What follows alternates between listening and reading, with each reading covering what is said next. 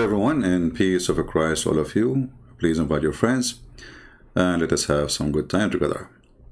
Yesterday we posted a question to the Muslims, Muhammadan, and the answers came very amazing answers. I mean, as usual, the thing.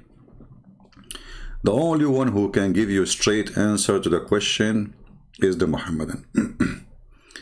I mean, they have all the answers, as long it has nothing to do with the question.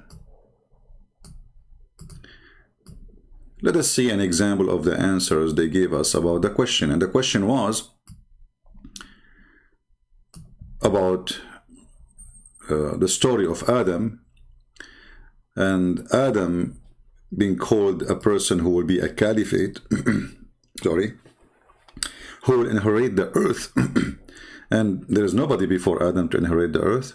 We show you the hadith where Muhammad said that Allah created Adam Friday afternoon.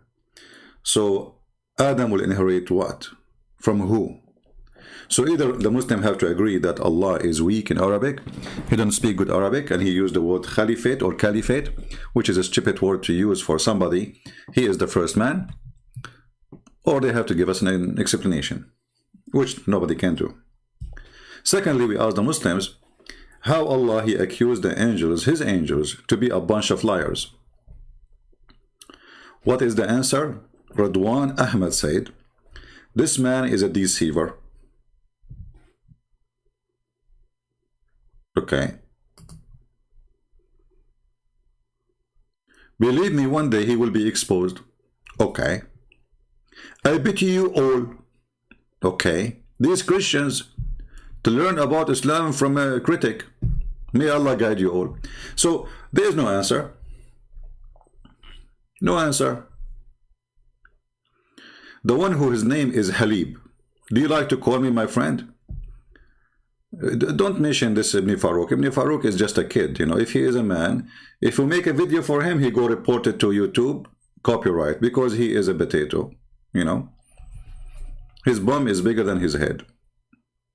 At least mention a man. Give me his Skype, I will call him right now. He will not dare. And don't forget to watch my videos where he said that the Prophet, he freed her to honor her, to marry her. And then we show the reference that Muhammad, he never freed her, he never honored her, and he never married her. So at least mention a name of a man for us. And it's very funny. I think it's you, Uthman, is the one is here. Because nobody mentioned the name of this kid except himself. Like, he remind me of this guy, his name, what's his name? The crazy guy. I forgot, the one who called me about the alcohol. Man, Nader Ahmad. So Halib, do you like to call your sheikh and put him live on air with us? Only me and him. You just sit and watch and see everybody. The one who run away is the coward, and he is a mut'a boy. This is the truth. The second we challenge you, you run away. But it's not your fault. It's the fault of some silly people who make they support him without knowing. Anyway, so what is the answer? What is the answer? Can all those who they are in YouTube and they claim to be sheikh or non-sheikh, I don't care how much you shake your ass. Here we shake the ass of Allah and you can do nothing about it. Look at the stupid God. He accused his angels to be a bunch of liars. Read carefully. It's not me who is saying that. It's your Quran. And the funny, they say to you, this guy is a liar. I'm showing you in the screen. It says Allah said to the angels, if you are truthful, which means they are not truthful. They are not truthful. Because if they are truthful, then why Allah accused them not to be truthful? You see, when I say to somebody, if you are truthful, that's mean I am saying you are the opposite. You are a scam. And he was taking to explain to us what kind of God he accused his Halib. Just take a hike, buddy. Take a hike. You know, go and bring me your boyfriend. This is the only thing you have? Ibn Farouk, Ibn Farouk, Ibn Farouk, the boy who don't dare to speak to me, Ibn Farouk. Why he is sleeping with you in the bed like Muhammad was sleeping with Dahya al-Kalbi? Cowards, stop mentioning a name. You see, first of all, if you are a man, you will calm yourself. Obviously, you aren't a man. And then you ask us to talk to somebody. He is not a man, obviously, because he refused to talk to us. Get out of here, the little devil, genie. You are a little genie, aren't you? You are so cute. They don't want to answer. Look what they are talking about. We talk about their God, they talk about Ibn Farouk.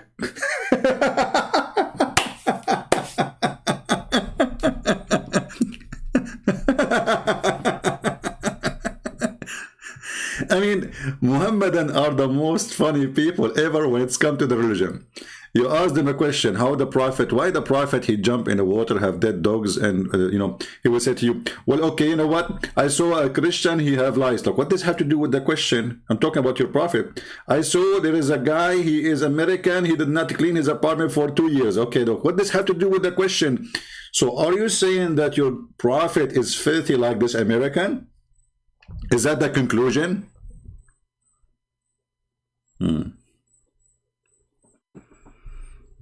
They have no answer. They need to change the topic because they are ashamed of the topic.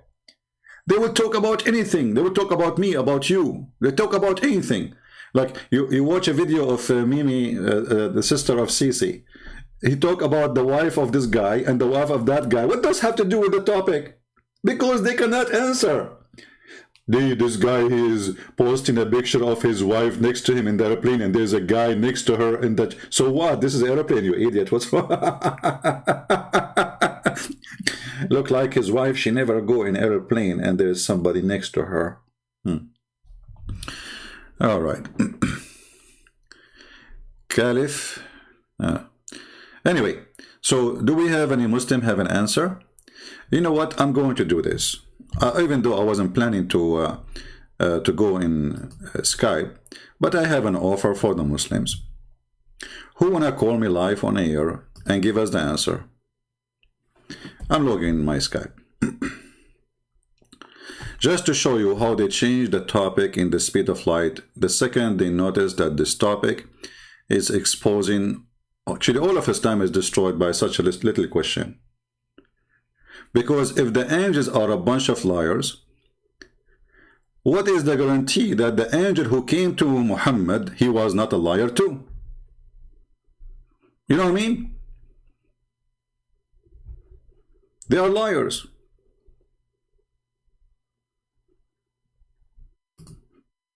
What is the guarantee? Who is a Muslim would like to call us?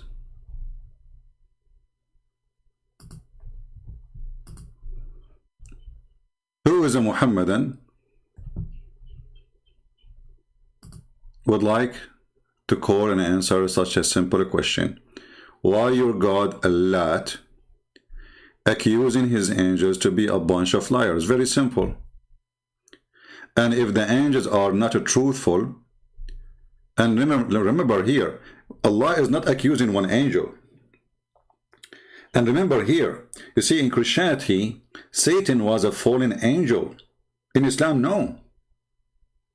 In Islam, they are not. None of them.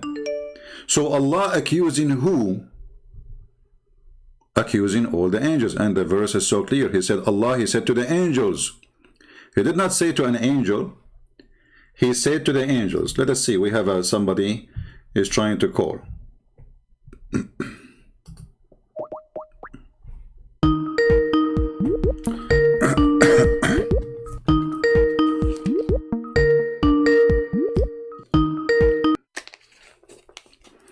Hello?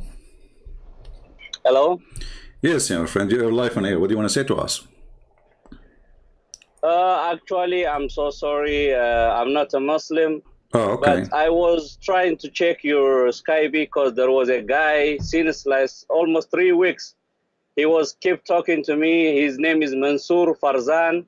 Okay. He want to talk to you. He want to talk some Shamon. I try to let you know. And then if this is the right Skype. Let him text me now, and I will take his call immediately. as you see. You just try to text me, call me, and I call you back. I thought you are a Muslim.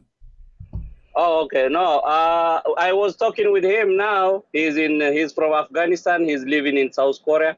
He told me it's too late. I'm gonna sleep it, but I'm glad that I know this is the All real right, no Skype problem. of you. Okay, my friend. And then we are proud of you. Thank you, CP. Thank you. Take care. All right. Yeah. Any Muslim? My friend, don't you want to go to heaven and get the virgins? What's wrong? Do you know how many virgins Allah will increase in your bank account if you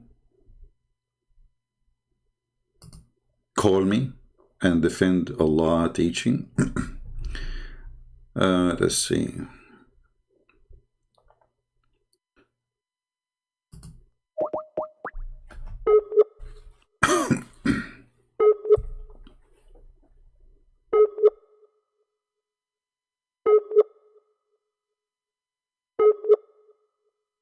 You are calling a person. He tried to call me. Let us see. It's not working. Oh, look like he's trying to call me and I'm trying to call him. Jibril is not connecting us, brother.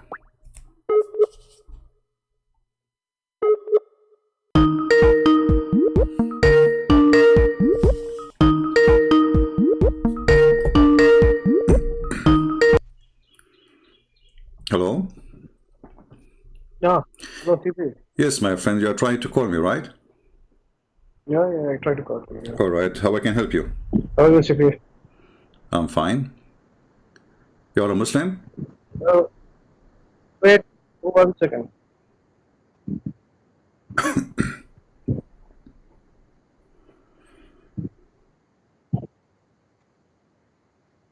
Hello, CP. Hello, my friend. Are you a Muslim?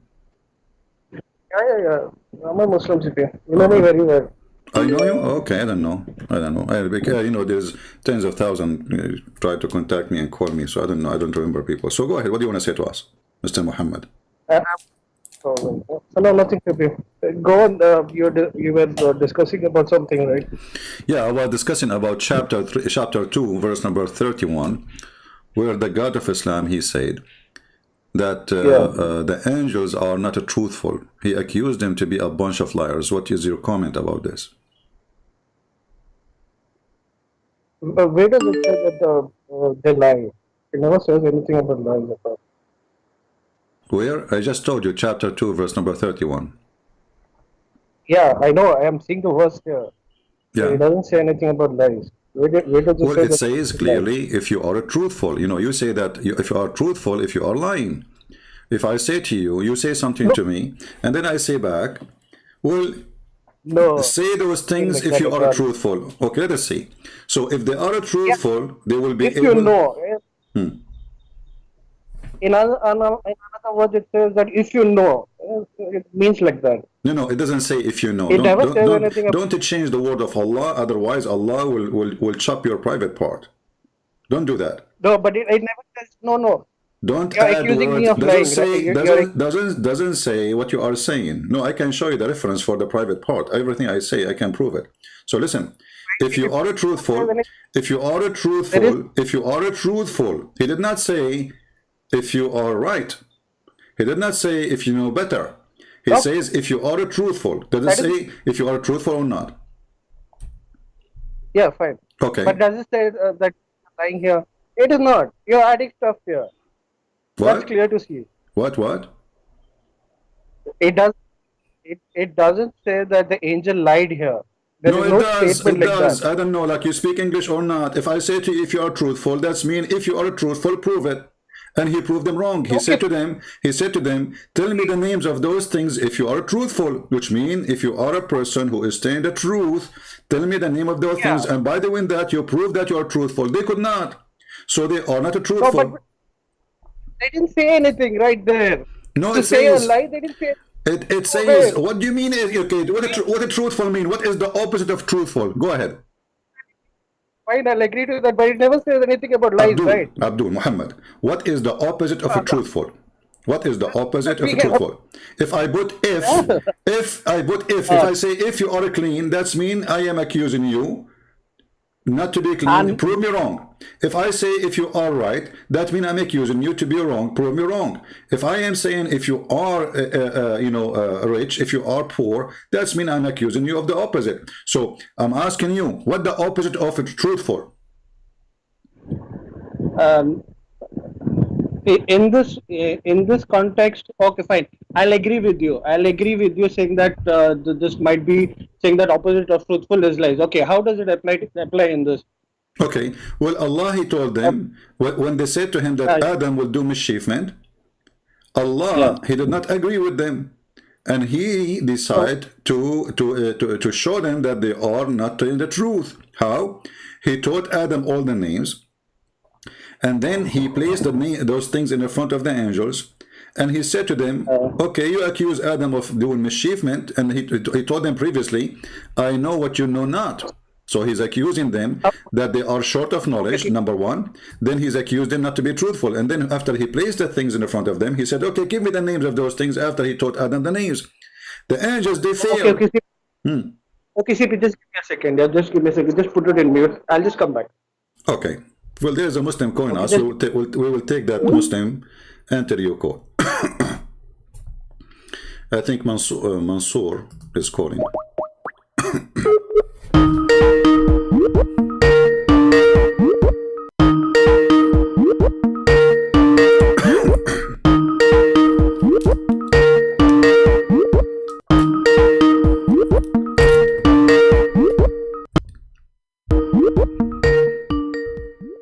Yeah, I will lower the sound of the ringing so it doesn't bother you guys.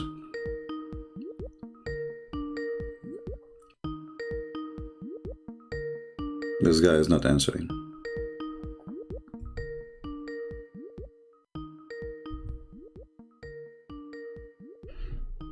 What happened? He just called me a second ago.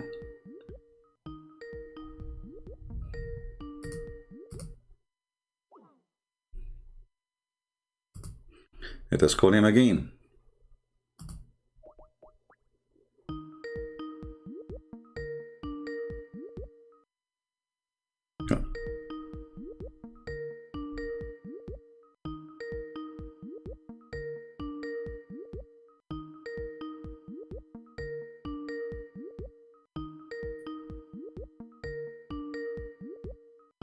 He's not answering.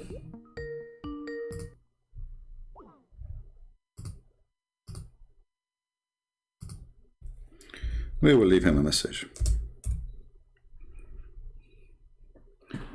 All right. You notice the second we put him in the corner, he says, okay, I will be back. What he will do? He will go now and search in Google, Prophet Yahoo, Prophet my friend, Prophet my sheikh, Prophet Ibn Kathir, Prophet Potato Tomato. But the verse is so clear. He have to go. You know. Go where? It says, if you are truthful. In Arabic, it says, in kuntum sadiqeen. Sadiqeen is the opposite of liars. As simple as that. The God of Islam, he don't have decent angels. They are a bunch of a fraud. The one who carry on the job of Allah, the one who delivered the Qur'an, the one who delivered the message of Allah, they are corrupt creatures. And remember the important about this, the verse is not accusing one angel to be bad.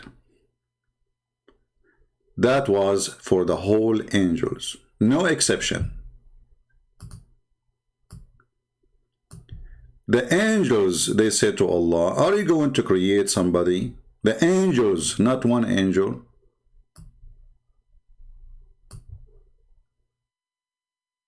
Are you going, you know, he's speaking to them, they are answering him. They said to him, are you going to place somebody who will shed the blood? And guess what? The angels, actually, they are the ones who are truthful in here in the story, because Allah is the fool. Yes, Adam, he was kicked out of heaven and he was doing mischief. Him and his children after that.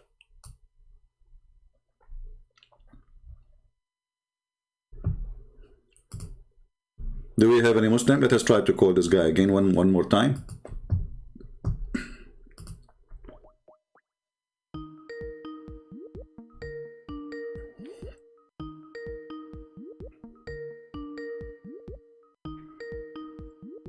Okay, Mr. Mansour is not answering.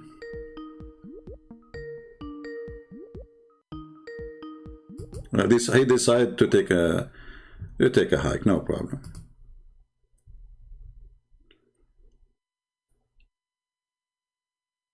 Who's next? The funny is, when the Muslim, they say to you, it doesn't say that, CP. Like, what the heck? It doesn't say that, CP. Hello? Yes, CP, sorry for that. Yes, Muhammad. Go ahead. So, did you get me the answer? I just... for that, yeah. Sure, go ahead. What is the answer? Go ahead.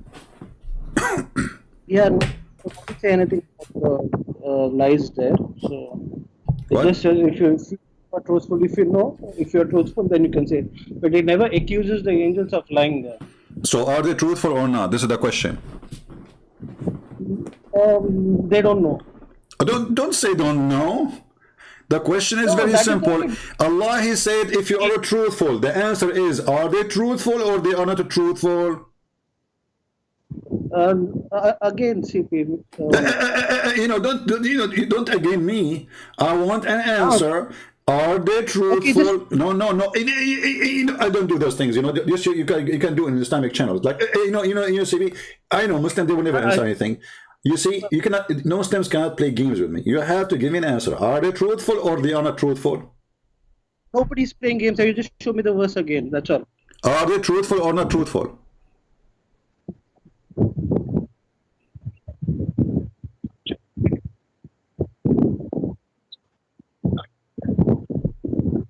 Hello? Yeah, tell me. Sorry. You need time to think? Do you need to call a friend? Why you don't call your sheikh to call me? Why you don't call your sheikh? Let us do this.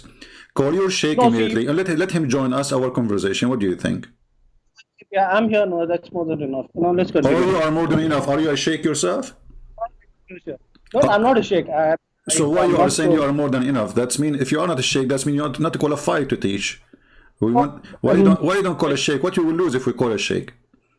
Even a layman can teach anybody as long as you know something. So you don't have to. Oh, you know something. Okay, then give me the answer. A very simple question you are not answering for the last 15 minutes.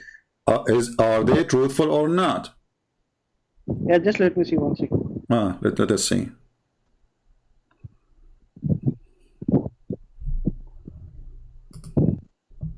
Yeah, 1 second.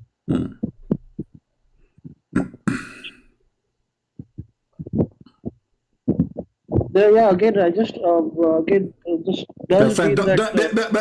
don't do that. Don't give me the alphabet. A, B, C, D, of A, G. What is the answer? Are they truthful or not? No, it's never. Never. This is not the question. Not the question. Are they truthful or not? Are they truthful or not? They don't know. That's all. That's no. Okay. Take a hike. I mean, look at this. You're talking to a bunch of kids. They don't know. What is this? They don't know. If they don't know, Allah should tell them, you do not know. That's it. He said, if you are truthful. Look like our friend here, Abdul from India or Pakistan. He speaks better Arabic than Allah. Aman Rabbi Aman. Allah, He don't speak Arabian Aman. It says, فقال أنبئوني بأسماء هؤلاء إن كنتم صادقين. إن كنتم صادقين. If you are truthful, as simple as that. Look how simple the question and look how big the problem. And they say to you that the Quran is a miraculous book when the Quran is a mockery, is a joke. Call your sheikh. I know better than my sheikh. I do not need a sheikh. This is very simple. Okay, now the only way we can fix this, if we take that verse out and we change the word, maybe truthful, make it if you are cute, that will make it better. Or if you are if you are you know, if you are Muslims. You see how very simple a question can destroy this stupid cult? It's just a stupid cult. It's the most stupid cult ever. You know, the funny is, they say it's some you know, I hear some comments of sometimes even Christians, they make silly comment. You know, not only Muslims, they make silly comment, even Christians, they make a lot of silly comment, especially the ignorant one. That Islam, you know, is hard to prove. Like, you know, Islam, like in Muhammad, he was so deceiving, so he make it hard for us to prove it wrong. That's false. Islam is the most silly, stupid religion. We just started reading the Quran. I can go to the first page in the Quran and start laughing right away.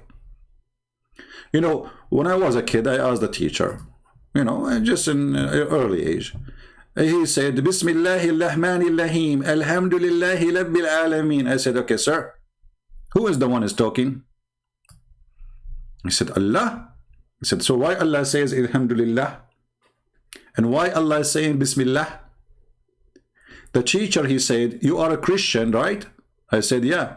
He said, so why you're asking? Like, what the heck?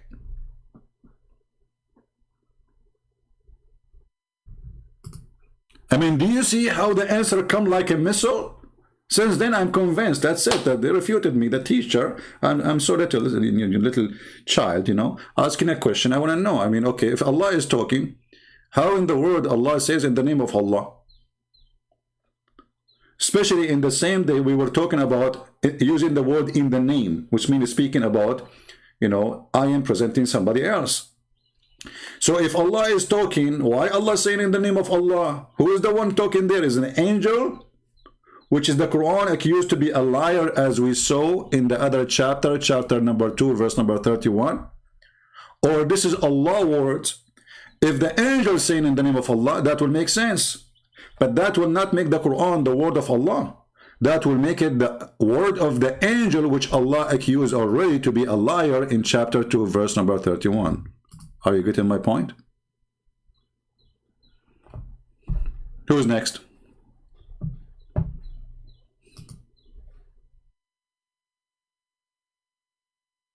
Anyone?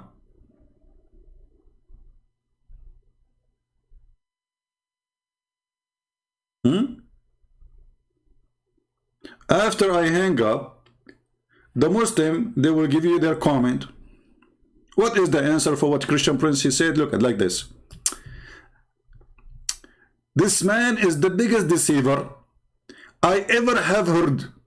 I have ever heard. Okay. Get me busted. Or a guy who will make a video, lie number 100, 120, 140, 100 number 80, but yet they don't dare to call me and quote one lie of me. Do you see how much lying? I'm showing in the screen what I am saying. I'm just reading it, and they say you are a liar.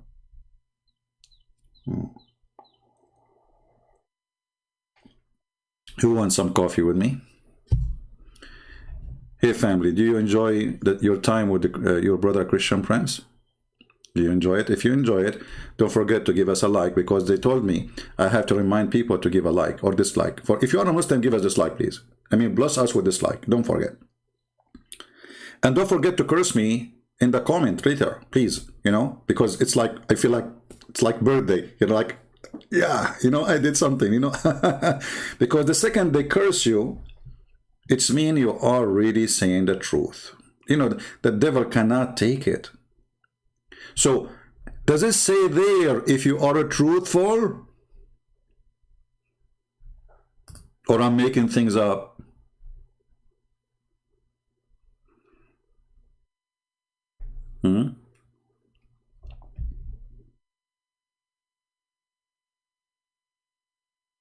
Anyone? Who is a Muslim? He have the courage and the knowledge to call us. Where is the Sheikh? Ibn Potato, Ibn Tomato, all of them, they are Ibn. But we do not know their father.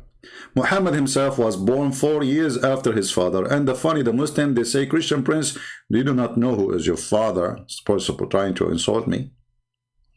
My friend, it's your books which mention that your prophet, Muhammad, he was born 4 years after his uncle, which is supposedly the both fathers of those two boys, they married in the same night.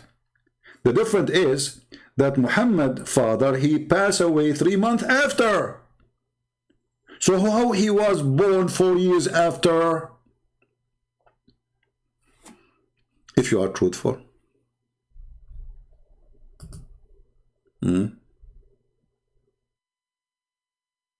Any Muslim? And by the way, in case you don't believe me, you see the Muslim, they make tons of videos about science in Islam, right? Let me see if I can find.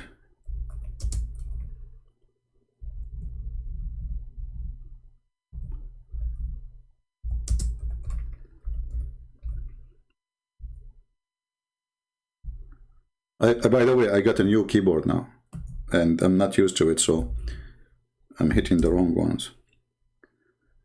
Okay.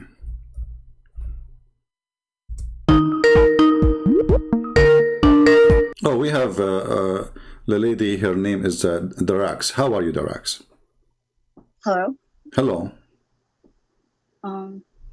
I saw your text the other day in the comment. You're accusing me to be a big liar. Second. I cannot hear you. Sorry. Oh, you can't hear me. Okay.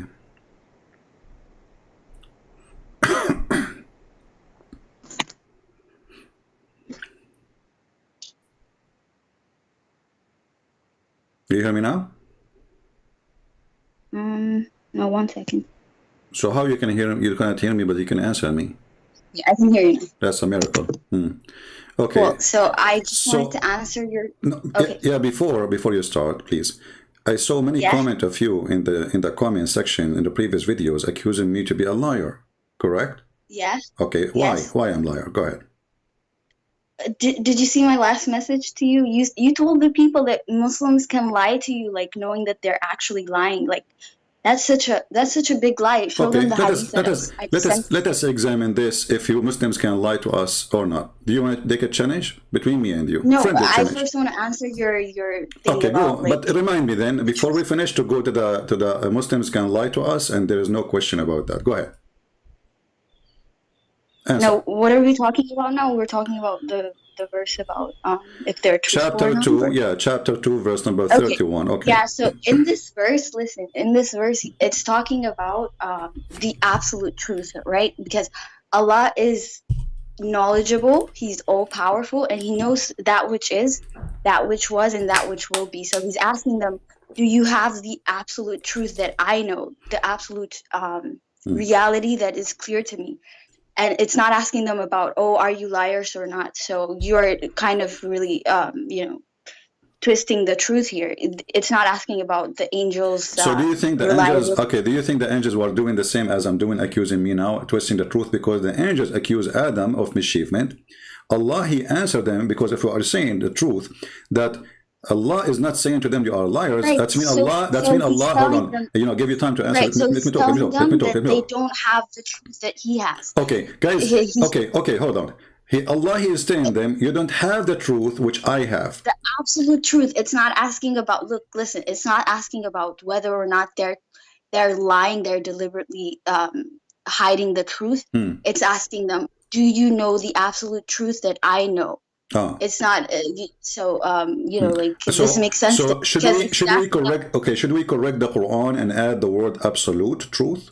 Because obviously the Quran is missing that word. You have to understand this from the context, right? Like the context says if you are truthful. If I'm saying to you, okay, I will make a sentence for you. You said the Christian Prince is a liar. Give me your proof if you are truthful. What does that mean? What? What? You just say to Yeah, me it's legal that the Christian again. prince, you just say the Christian prince is a liar. I say to you, bring your proof if you are truthful. What does that mean? That means I'm accusing you to be a liar, not me. Yeah, but this is two humans talking to each other. Like, Doesn't you cannot matter. Doesn't matter. God. This is the language No, of the when human. God talks Your about God, truth, God is Allah. Hold absolute. on. God is Two absolute. human, So you two cannot. chicken, two potato, two tomato. This is the language, and the language is so No, clear. Hold on. no. It's not you. Humans This is the humans language of the speak, human. and Your God God, speaks one Allah. thing. Your God, Allah is an Arab man. He is using the language of the Arab man. Is No, Allah no, speaking Arabic here, no, or he's speaking a language which you do not know? This is Arabic. So Allah is saying to them, if are truthful, that means they are not true. Okay, let me make the question simple. Are they truthful or not? I am truthful. What do you mean? Like, Are are you they asking me truthful? if The angels. Allah said to them, if you are truthful, they don't have? this is He's not the asking question. the This is not angels. the question. Angels don't Are have the they? absolute truth. This is not the question. Are they truthful or not? Are they truthful or not? Mm-hmm.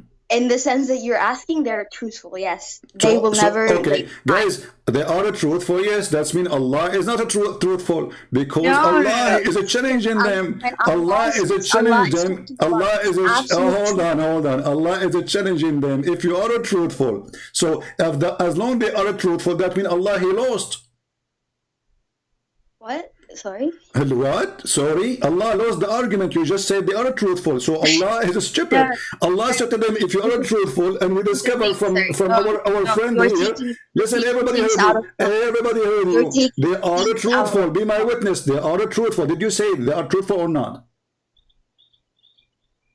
They are truthful in a sense that you're asking. Don't tell me a sense. Don't tell me a sense. Are they truthful or not? Don't add word. Don't add word in the sense. In a sense. In a sense. Listen. This is not a makeup you use in the front of your mirror to make yourself look pretty. This is Quran. So don't put makeup in the top of it. I'm asking you now. Are they truthful or not? You said yes, they are. That means Allah is stupid because He accused them not to be truthful. That's according to you, sir.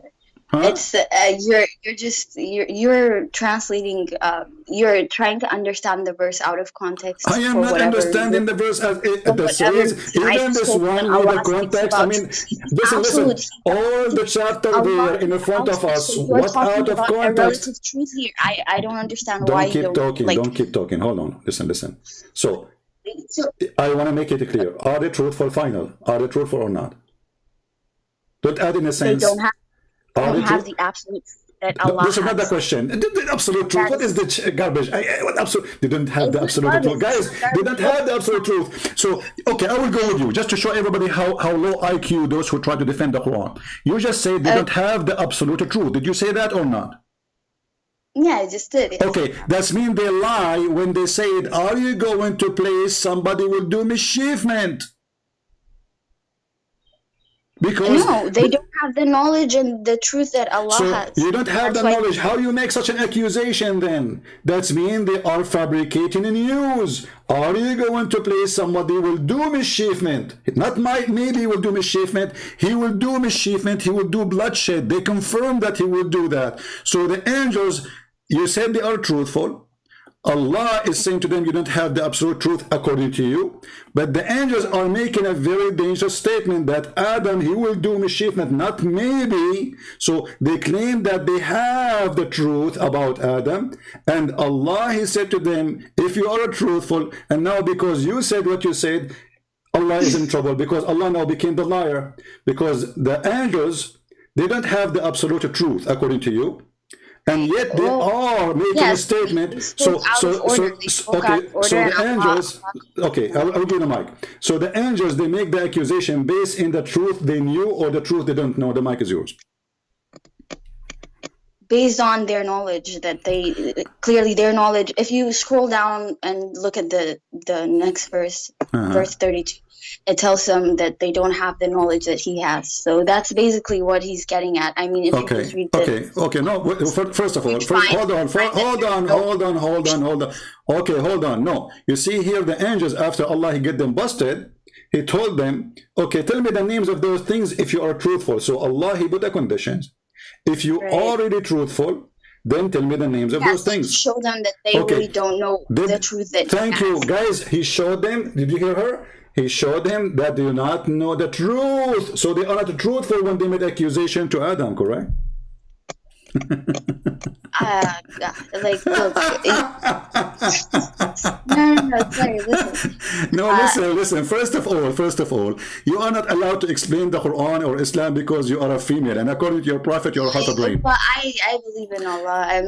You don't believe in Allah. You don't believe in Allah. You are not a believer in Allah, and I can prove it. Do you want me to prove it to you? Okay, prove it to me. How? When you called me, you said what? You said Muslims are not allowed to lie, correct?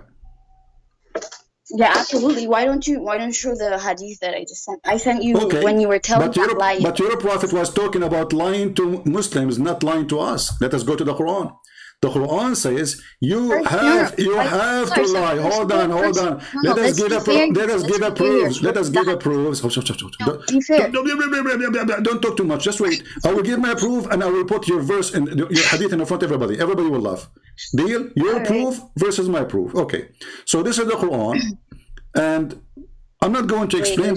I'm not going to explain the Quran up to me, because you Muslims, you lie always, saying, "Oh, this is your interpretation. This is your explanation." Correct?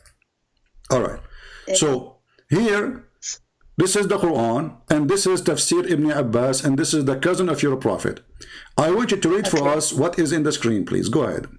Chapter 3, verse number 28. There's nothing on the screen right now. So. It's going to come.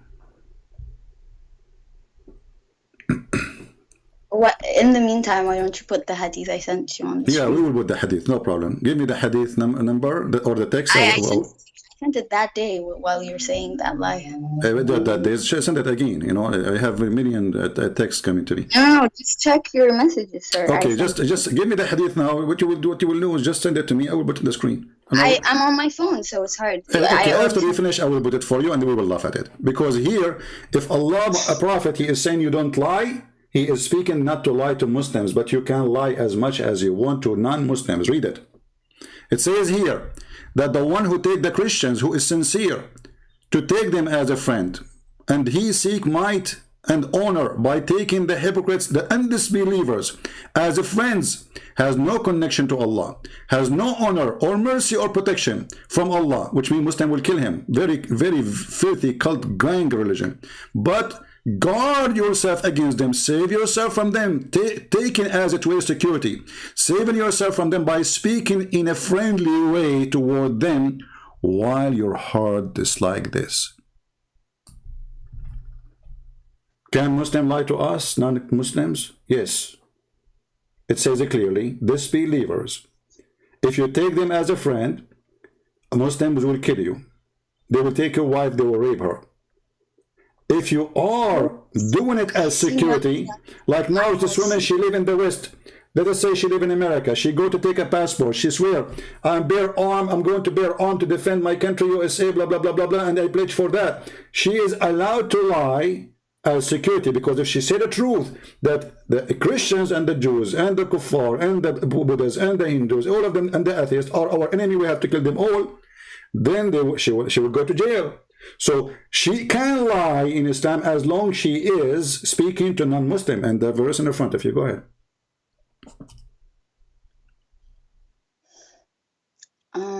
Yeah, no, I don't see any of the stuff you just said though. Like I read it. Yeah, you don't see it. Okay, take a hike. Guys, you don't see it. I just read it, and she don't see it.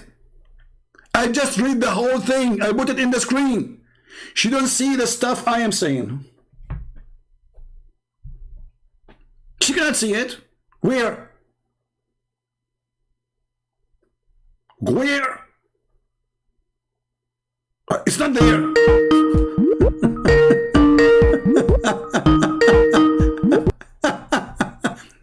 Can you see it or you cannot see it? Can you see it? I don't have time for kids. I don't have time for kids. Can you see it or you cannot? No, I see it. Okay, so why you are saying you can't see it? Does it say you can speak to them in a friendly way while your heart is like this? Does it say that or not?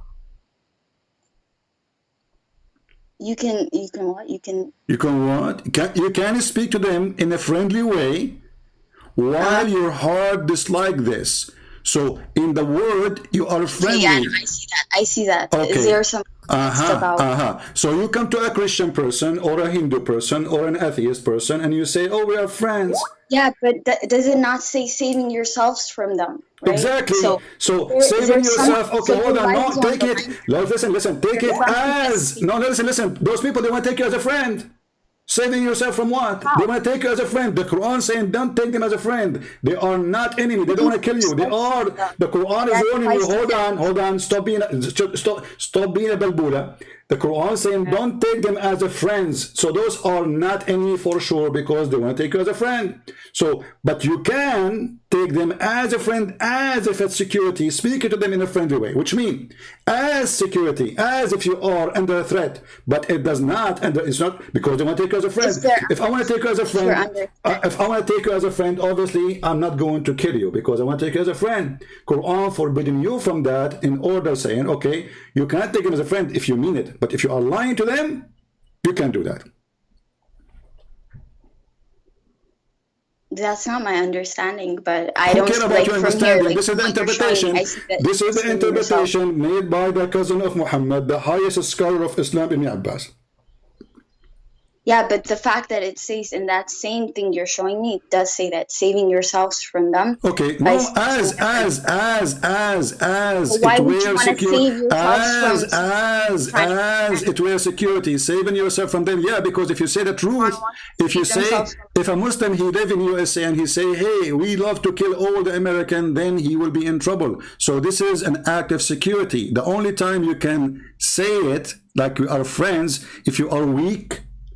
This is why it's called taqiyya, protection. So if you are weak and you are not the superpower, if I live in Saudi Arabia, a Muslim will say to me, yeah, we hate you, we want to kill you, etc. But they will not dare to say that the same thing if they are not in Saudi Arabia. So when the Muslims are supreme in control, then they will say to you the truth. Yeah, Islam want to kill everybody. Did your prophet says, I've been ordered to kill all mankind until they convert to Islam? Yes or no? Kill all mankind? Yes, all mankind, with no exception. No, I've never heard of this. Okay, let's see. Because we need to connect the dots. And by the way, everybody... I haven't convinced me with this one, because if it says saving yourself... Okay, hold on. Yeah, saving yourself. Yeah, saving yourself. If Muhammad is the aggression, how he can save ourselves? So Muslims, this is when Muslims are weak, they cannot have, they have no control. They are allowed to lie. If they are living in a Muslim-controlled country, they will not say that to us. They will say, you are najis, you are filthy. They will spit at us. Go and read the Pact of Umar and see what they are allowed to do to the Christian and the Jews according to the Pact of Umar. Now read with me. This is your prophet saying, if I've been ordered to kill all the people, commanded to kill all people. Here it says uqatil, which means fight to kill, not just fight. Until they testify there's no God but Allah and Muhammad is his messenger.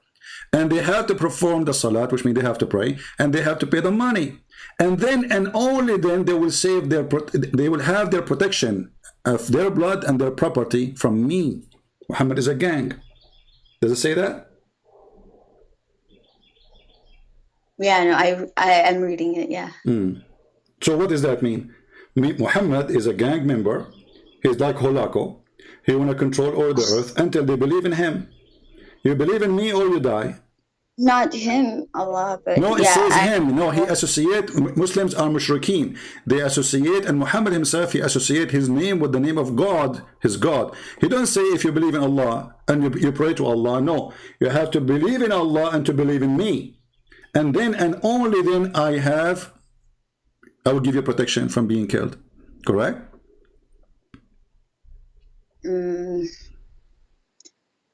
Yeah.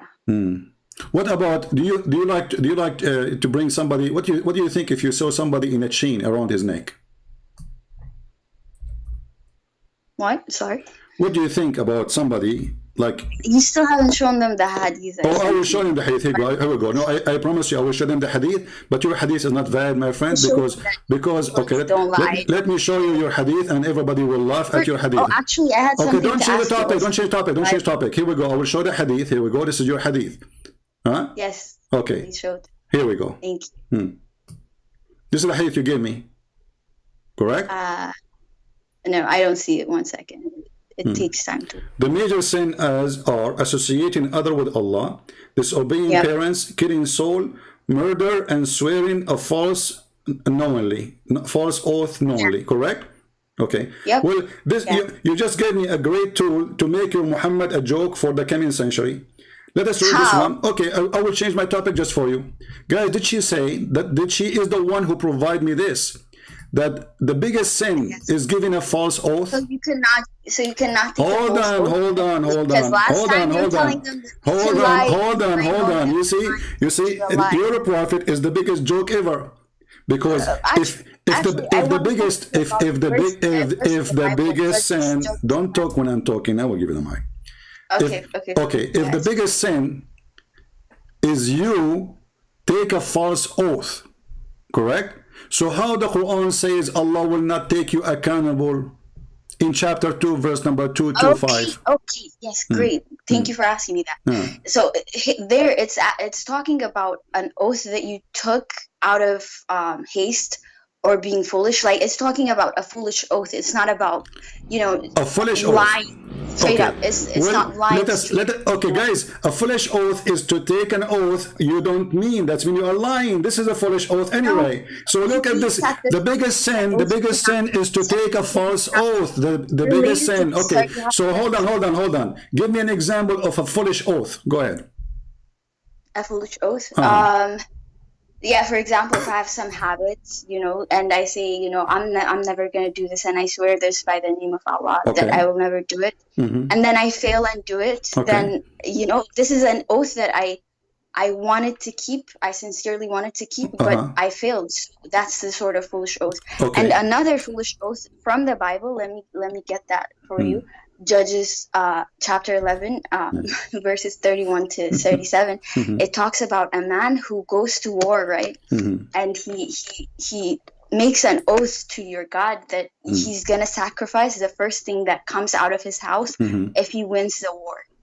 And then he happens to win the war. So when he comes back home, his daughter comes out to greet him, and he's distraught. He's really upset that it's his daughter. And he ends up sacrificing her. He ends up burning her. What barbarism is this? Like, if this man was a Muslim, he wouldn't have to go through all that. He would have just to show you your hypocrisy. First, the example. Hold on. The example you showed me. Hold on. Shut up your mouth. Let me talk. The example you showed me in the Bible proved that the Jews are very decent people, because even it is her daughter. You are saying it's a barbaric, right? You are saying it's a barbaric. It is. Hold on. Don't be stupid like Aisha. Listen. So the guy, he is so decent to the point when he take an oath, even it was his daughter. Look how decent he is. You want to say barbaric, you want to say whatever. This is your opinion. But at the end of the day, the guy, he kept his promise to God. That's mean they are very, very faithful with their oath. Muslims, they can take oath left and right, and they don't mean it. Anything they say, it's a lie. We're just again speaking about lies. Muslims, they take an oath and they lie about it. Muhammad, he took an oath that he will not sleep with Mary the cook. Correct?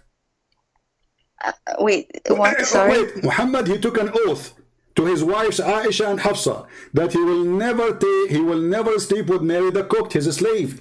And then 2 days after, he got horny. He want to sleep with her. And then Allah, he sent him a verse saying, "Oh, Allah will not, Allah will release you from your oath." What kind of religion this religion is? So you just gave me an example. A man from the Bible, he is making a promise to God.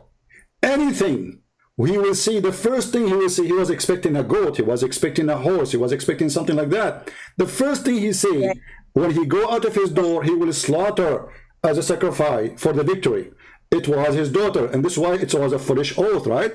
But still, he is not a bad person, for he is a decent person keeping the oath to God. This is how much serious this oath is. But for Muslims, they can take oath as much as they want.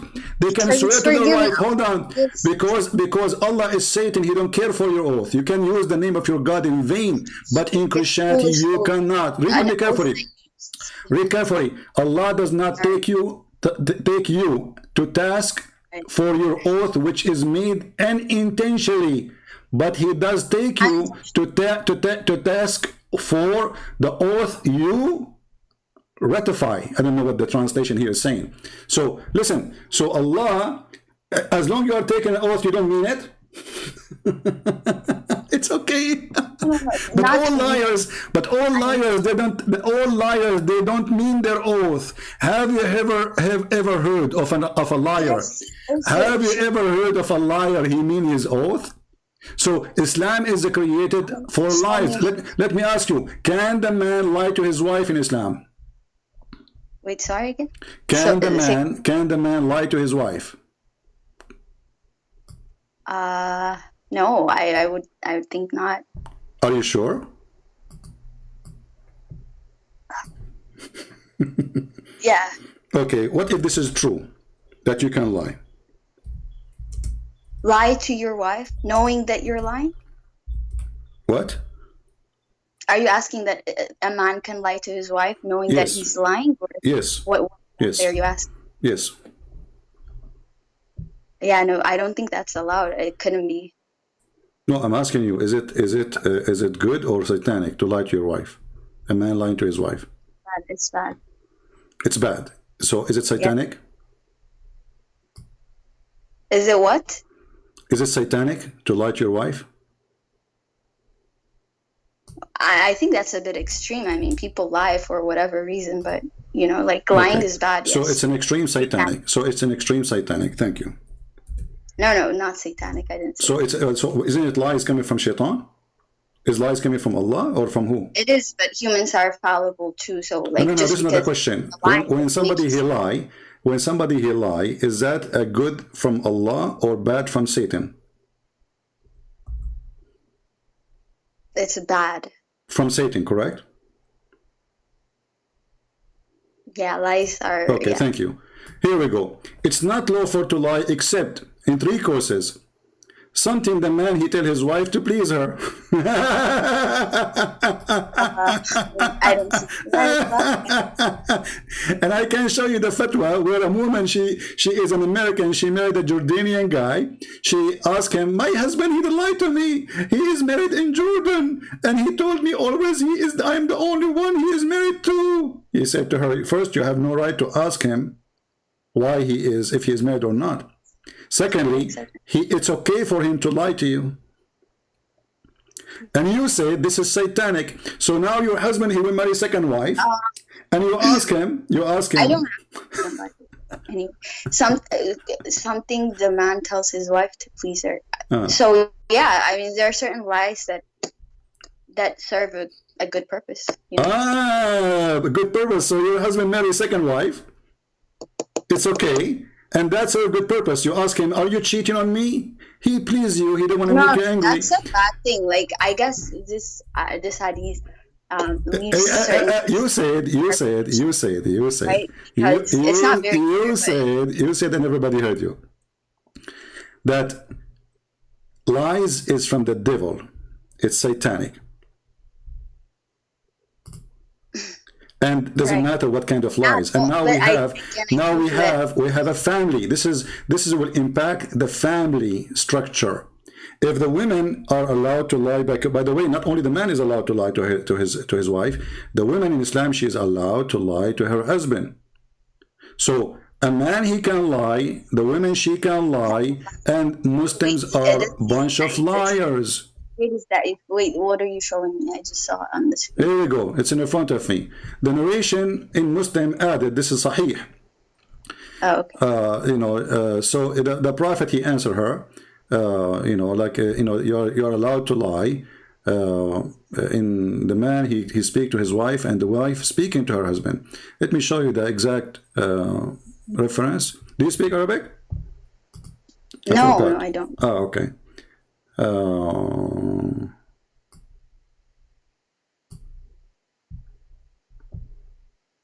Let me try to find the hadith in English.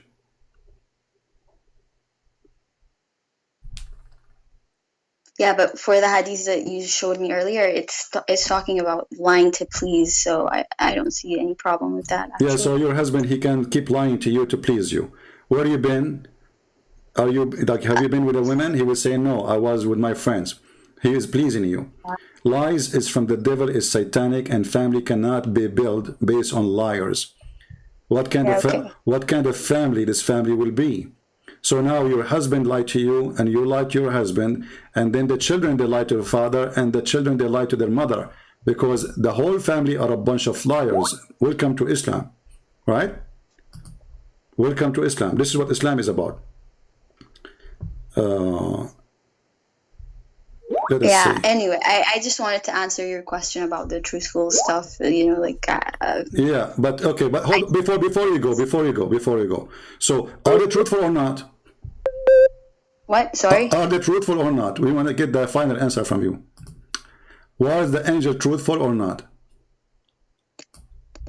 The angels don't have the absolute truth, and that's what Allah. Here we go. They have to add the word absolute. They are correct in the Quran. Did Allah, he said to them, you don't have the absolute truth? Okay. Did the angel accuse Adam? Did the angel accuse Adam that he would do mischievement? Okay, listen. Allah, he ordered, okay, just to get you busted in 2 seconds. Did Allah order the angels as a penalty for what they did to bow down to Adam? Yeah, I think. Okay, yeah. So why he ordered them to bow down? Because it was a penalty. Why? Because they accused Adam to do mischievement. Correct? Sorry?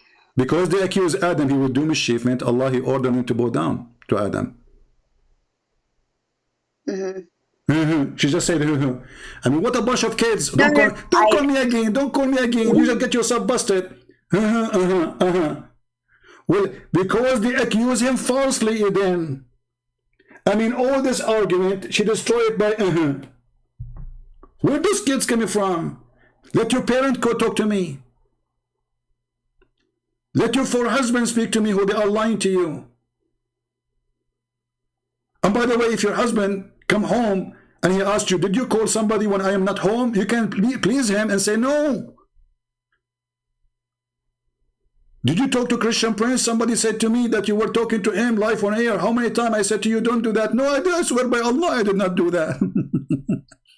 So Allah, he ordered them to bow down to Adam. And she answered, I ask, did Allah order them to bow down as a penalty because they accused Adam to do mischievement? She said,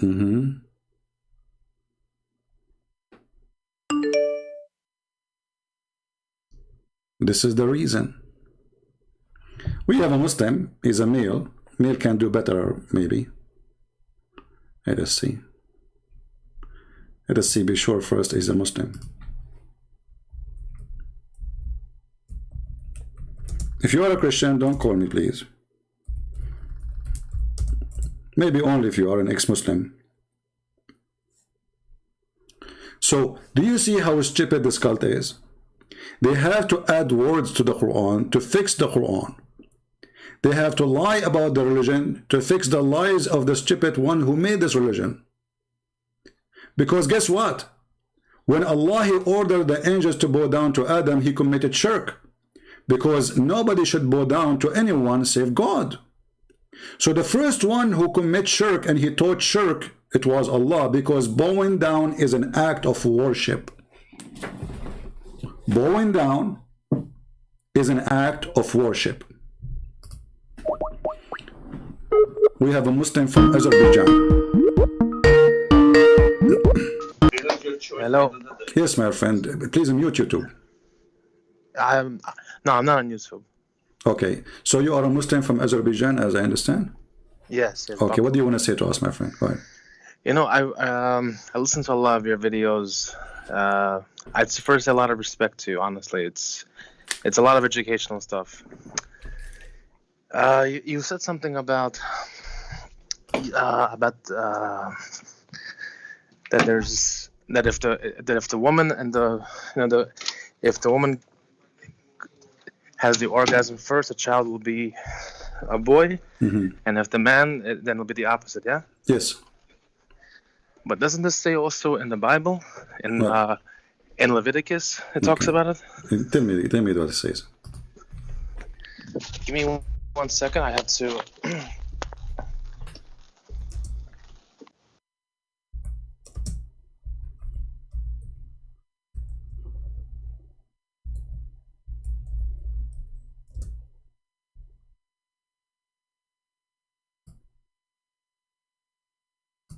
Okay, get your things ready and call me back or text me back.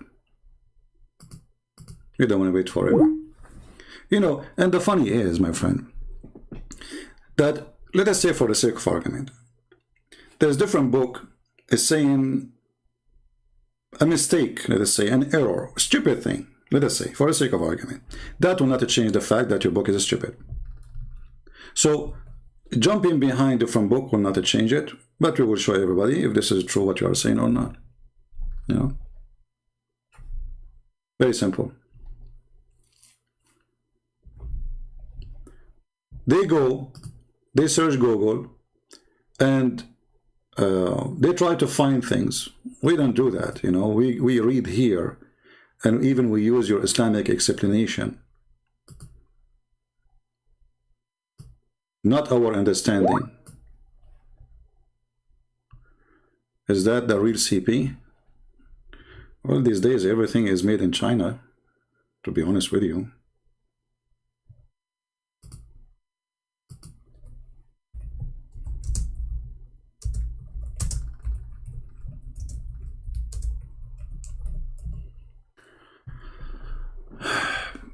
So do you see the stupidity here? Any Muslim? The angels been ordered to bow down, and bowing down is an act of worship. Allah is pagan God. Secondly, angels, they accuse Adam falsely, obviously, according to the Quran. But guess what? They did not. It was Allah who is stupid. He is the one defending Adam, claiming that he know what they do not know, because it turned to be true that Adam would do mischievement and his children would do mischievement too. So who is the stupid here?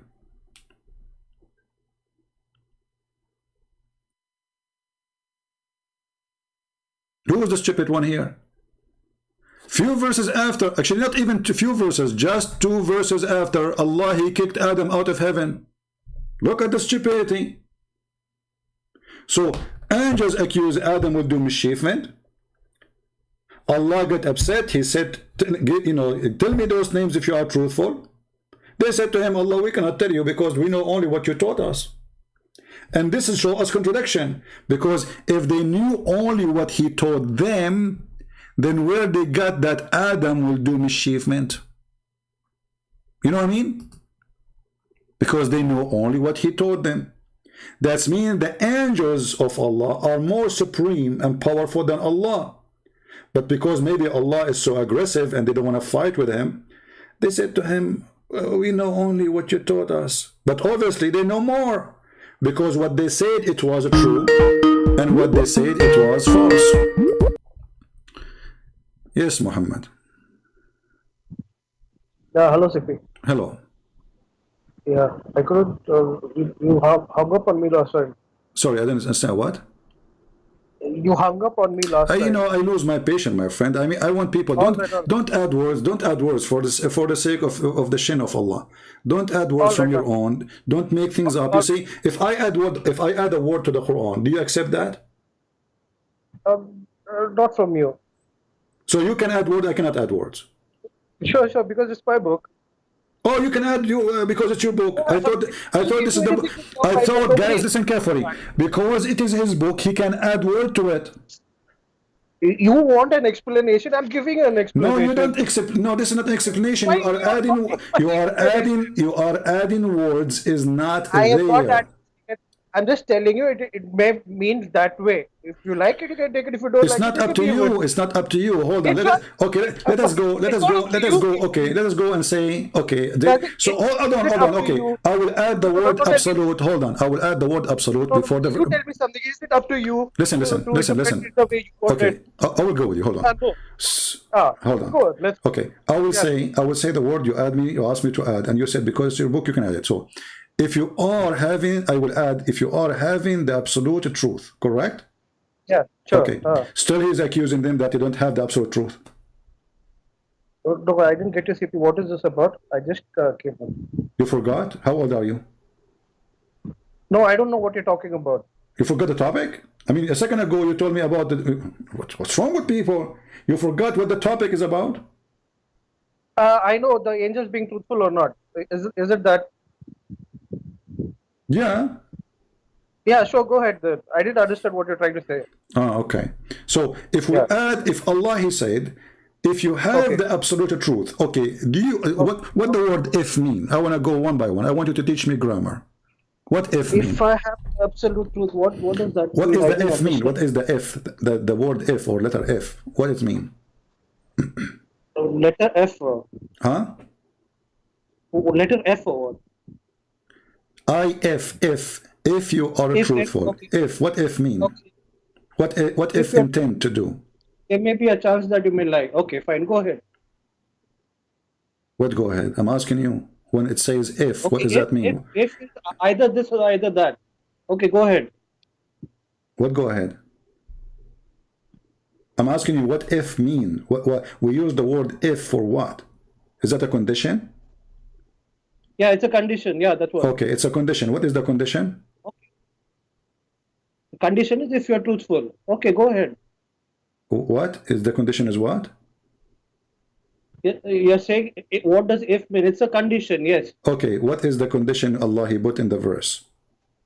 If it is truthful. Okay, Truthful, fine, thank go you. ahead. So Yeah. there's a condition.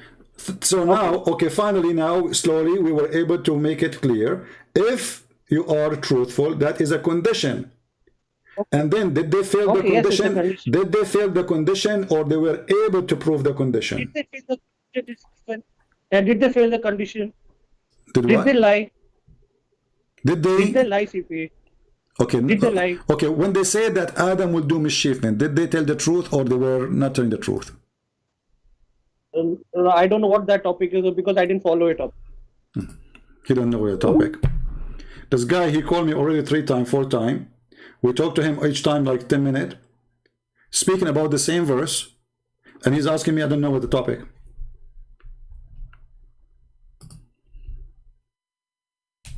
Camera urine, working. Like, what is the topic? I don't know what the topic, right? Where this is coming to me from? What I did? Lord, what I did, honestly, are you punishing me with those people? I mean, come on, I mean, how slow they are. I mean, what is this? What is the IQ of Allah, the smart nation who worship Allah? Those who kiss the black stone, which make you smart, black stone, so lovely. So, brother, the black stone smells so good. Hey, Abdul, I saw the guy, the guard next to it, he have a spray in his hand for the bathroom. This is not the smell of the stone. What is the topic? And they say to me, why you hang up on them? I will hang up on myself if I'm like that.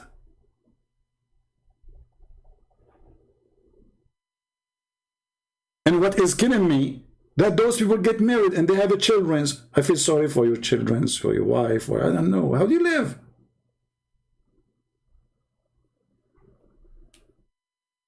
From which galaxy they are coming? And the other girl, she said, yeah, lying, this is bad, you know, lying. The second we show her that her prophet said that, suddenly lying is good. See the hypocrisy? And the funny, she said, you are a liar. They keep accusing me that Christian Prince is a liar. When lying is the essence of Islam. Because if I can lie to my wife, I can lie to everybody.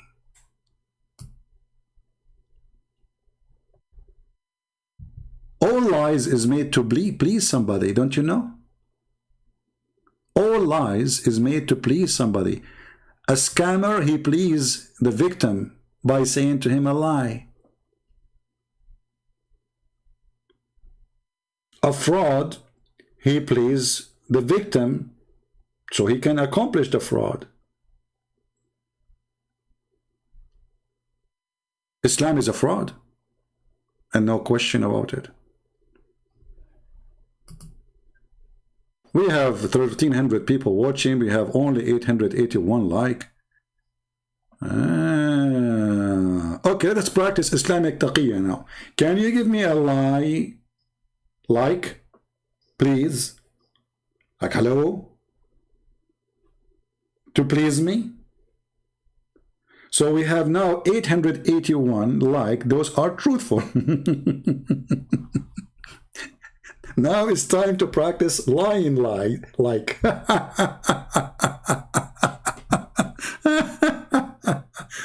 Oh Lord. I love Muslims, really. I feel sorry for them. You know, they think I hate them. I never hate them. I will never hate them. I'm here to serve them, actually the same as the Lord. He washed the feet of his disciple. Literally, I'm washing their feet from the devil teaching. There's no God promise women as sex toys in heaven. That's not God. That's Shaitan. You don't need to be genius. God is holy. His house is holy.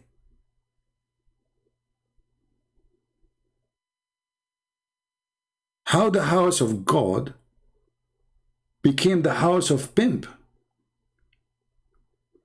They say to you Islam is a religion of al-fitra. What fitra mean? Fitra mean to live like an animal. Literally. Fitra mean the way you are born with no rules.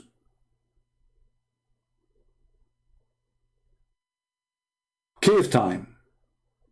But we don't believe in the cave time. We believe Adam, first time he was created, he been given rules. We are not atheists who believe in that.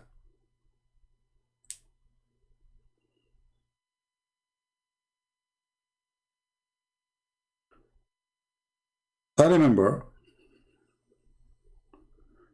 you know, my mother once, she asked our neighbor, she's a nice lady, she's a Muslim lady. You know, all the neighbors, they love my mom, she loved them too. She kept changing her furniture, the couch, the curtain. I mean, my mom, she had the same furniture for years and years and years, and they look brand new. So she asked her, why you keep changing the furniture? I mean, you just bought it. This one is, didn't you bought this, set for the living room 6 months ago?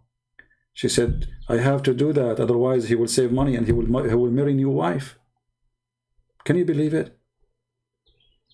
She's right. If her husband he save more money, the first thing he will do, he will not buy a car. He will get a new, brand new, young woman, more beautiful than this older woman. So what she do, she keep asking to spend, change the curtain.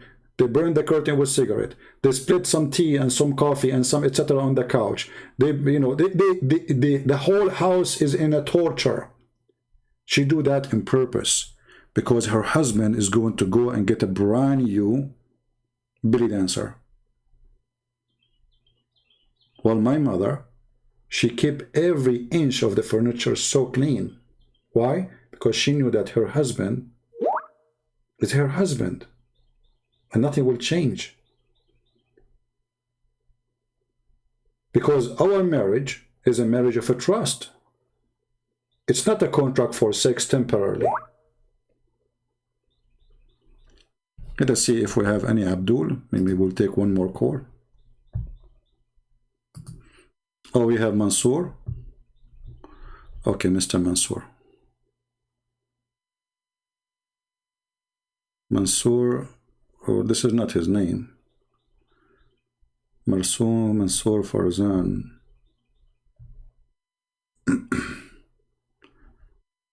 Yeah, let him text me, my friend.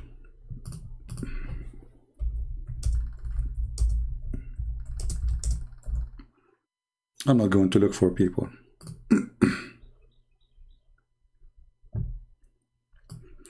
Okay, our friend here, he gave me the verse in the Bible. Let us call him.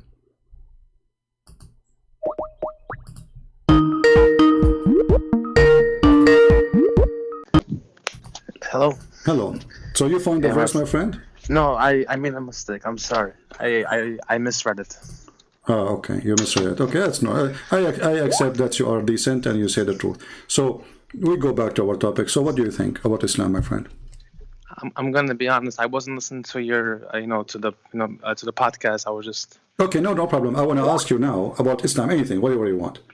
Like, what do you think about Islam in general? You are from Azerbaijan, as I understand, right? Yeah. Okay, a person who is from Baku, from the heart of Azerbaijan, what do you think about Islam?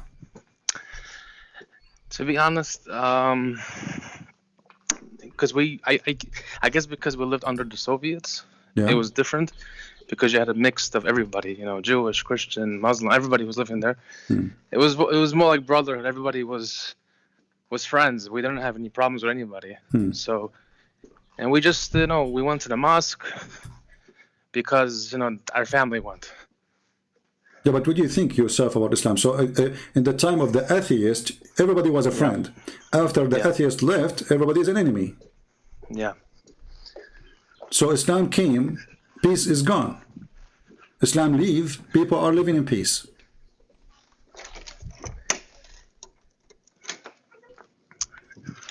So why you don't leave Islam, my friend? I think because I'm just connected to the family. I'll be honest, I lived in a couple of years in Israel, so I have a lot of Jewish friends, and I lived in America. I know that there's a strong relationship between Israel and Azerbaijan, which I find a kind of a hypocrisy between a Shia Muslim country and a Jewish country. Suddenly they became so close to each other to the point they go in a war with Armenia, right?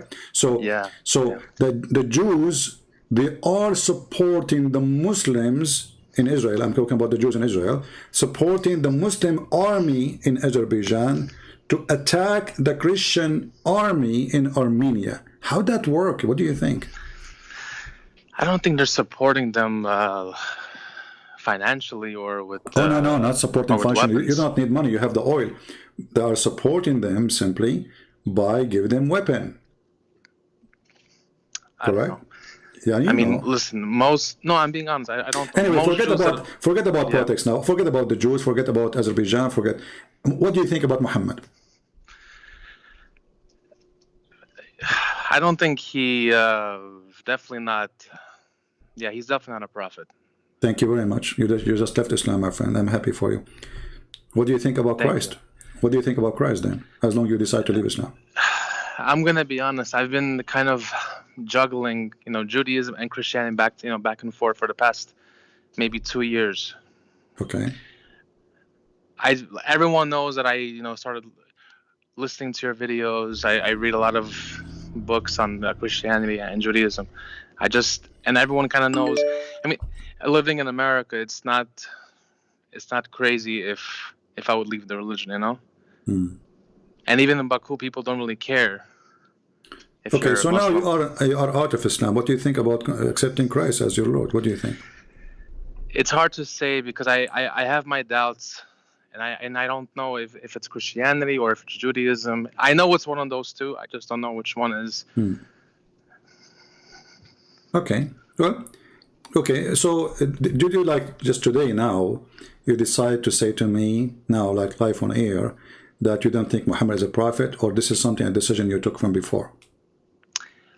I knew from before because, you know, like I said before, you are very educated, and I thank you, you know, for all the work you do. So did I help you in my watching my videos? You've been, yes, of course, 100%. And okay. Sorry, I sound a little maybe emotional because it was. You're honestly speaking, you are like a hero of mine, because if it wasn't for you, I would have been stuck and doing having these beliefs in my head. Yeah, you don't want to have your penis endless, right? Sorry for saying the word, but this is how it is. It's okay. It's okay. It's all right. This is how it is, you know, ugly and evil, and stupid at the same time. It's very stupid, but I think the problem is that a lot of Muslims are good people, and especially the ones who are not following Islam. They call themselves Muslims, but they don't follow anything. But they're decent people. Our problem is not with the people as much as with the religion. So why people they do bad things? Because they are following certain religion. That is the story, right? Yeah. Why somebody join Al-Qaeda? Because he is following Islam, not because he is a bad person. Islam made him bad person. So the second you decide to follow Islam step by step, as Muhammad did, then you find yourself become a terrorist. Yeah. If Muhammad says, I've been ordered to kill all mankind, and your prophet is the best example, you do what the prophet did. But that's wrong. That's wrong, because I remember even in Baku when we had problems with the Armenians, they were Jews that were protecting Armenians, and there were Armenians that were protecting Arab people, and Arab people were, it was just like everyone was united. Well, It wasn't. you see, I have no problem to have millions of friends from Muslims. Why not?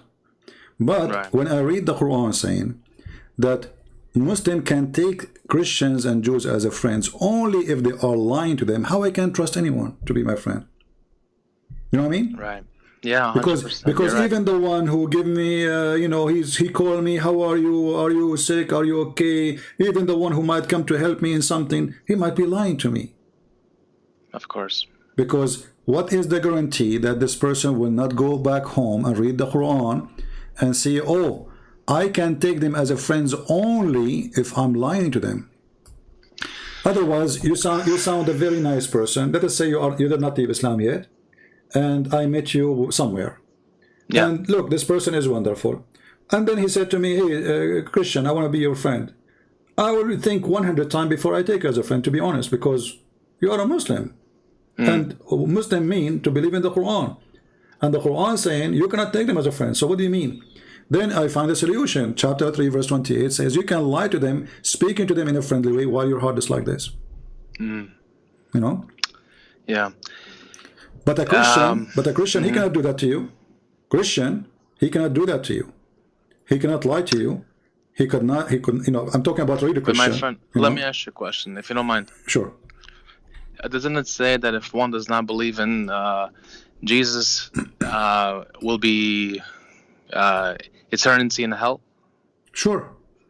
Everybody. This is not only for a certain person or certain group. Even Christians, you know, even the ones who claim to believe in Jesus, if they don't believe in Jesus for real, because there's many are hypocrite, you know, they take a benefit of something. So believing in Jesus is the condition to go to heaven or not in Christianity. Absolutely. I was listening to this one Christian guy, and he said that for the Jews is different because they are God's chosen people, and the Christians will be what did he say? They will be grafted in with the covenant with the Jews. So if the Jews, that's not true. You see, he speak about the certain number, and there's a certain small number of the Jews. Those are from before Jesus, you know. Those are the people who they were waiting for Jesus. Jesus did not come in their time, so they didn't get a chance to believe or not to believe. They believe still in Jesus. They are waiting for him, but they died and they are still waiting for him before the coming of Jesus. So, you know, if some Christian, he says something, you know, this is their interpretation, and it is, I guarantee you it's false. Because the Bible says it clearly. Jesus said, not just a person said, you know, that I am the way. I am the way. I am the truth. I am the door. I am the life. I am the resurrection. So all those things have to happen by Jesus, not by anyone.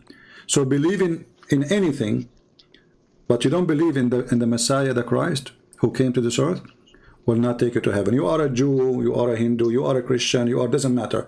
If you don't believe in the Messiah who came to this earth already, you are not going to heaven.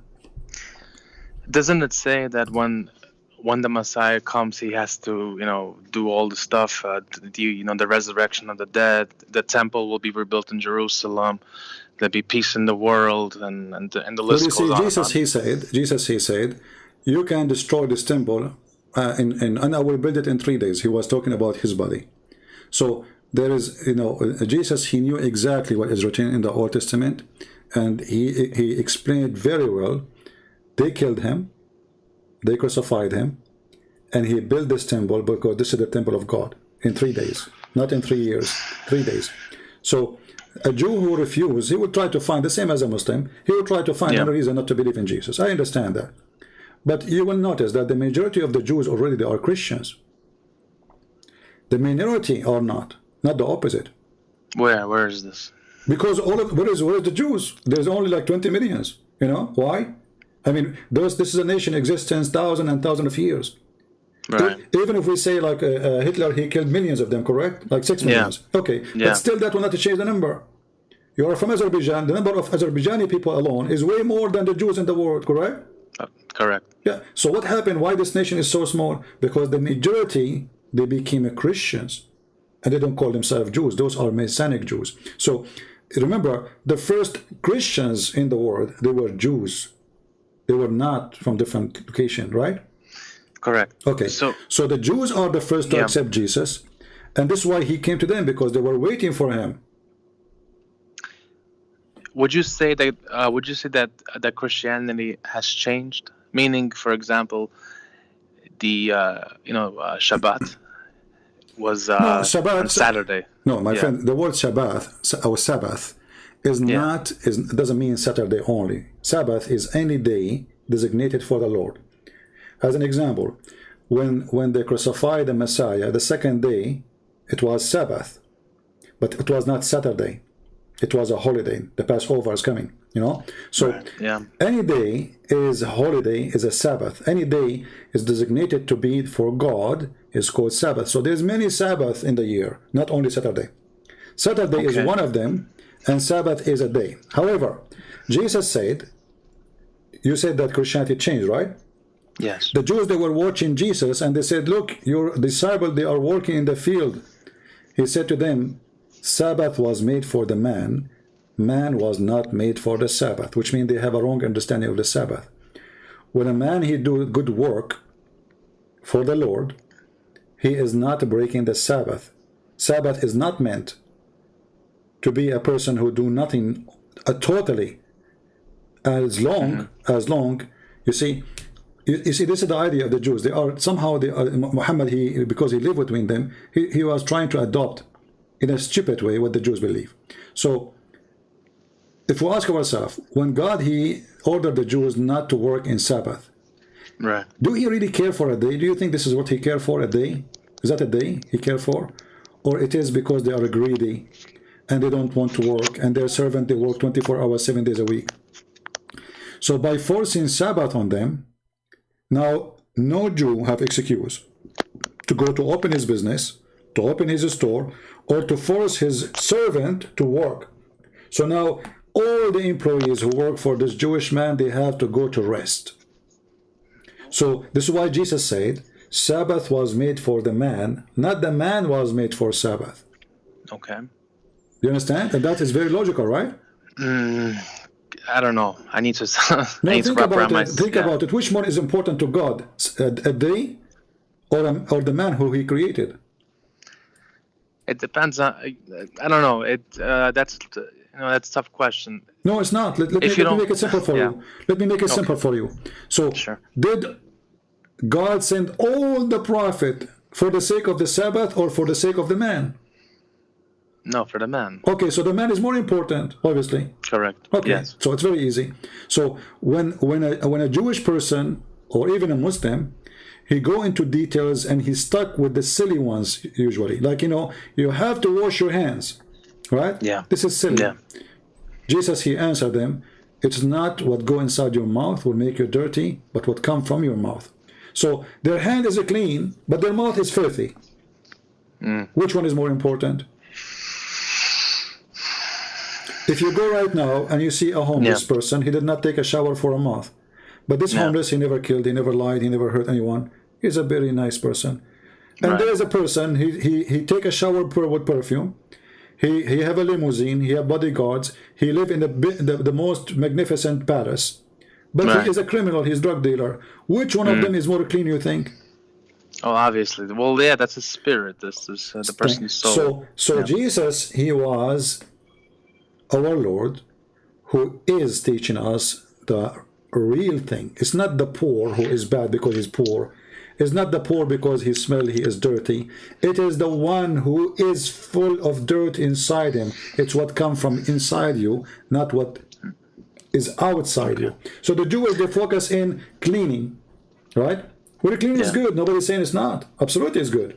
But they are so much into, like there's a police, he says, if you go in the car and you did not turn the light right away at night, we give you a ticket. But the law, it doesn't say really, the light exists so you can see and they can see you. So I just turned the car on. I did not even drive yet. He want to give you a ticket. The Jews, they were practicing a form of hypocrisy. When a rich man, he commit adultery, you remember the story in the Bible where a woman, she was going to be stoned to death. Okay, where is the man? Right. What they are going after the women? Because she is a poor woman. Obviously, the man is the rich, he have money, you know. So they go after the women, but they don't want to stone the man because they are hypocrite. The rabbis are the same. Why the rabbi they want to kill Jesus? Because you know he is snatching their authority from them. He is taking away, you know, what people trust on them, that they are nobody. They are just a bunch of liars. So when the rabbi they asked Jesus, should we pay tax to Caesar? You know the story. Yeah. Okay. Caesar present an occupation. So if Jesus said, "Oh, pay tax to Caesar," the rabbi will say, "Oh wow, look, he's betraying us, taking side of Caesar," right? And if he say don't, the Roman will arrest him. Correct? You see the evil? So look what Jesus said in extreme wisdom. He came to one of them, he says, "Can you show me the coin in your pocket?" So he took a coin and he showed him. He said, "What is this picture there in the coin?" "This is the picture of Caesar." So Jesus said, "Give what to Caesar to Caesar." So they are a bunch of hypocrites. They refuse Jesus for no reason. They are trying to do, let us say, conspiracy all the time against him to be killed. And they don't want to pay tax to Caesar, but they work for Caesar. They work in the court of Caesar. They obey Caesar. And they carry the money of Caesar, and yet they are asking, should we pay tax to Caesar? And they are paying tax to Caesar. So now, my friend can, yeah. See, so now the answer is the problem, not what they do, according to them. They pay tax, they work for Caesar, and they are under the authority of Caesar. And you will see even the Roman ruler, he asked the rabbis what I should do, which means they are in the system. They are not revolutionary people against the occupation. They are in it. But yet they are very hypocrite. So I understand you live for a long time in Israel, as you said, but I say to you, I find no reason for anyone to reject Jesus from the Jews except arrogant. My friend, can I ask another question? Sure. Christians don't get circumcised today, right? Why? Wasn't this part of the the law that was passed down? No, but this was a covenant between God and the Jews. We are not children of Abraham. Are you? I don't know. You are not. You are from Azerbaijan. You are not. I am not. The Arab are not children of Abraham. Yeah, but which? Okay, because you just said the Arabs are not, and the Azerbaijani are not either. But they were the 10 lost tribes, right? We don't know where they went. It's possible maybe they went. No, it doesn't matter. Doesn't matter. They say the covenant is made between a man and his children. Same time. Circumcision was meant for the benefit of the man, not the opposite. So if you are circumcised, at that time people are there is a lot of disease, illness. Until now, actually, circumcision proven to be healthy and better for not doing it. So when God he gave the order, it was a reason. The same as the order for the pork, the same as the order for the Sabbath. Everything have a reason, but the reason is not the reason is to the man, is not to God. God don't care. He is the one who created you with it, correct? Okay, so it's for your benefit to do it, no problem. But God he gave an order to a man and his children after him. I am not from his children. If God he came and he sent me a messenger saying, okay, well now I will have a covenant with the Arab to do that, and this person is a prophet and God said that to him, I would do it, no problem. But he did not. Same time, I will go back to my example. A person he is circumcised, a person he is keeping the Sabbath, a person he wash his hands, his feet, a person he give the 10% of his money to God. He obey all the law. All right. Yeah. But all of this is just a ritual. But in reality, he don't believe, and in reality, he is adulterous. In reality, he is a child molester. In reality, he is a gang member. In reality, he take an interest. In reality, people, they take money from him and he take money back.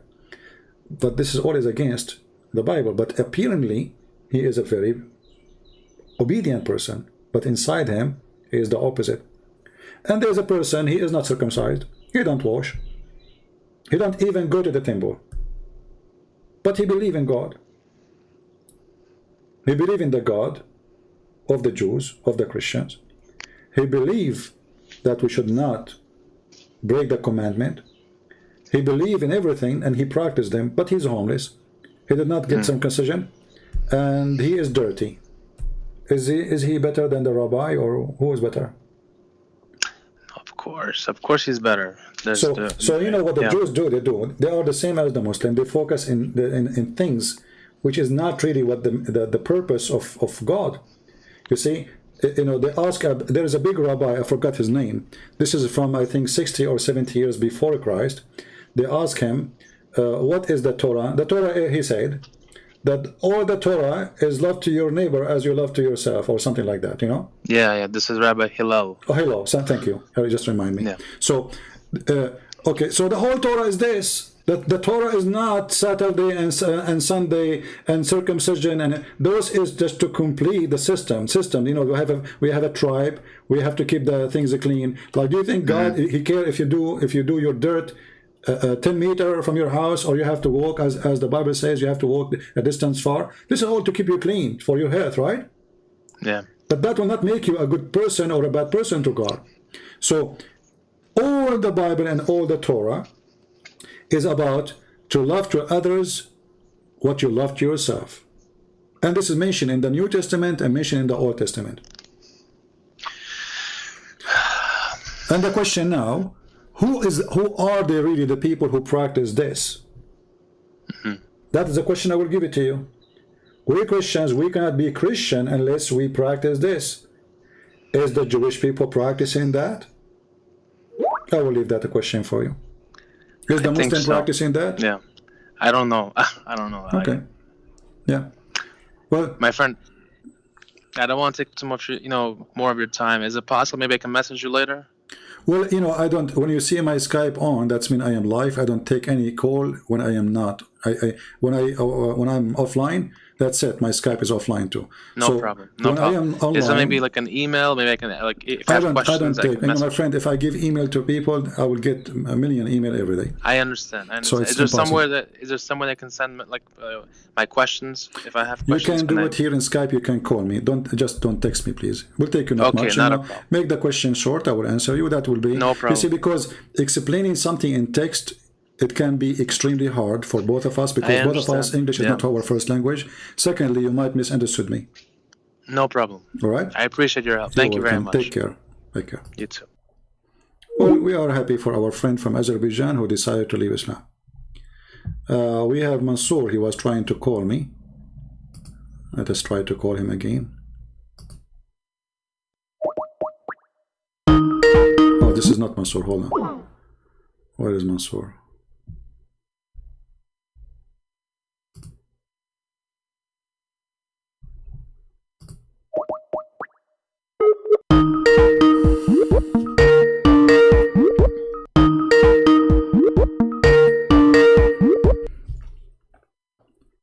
Hello? Hello?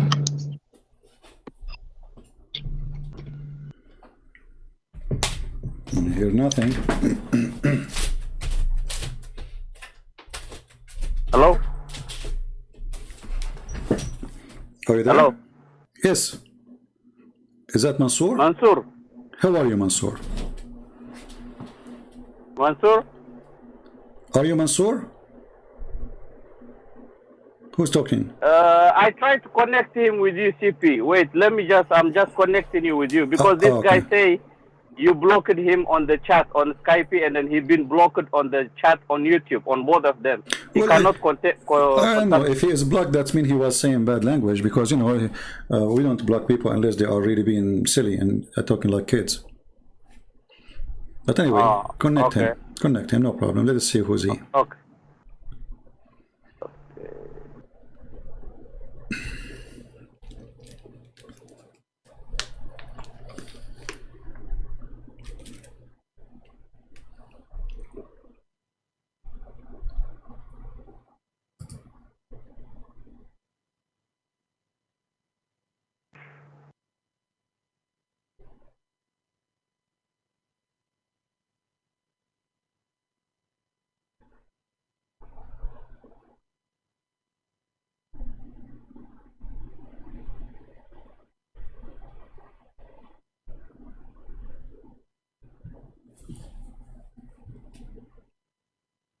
Hello, Mansour?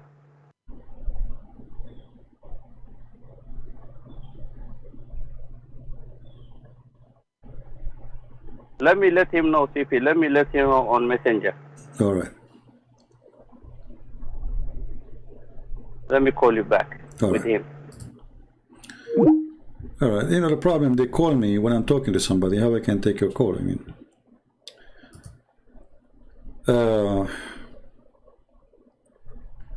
see, this is my advice to people. Don't be the same as those who they make God the ritual, not God himself. You know, like the God for them is the ritual. Like how to wash your hands, how to do certain things, or you repeat a certain prayer. Jesus, he taught us that this is not really what God you want.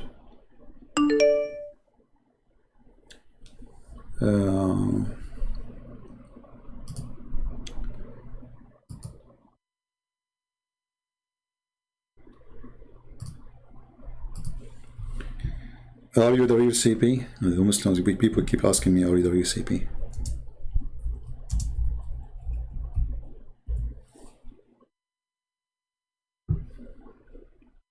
You know, if you keep repeating the same question again, I will suspect I will become like Muhammad, and I will go and try to buy a mirror, because I don't have a mirror home, to find a mirror to see if this is the real CP or not. Because everybody's asking me saying, are you the real CP?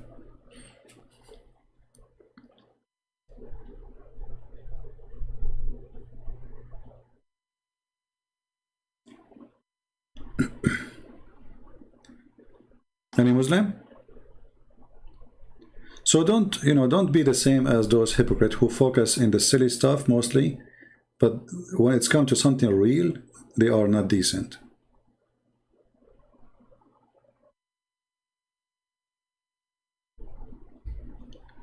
Let us see.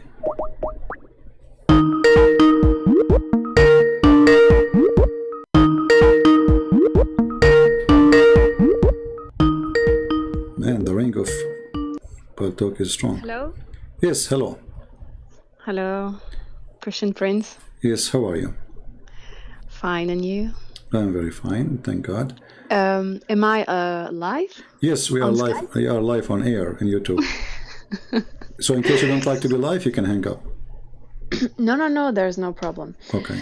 But I will say that my English is not very good. Oh, there we are two more. We can play cards now, because my English is not good too. Okay. So if you find two more people don't speak good English, we can make a team of non-speaking English team. I can't hear you very well. Oh, you cannot? I'm gonna put my AirPods. Okay. Just 1 second.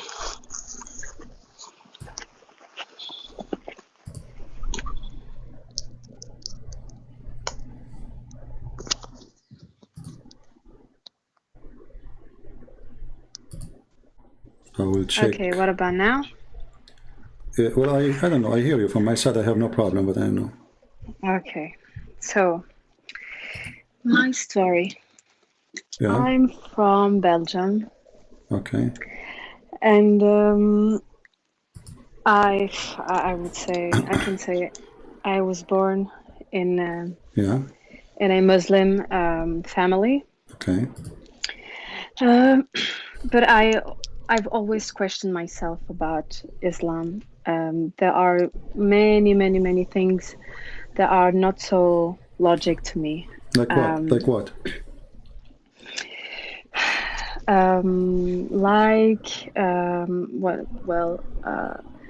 Women and men are not equal in Islam. Hmm. Women have to wear hijab. Hmm. Men can marry 4 wives. Oh, how nice.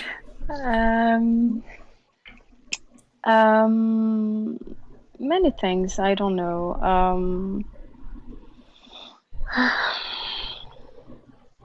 What's wrong with I man? don't know. What's wrong with man marrying 4 wives? It's, I think, look, think about it in a positive way. So now No. you are in the kitchen, and another wife, she is making salad, You are making barbecue, and one woman she is doing massage to the feet of the husband, and there's the other one doing training for belly dancing. I mean, it's fun. No, no, no, no, no. No. It's not. It's You not. know, It's not like this. why the woman she is not allowed to have four husbands there? You know, I mean, doesn't. Yeah. Why? You know, Why? well, the women she Why? like to be spoiled too. Like, here we go. You want to spoil the man, spoil the women. Four husbands. Yeah, why? One is doing dishes not? and the other one doing laundry. And you know, I mean, whatever. We don't want to go in details. You know? No, it's so unlogic and disgusting. And I've never how would I say that? I've never believed in hadith, never. In Quran also, because one day my sister told me, if you can't believe in hadith, so you can't believe in Quran either, because you are not sure that the Quran is the word of God, because hadith it's the word of a man. It's a man, not women, of course. So I don't know. There are so in my mind, Christian Prince, Islam, where the Quran is like it was written by a man full of hate and full of punishment also. And in my mind, I cannot believe that God might be like this. It's not possible.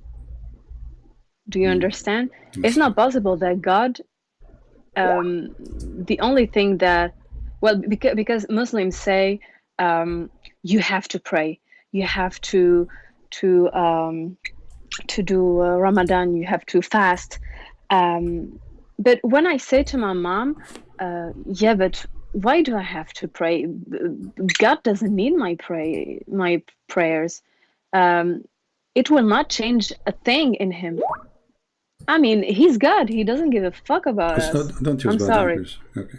I'm sorry. He doesn't give a damn about us. So why should I pray 5 times a day in times very, very respected? If you don't fast, you will if you don't fast a day, you will have to do it for 2 months on and on. And many Muslims here, they drink, they go out, they do things with women, but fasting, they do it. Yeah. I mean, it's so hypocritical. I saw with my own eyes many Muslims, like when they go to Philippines or etc. I saw Saudi guys. They're having a bunch of hookers. Their skirt is in the size of 1 inch, Yeah. and they have whiskey, black label in the table, and etc. And then when the waitress came, he said, do you have halal food? Come on. So hookers is okay, black label is okay, but halal food is a must. We are decent. We are following the book. Yeah, but why you are surprised? Well, Muhammad never was decent. Did Muhammad follow even the Quran? The Muslim, they say that they can marry up to 4, correct? Okay, how many wives Muhammad have? Well, I've never read, but I heard you and heard also Shamoun and David Wood saying that he had 11 wives. No, actually, those numbers are not accurate. But he had more than 4 wives. Yeah, he had more than other. Actually, Muslims. nobody knows the exact number, but the major let's say statement is he have 13, total of 13. Some they say 17. However, 11 wives he have, according to some, in the same time, which means some they die. 11 wives in the same time. But let us think about it. if Muhammad, he told his followers to marry only 4 in the same time, and he have more than 4, the answer for the Muslim is because he's a prophet, he can marry more. Yeah. You know, and this is what all cult leaders they do. They give a license for them, extra license for sex and money. You know, so the best. Yeah, I think many Muslims can't understand when they read hadiths. I don't know if they are dumb, or I don't know. Maybe it's because you can touch the prophet, you can touch him, but he's a man. He's not God. He's a man. They have to understood that he's a man, and the thing that he had wives. He declared war to Jews, to Christians. He was bad to them. I mean, there's something wrong in this. He married Aisha. She was a child. Come on, man. Come on. According to Muslims at that time, girls at the age of 6. She was 18. Yeah, she was. No, she was 6, but she was very big. You know, because at that time, people they grow so fast. You know. Actually, I have a cousin. His mother, she gave birth to him yesterday, and now he have a mustache. It's true story. You know, because we are Middle East and it's hot there. It's very hot. You know, it's like Hawaii. Crazy stuff. Anyway, but this is what they do in order to give excuse to the filthy man, because nobody dare to touch him. And in one hand, they say he is just a man, he is servant of God. The second you question his ethic, they say you cannot question the prophet. Well, the fact is, we should question always the ethic of the one who claimed to be a priest or a prophet. Those are the one to be questioned, not a normal person, because a normal person, he is not claiming that I am a man of God, you know, like I am not a priest. I'm like everybody. So if you want to question my ethic, I wonder why you are questioning my ethic, unless maybe you are a family member. Maybe why you do that, why you did this, etc. You have the right to do so. But when you are a priest or you claim to be a prophet, everybody have the right to question your ethic, correct? Because you are not a person, a private person now. You are a public figure who is claiming to be sent by God to teach people how to be good. So if the one who is teaching us how to be good, he is filthy, and then we can't question why he is filthy, but he can question all of us. You know, that is a clear sign of hypocrisy. Yeah. At the same time, when they say that Muhammad is just a man, he is not God, so why we cannot question the man if he is not God? Yeah. You know, and why, actually, according to Islamic Sharia Law, if you insult Allah, they give you 3 days to repent. If you repent, you can live. But if you insult Muhammad, always with numbers. Yeah, 3 days. Again, number 3. You see, Islam is not Trinity. Muslims don't believe in Trinity. So 3 days to repent. If you repent before 3 days, you are fine. But if you insult Muhammad, even if you repent, you will be killed. What kind? Who is more important? Obviously, Muhammad, not Allah. Yeah, there's a thing that I can't really understand too. When you pray, you always say, you always put Muhammad in the at the end of the prayer or anything.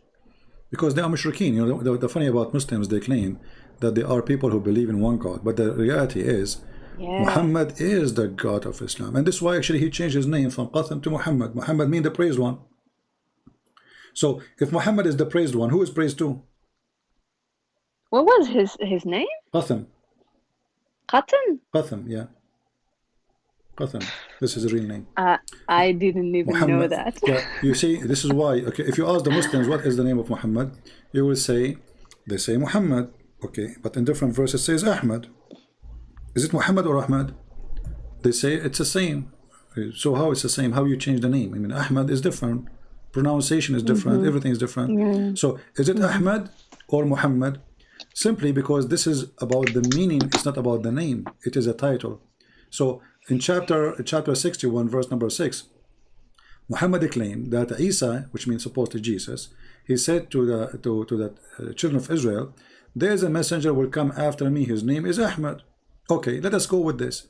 So if the name of the messenger he will come after Jesus, his name is Ahmad, well, that is not Muhammad then.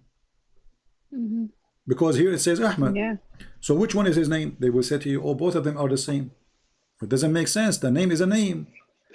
It makes sense only if it's a meaning, not a name. You know what I mean? Like I say the word decent, let us say, and decent can be truthful. So once I say decent, when I say truthful, it's the same, right? But if it's a name of a person, then the name will not change. The name is going to be the name wherever you go. But because it is obviously not a name, those are titles Muhammad he gave himself. He gave her a lot to himself. Yeah. But a thing that I don't also understand is how did he manage to be as big as? You see, who protected him? Who gave him? Let us see how things work. Let us see how things work. When I will give you an example, have nothing to do with Muhammad. When a guy, two guys open a website, it's called Google in their garage. Correct? It's a Google website in their garage. Okay, they came in a perfect time where nobody created such a thing, right? And they were successful because there's no competition. And then they grow so big, and now they are in a size of even bigger than countries with their budget. Actually, there's many countries in the world, they don't even have the budget of 1% of Google. So Muhammad, he came in a time where the Roman and the Persian, they were fighting for the last 300 years, and they demolished each other totally. They are out of men, both of them. So the two big empires, they lost their men after a crazy year of 300 years of war. In the chapter of Ar-Rum, where it's in the Quran, Muhammad, he speak about the Roman, they've been defeated, and the Roman, they will be victorious, because at that time Muhammad was trying to make the Christian believe that he is a Christian and he loved the Roman. So the Roman were defeated. This is a chapter of the Roman, chapter number 30, verse number 1 and 2 and 3, etc. And they will be victorious in Bida Isanin. Bida, I mean, between 3 to 9, you know. So, and later the prophecy fell apart, and actually the hadith prove that Muhammad, he said this verse after the Roman being victorious. However, the Roman, they were defeated. Imagine how bad the situation was for the Roman just in the time of Muhammad. And then the Roman, they defeated the Persian a few years after, you know, which is more than 9 years actually. When they defeated the Persian, it was a total defeat. But doesn't mean that the Roman are in good position too, because as you see, they are really in a very bad shape. So when Muhammad, he came, it was a perfect time where nobody can stop him, in the east or in the west. The Roman are miserably after 300 years of war, and the Persian is way more, even miserably defeated more than the Roman. So the land is open in front of him, and nobody can stop him. So he became, you know, this evil man, he came in a perfect time, not because he was victorious. Actually, Muhammad, so it was political. It was a situation where everybody is weak, you know, everybody is collapsing. So he came in a perfect time, right time, right place, you know. If Muhammad he came a few years after, the story would be different. At the same time, even Muhammad himself, he went to Tabuk to attack the Roman. He failed. So Muhammad, even in this time, he could not do it, you know. Why? Because it's still the Roman, you know, because they are fighting the Persian. They have extra troops in the borders where the Persian used to be. But after a few years, when the caliphate, they decide to do what Muhammad started, to go and attack the Roman, then the border was open and they were able to take Jerusalem. This is why we have what's called the Pact of Amr. Muhammad, he failed to take Jerusalem. He could not. So Allah did not give him victory as the Muslim they claim. So everything happened for a reason. And the defeat of the Muslims happened for a reason. You know, the Muslims, they conquer because they are, you know, at that time, they are more savage than every neighbor. Those are Bedouin. They take a shower once a year. Ibn Khaldun is a Muslim philosopher. which is against Islam to be philosopher anyway.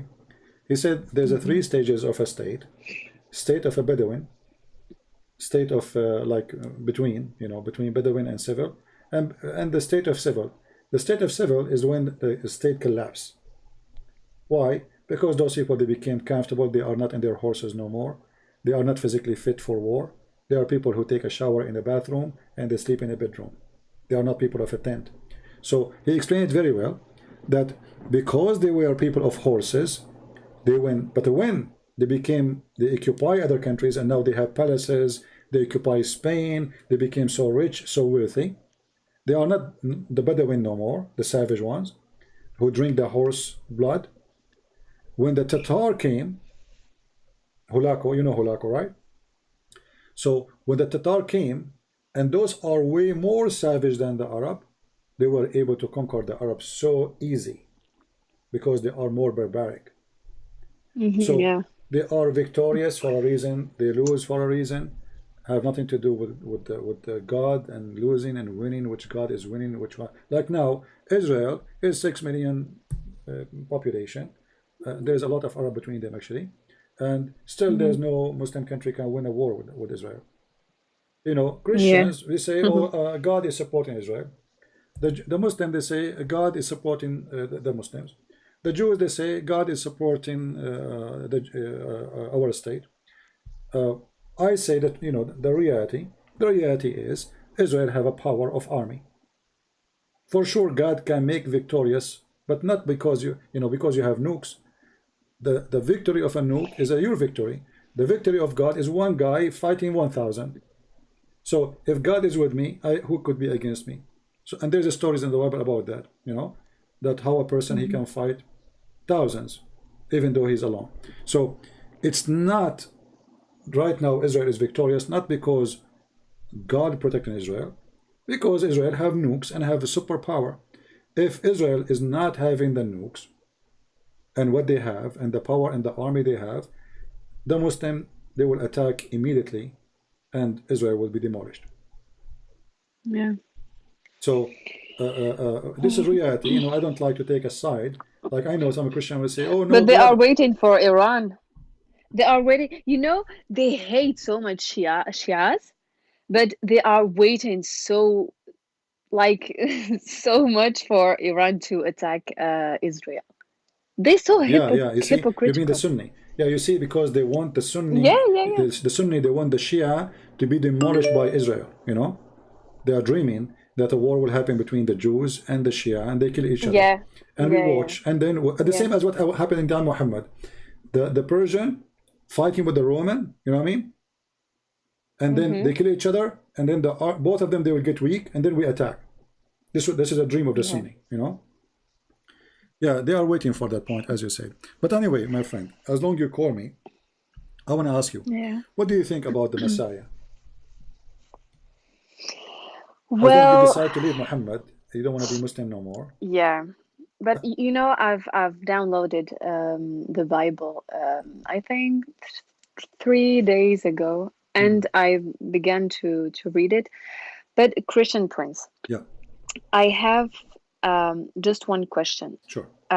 Being, I can say, an ex-Muslim, you know, Muslims have a problem with the Trinity.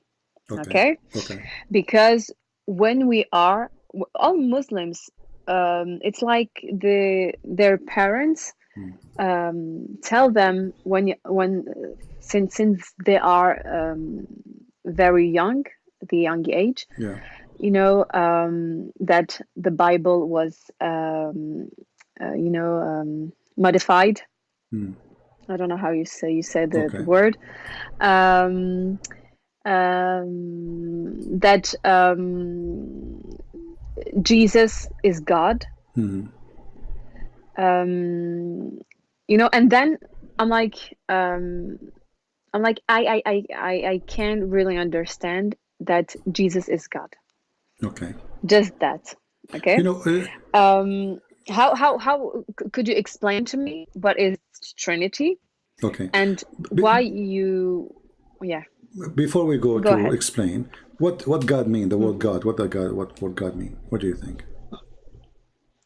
When you say God, what is your understanding of God? God is someone. Well, not someone. It's not some. You know. I can say someone. Okay. Okay. That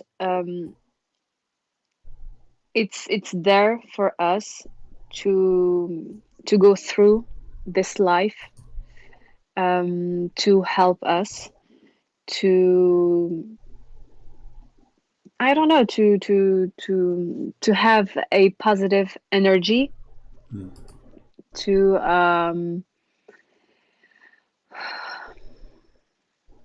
give us love, Okay. to be forgiven. Okay. I can say to be forgiven. But do you believe To forgive us okay, do you believe that God for is what he is the creator? Yeah. Okay. Do you believe that he is the provider? Yes. Okay. And you said he is forgiving and he loves us, correct? Yeah. We just found Jesus then. Because Jesus is all forgiving. Jesus in the cross, he says, forgive them, Father, they do not know what they are doing. He said about who? The one who just put nails in his feet and nails in his arms. Yeah, but he says Father. Who is Father? Okay, I Father, will go is there. he God or himself? No He's problem. God. But you was just going step by step. Okay. So now we found the forgiving, Okay. the forgiving and the loving. Because he loved them, he forgave them. You don't forgive somebody you hate, correct? Yeah, yeah. Okay. So if somebody forgive, the one is killing him now with a lot of pain. How much love he have? A lot, correct? Amazing love. Because you, if your sister, she put little needle in your hand, you will go crazy on her. Especially in the moment she put it, not later after a year or a day after. You are suffering right now and you forgive them. So that is Jesus. He say things, he do what he say. You see, there's many people, they say to you, do what I say, don't do what I do. Why? Because most of us, we claim to be following God, but we break always what God taught us to do. Jesus don't. That means that Jesus is a holy person, for he always consistent with his holiness. Not like Muhammad. He don't go after women. He's a man, yet he never commits sin. After children or so. He never after children or women or even men, like Muhammad. Yeah. So everything is about him is holy. But let us now go and see the Father and the Son, the Holy Spirit. The Bible says, for God, he humbled himself. He come to us in a form of a man. He humbled himself. So when the Messiah, he speak about God the Father, he is saying to you that I am God on earth who humbled himself. And even he said, my Father in heaven is a great. He is, he's actually he's the amazing person. And the Bible says that the Father glorified the Son and the Son glorified the Father. Most times they say, well, isn't it this is now two God and then the Holy Spirit, that will make it three God? If we say that God is almighty, almighty means he is capable of anything, right? And if he is almighty, is he capable to be three and one in the same time? Is it really possible? For why not? I mean, if he's God, he can do whatever he wants. So is it possible that God, he can walk in water? Yeah. Okay. Is it possible that God, he can come to earth? Like, okay, Mary, he make Mary, she have no man, yet she have a child. They say yes. Okay. Is it possible that God, he can make dirt from nothing? He can create the earth from nothing? Yes. So this is way more difficult than being three in one. And if God, he says, I am a three in one at the same time, and then they don't question God about anything. The second we say God, is it a three person? They say how that can be. So how come they don't question everything about God? If we can question, or we want to question why and how, then we should question everything. Secondly, always man, they say, where is God? Let God show himself. Okay, God showed himself. God is not, the man is not happy. He said, how God can be a man? Yeah. So it doesn't matter what God do, the man will complain. But the question is, how the Trinity can be exist? Well, how God can be exist? If God, he said to me, I am a three and one at the same time, either I believe or I reject, as simple as that. And being one or a three person does not change that he is one, still the same. We Christian, we don't believe in three gods. We believe in one God, three person, which means God come to us as a spirit. Like now, we believe as a Christians that the Holy Spirit is with us. Jesus, he said, every two of you mention my name, I will be between them. I will be the third. So according to the Bible, Jesus is the same to us now, and he's between us. So Christian Prince, I have a question. Sorry. no, let me make it more. About the Trinity. Yeah. Of course. Go again. Go ahead. Yeah. So so the three person is explaining the power of God of being everywhere and with us all the time. For he is the creator.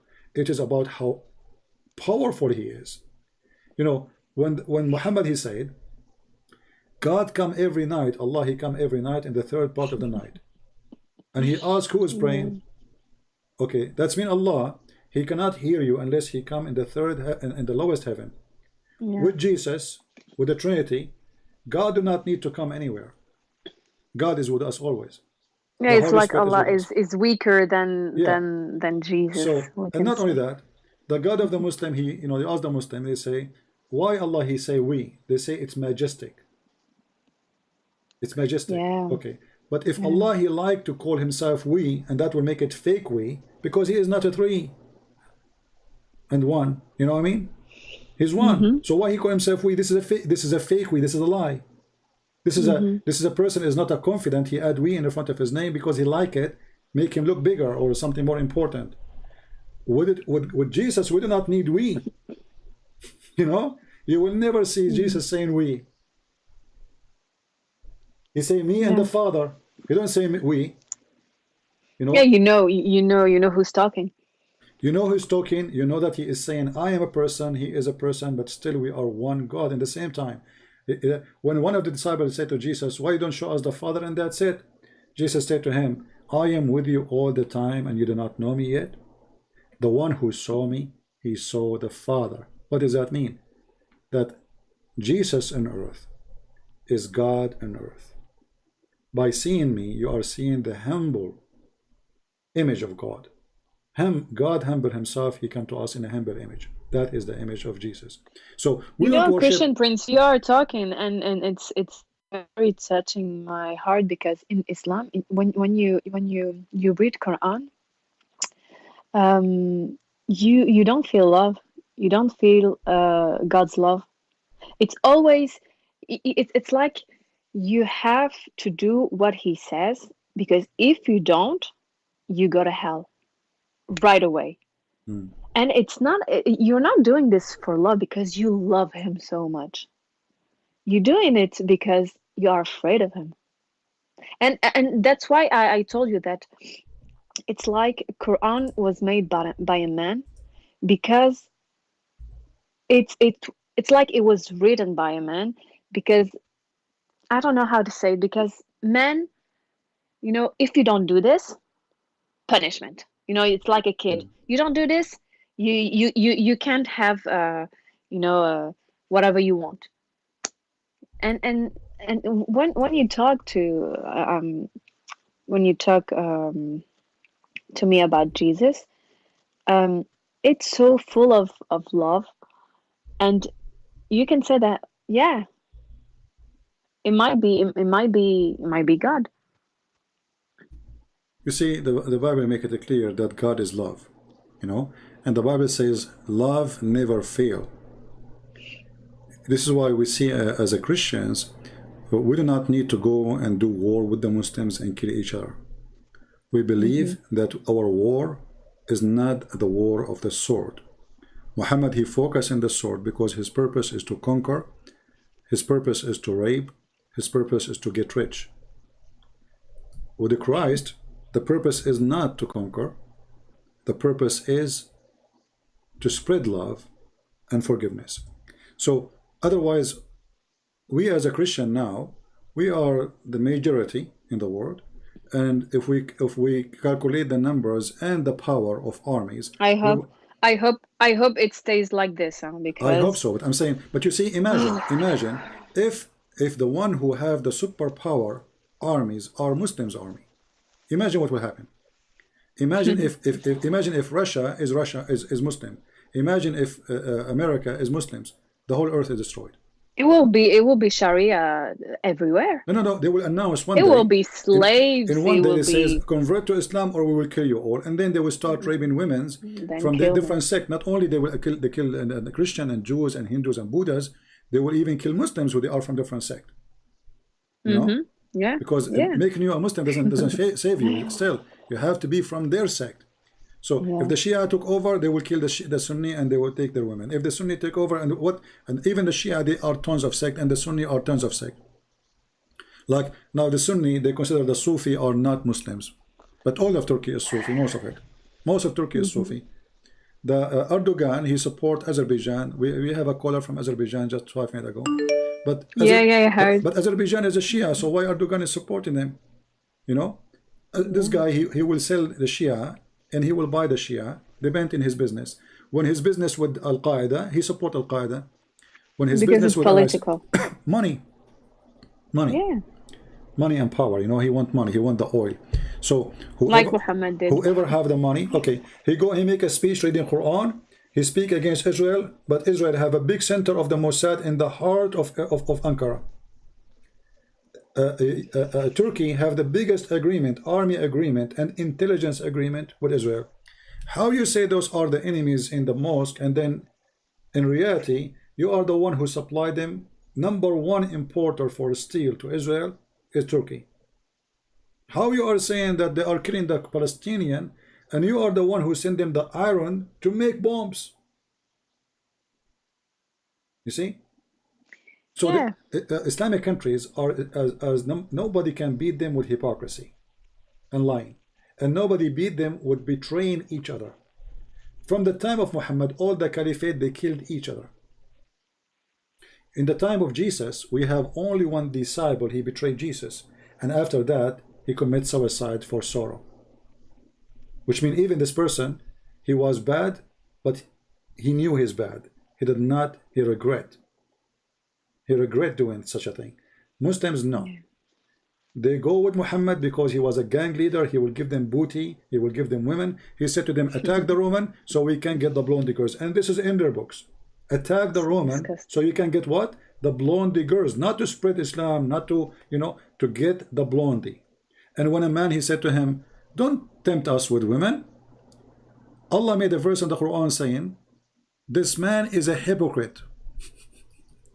The man who said to Muhammad, don't tempt us with women, he is the hypocrite, not Muhammad. You know?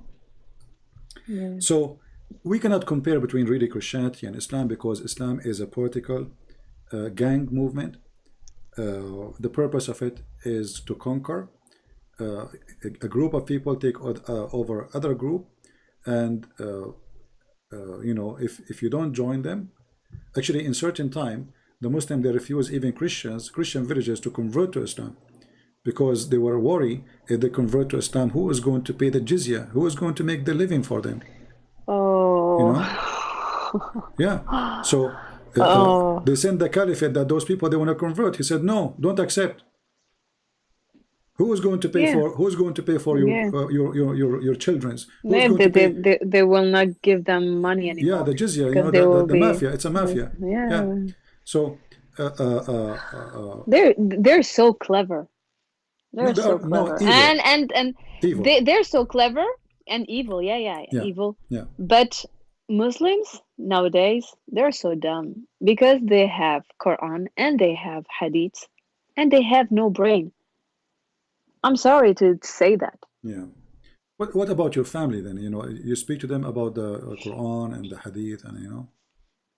Oh, I've stopped to talk about Islam, especially with my mom, because every time I ask her questions, it's like a war between us, and I'm like laki diniki wa liya dini. That's because because you can talk with a Muslim. Actually, you know, let me teach you. He has, well, the Muslims have a certain image of Islam, and you can't talk about this. No, I wanna correct you here.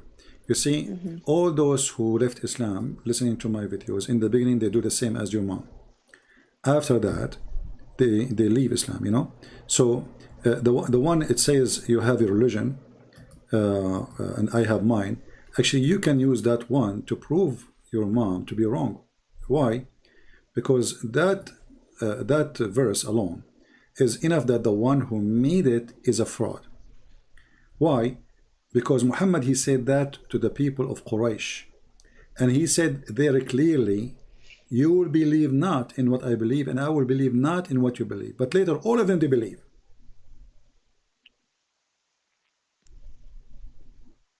So, do Allah knew what he is saying? Remember, the one who's talking here is Allah, right? Okay, how he said to them, nor you will worship what I worship, and later they worship what he worship. Yeah. So this is a false prophet. Same time, this is one of the most dumb, stupid verses ever in the Quran or chapters. Because look what that Muhammad is saying. Say, O disbelievers, okay, I believe not in what you believe, and you believe not in what I believe, and I do not believe in what you believe, and you will not believe in my belief. You believe, you know, and you will have the religion like mine. I mean, the whole chapter is one verse. I will not believe in what you believe. That's it. Why you keep repeating the same thing? Yeah, make it simple. Yeah, it's like somebody saying, I eat not what you eat, and you will eat not what I eat, and I will not do eat what you eat, because you will not do eat what I eat, because I don't eat what you eat, and you will not eat what I eat. I have food, you have mine. What is that? This is God? This is a kid talking. And then yeah, like I said to you, it's a man written. I'm sorry, it's a man written. No, don't sorry. It's so obvious. I say more. This is not a man. This is a stupid man. This is not a man. This is a stupid man making a statement. He does not know what to say. Wasn't he incapable of reading?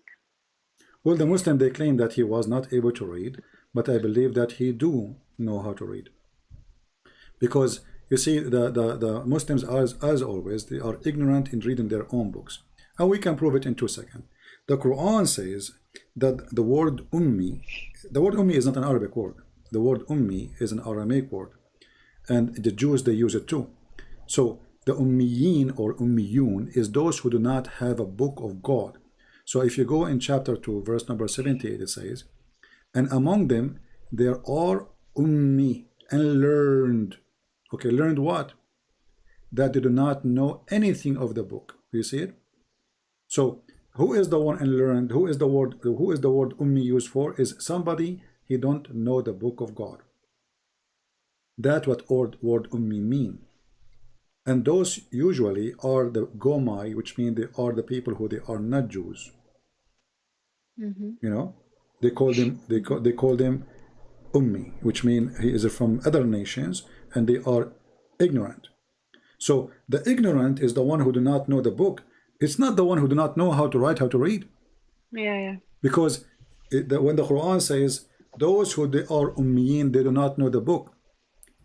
If we say that the one who know the book, all of them they knew, let us say the Christians. The Quran called the Christians people of the book. But does that mean all of us we know how to read the book? I'm sure at that time there's a lot of people do not know how to read, how to write, correct? From the Christians. Yeah. So there's no way all of them they are people of the book. So what it's meant by people of the book, it's mean they have a book, not about knowing how to read, how to write.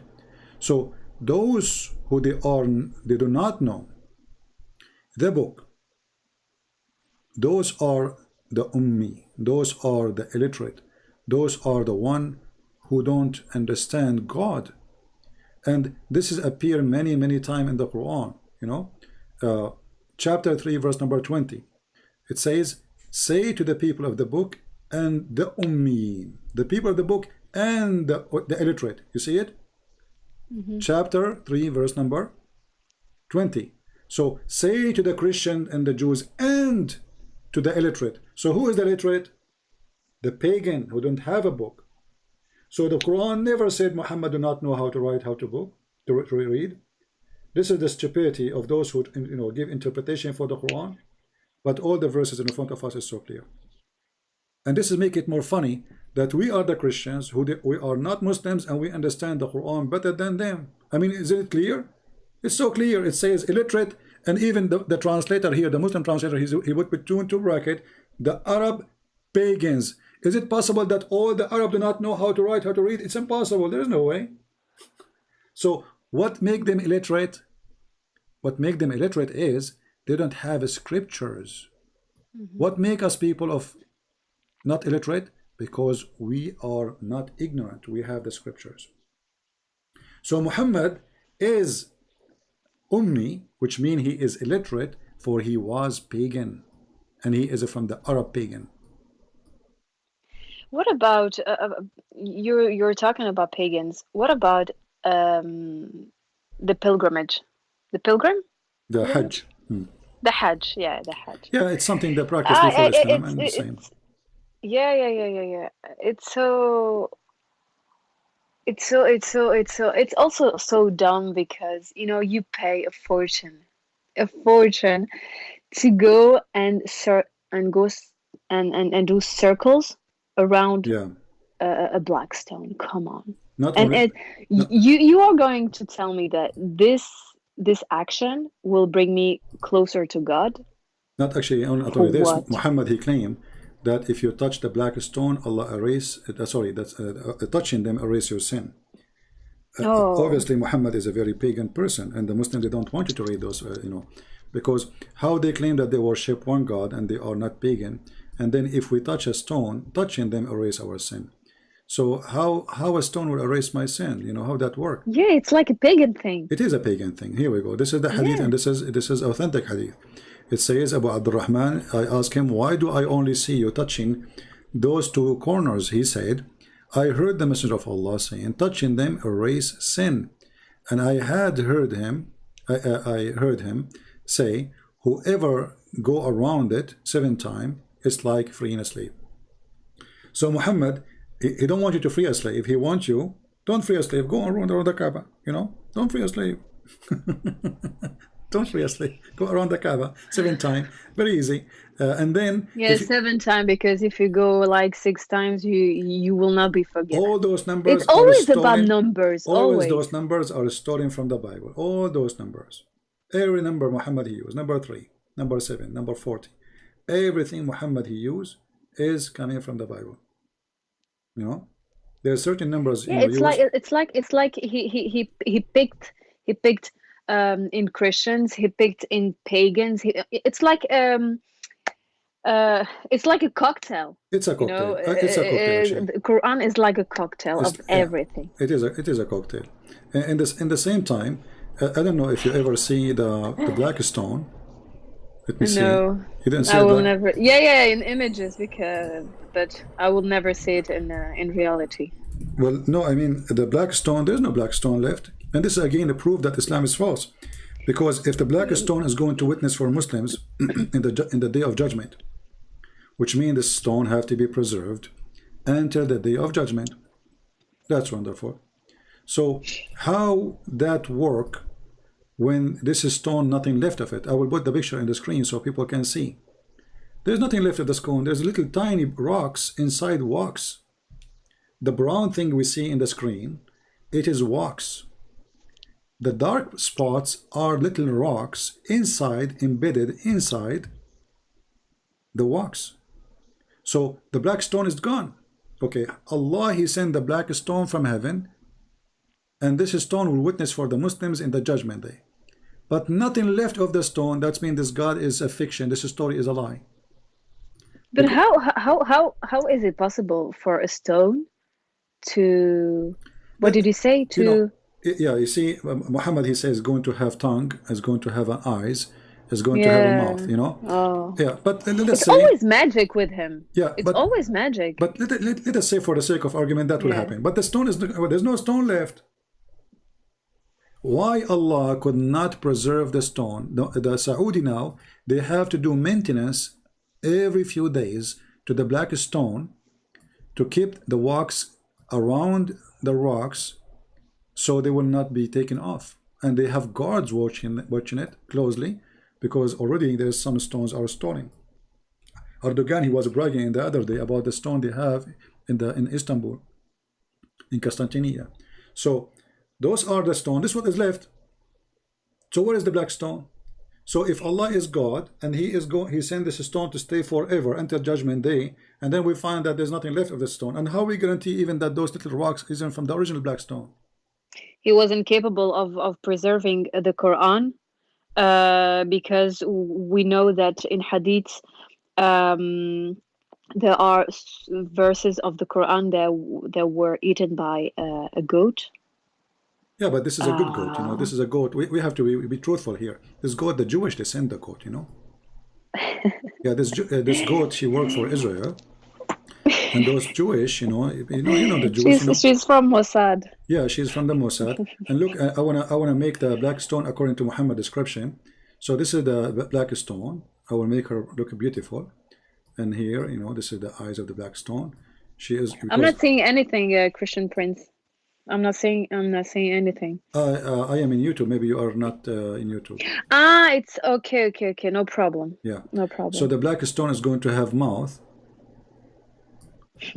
and it's going to have tongue. You know, I am assuming that the black stone tongue is maybe red, but I will make it yellow this time. And she is going to witness for the Muslims. You know. Yeah, amazing. Yeah, it's always like this, because even if at the end of the day, my mom told me that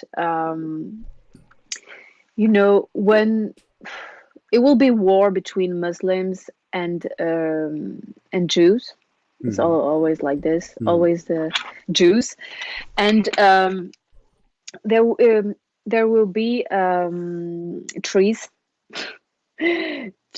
that were trees would talk about Jews, because Jews will be behind them, and they will say, hey, there's a Jew behind me. Yeah, kill him. You know, it's but it's always like it's like a cartoon. It is, and not only that, those it's like a cartoon with magic and they are just promoting hate. It's not serious, because you know why you want to go in war with the Jews, and that will destroy the whole earth. You know, Israel now have power enough to burn the whole earth, not only the enemy, the Muslims. So what is the purpose of this hate, and where this hate will take us? You know, what will accomplish with this? So this is the hadith in Sahih Bukhari. Muhammad, he said, the hour will not establish until you fight the Jews, and the stone behind which the Jews will be hiding, he will say, oh Muslim, there's a Jew behind me, kill him. Yeah. Pure hate, you know, pure hate. You see, compare between Jesus and the statement. Jesus was in the cross. The one who put him in the cross is the rabbis. And Jesus saying, forgive them, Father, they do not know what they are doing. Right? Muhammad is not yet killed by the Jews. He's alive. And he is saying prophecy that a Muslim is his duty until the Judgment Day is to kill the Jews. For sure, many people who they hate the Jews, they will love this story here, and that will promote war for endless time. As long as people believe in this, there's no peace between Israel and Muslims. Will never happen. As long as they believe that Muhammad is a prophet. This is why, you know, for when they say Israel, they sign a peace agreement with Israel, I laugh, because there is no such a thing. Because this is a hypocrisy agreement. Both of them, both sides, they knew that it's just a matter of time. If the Muslims, they get their power, they will attack Israel.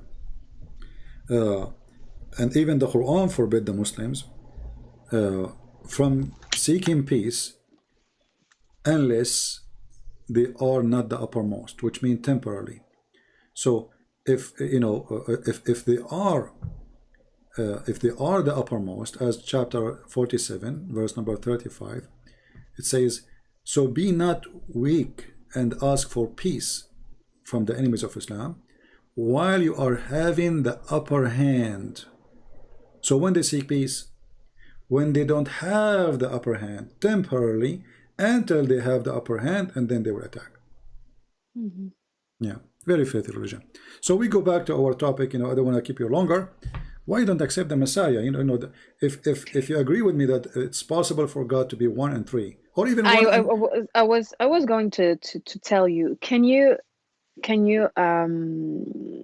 tell me about Jesus? about who he is. You know, if you want to know Jesus, you know, you need to be in love to know Jesus.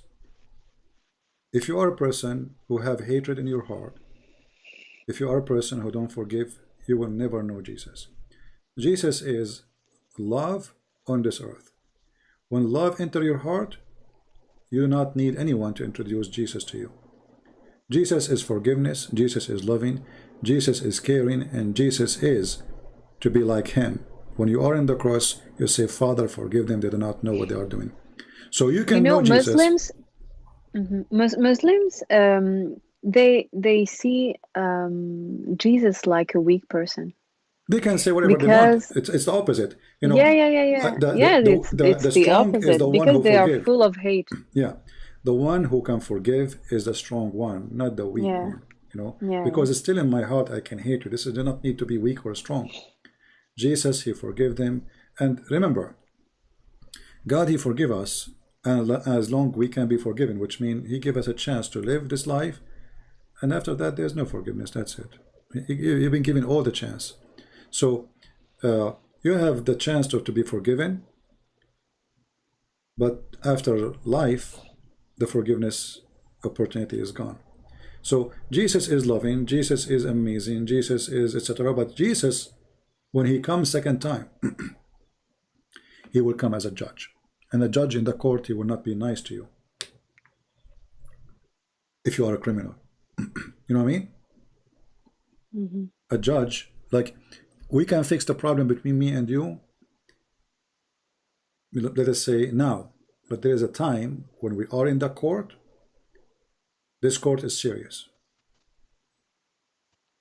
Jesus, the one you know, as he is forgiving, he will not forgive you. Because he did everything saying, please, follow me, please. You know, I mean, what he can do? He came, he washed feet. And he said to his disciple, if you don't let me wash your feet, I do not know you. Which means he ordered his disciple to be people who wash feet. He said to them, what about miracles? Before we what did he do? Everything. Name one thing he did not do. Yeah. I don't know. I mean, even in the Quran, it speaks about Jesus resurrecting people from death. Jesus making the blind see. Jesus can heal the leper. Jesus can tell you even what you hide in your houses. Jesus, he can create it from the mother bird.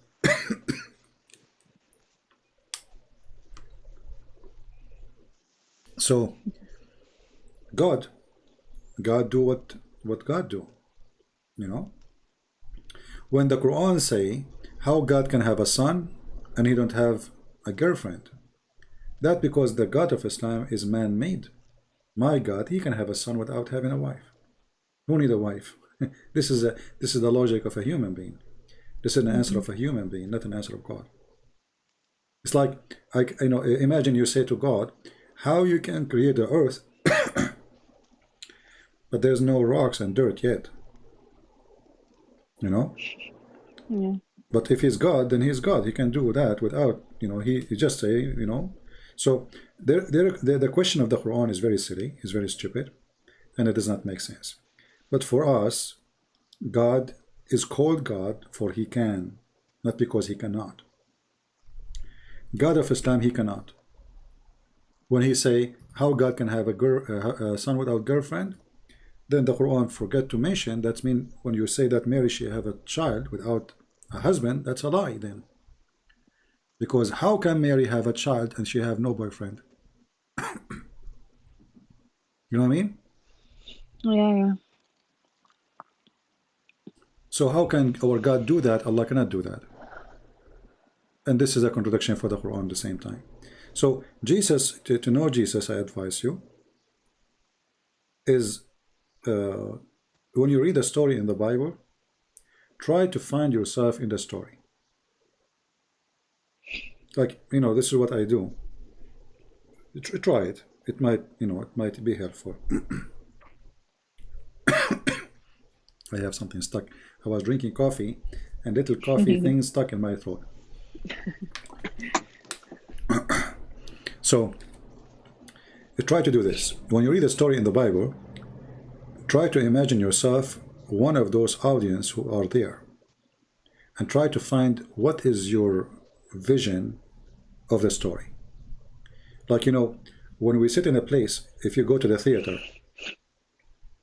if you watch the movie from the right, it's the same movie. You will see something different, but if you watch it from the left, you will see something different. If you watch it from the middle, you will see something different. What is that? What different mean? Your location of the scene will change how much you observe of it. If they put you at the end of the hall, hard to see, is not someone like someone he is in the middle seat where the whole screen in front of him. So try to find yourself. Where are you? You are in the middle, you are at the end, what you see, how you feel. Try to live the story, not to read the story. When the people, they came to Jesus, and the Jews, they are trying to stone a woman, a Jewish woman, and Jesus, he did a certain act which is strange.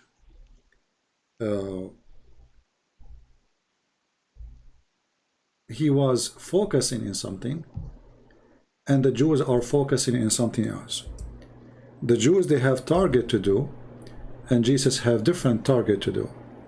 The Jews, they want to stone the women. Jesus, he want to show them that they are a bunch of hypocrites and they don't qualify for the job. So he said to them, if one of you don't have sin, cast your stone. Think with me. I am there in the front of Jesus. Let us say me and you, we were Jews at that time. And the Jews are going to stone that woman. And Jesus saying to them, you see, he did not stand and say, you are wrong. He did not, because he knew that they will argue and they will fight.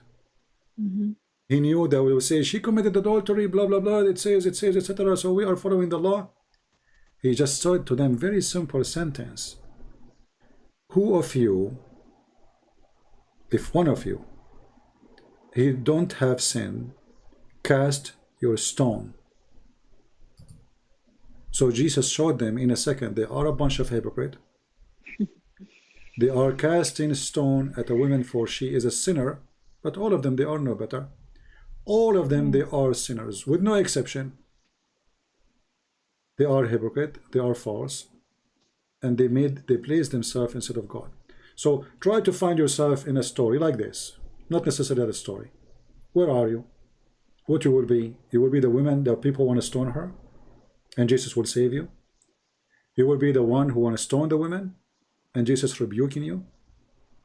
Or maybe you will be a disciple of Jesus and learning from him and being amazed. Or maybe you will be rejecting.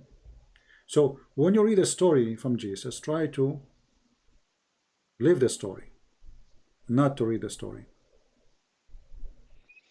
Yeah, well, I will go through the Bible and I will learn and compare it to the Quran. You can always compare the teaching of Christ to others. I will feel it. I will feel, you know. Yeah, this is what I'm saying. I will feel the... This is what I'm saying. You have to live the story, not to read the story. You know, like when we are reading, let us say a sister of yours, she sent you an email or a letter saying, I'm sad because this happened. Even though you are her sister and you love her very much, still you will not feel really what she feel, because what happened to her, not to you. You are just a receiver of the news. You love her, you feel for her, but you will not feel the exact pain. If somebody have a fever, you will not know what fever mean unless you have a fever. So when you read the Bible, the story is different. As long you are reading to live the story, not reading to read words, because words mean nothing unless we live them. So Jesus on the cross, what Jesus on the cross mean? There's suffering, there's blood, there's pain, there's people shouting, there's people hating, there's people want to kill him. CP, I have a question. Okay. Why why Christians picture Jesus This is not from the Bible, you know. in a cross?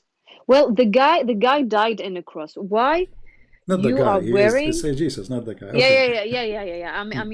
You know, I mean, the poor guy died on the cross. Why will you put a necklace, you know, a jewelry with a cross on it? I mean, No, you see, it's not logical to there's me, you nothing know. wrong with having a necklace have a cross in it, but it's not right to put a person in the cross, because the Messiah is not there anymore, and there's nothing to resemble him anyway.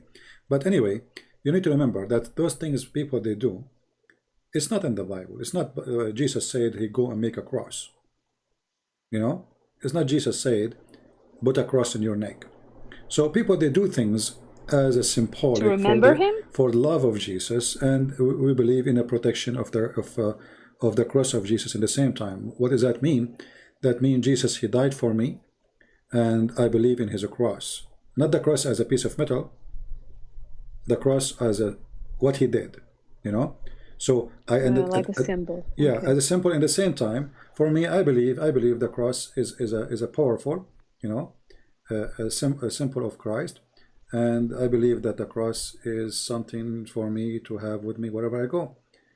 I have a cross in my car, you know. So this is a personal belief, but it's not, you know, the Bible says you do that. You know what I mean? It's not biblical really to carry a cross. Like Jesus said, actually carry your cross and follow me. But he don't mean really to carry like a piece of wood, you know, in the shape of a cross. And you know, he mean carry your pain and you will be crucified. People will kill you. People will hate you. It's a cross, you know. So it's a cross on you, not on others, because the second you follow me, people will hate you. So the cross is a symbolic of what Jesus did, and me myself, I believe in it. You know, I believe in the cross power, but I don't believe in a piece of wood. That is not what I believe. I believe in the cross of Jesus, which he died on, and I don't mean still the piece of wood. I mean what Jesus did. Yeah. You know what I mean? So Yeah. so there's things it's from the Bible teaching, and there's things people they do have nothing to do really with the Bible. As an example, the image of Jesus. Like there is some historian, they say that there is a towel have the image of Jesus in it, and from that image they printed pictures. But there's nowhere Jesus says make an image of me or print an image of me. Actually, the Bible says the opposite. The Bible says make no image what is above in the sky or down on earth. Nothing. Don't make images, especially if it's images for religious purpose. Now, everybody, he give his own interpretation, but that will not affect really the belief. The belief is, do you believe in Jesus or not? We don't want to be the same as the Jews or the same as the Muslims who focus in little details and they ignore the important thing.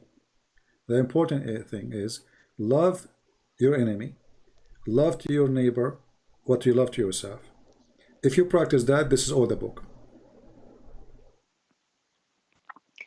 All the Bible, What about all the you? Torah is about loving your, you know, loving to others what you love to yourself. Yeah. What about you, CP? What were you Muslim before No, you are no, Christian? I never, you know, since I was a child, I believe I was so smart to be a Muslim. Sorry, I don't want to insult you, but you know, No. yeah, but this is a very I stupid thought religion. This is very stupid religion to be in it for a second for me, you know. I thought you were a Muslim and then you converted No, but to Christianity. according to Muhammad, I was a Muslim. According to Muhammad, everyone is born as a Muslim.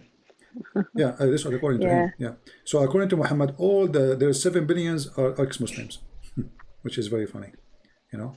Yeah. They say this Muslims. They say that we are all born in Islam. Yeah. We are all Muslim. Yeah. Do you have more questions about Christ? You know, I'm trying to help you. So what do you think No, really? thank. What do you think about Christ? I mean, for me, I would love to see you accepting the Messiah as your savior. And I you know, I don't know how much you watch my videos, but Oh, it's like I don't know. There's a thing. Do you have one channel or do you have several channels? well, Because I don't understand. everybody copy my videos by my permission, and I allow them. Yeah, Oh, you see, for so me, you're okay. some So your people. channel is Christian Prince.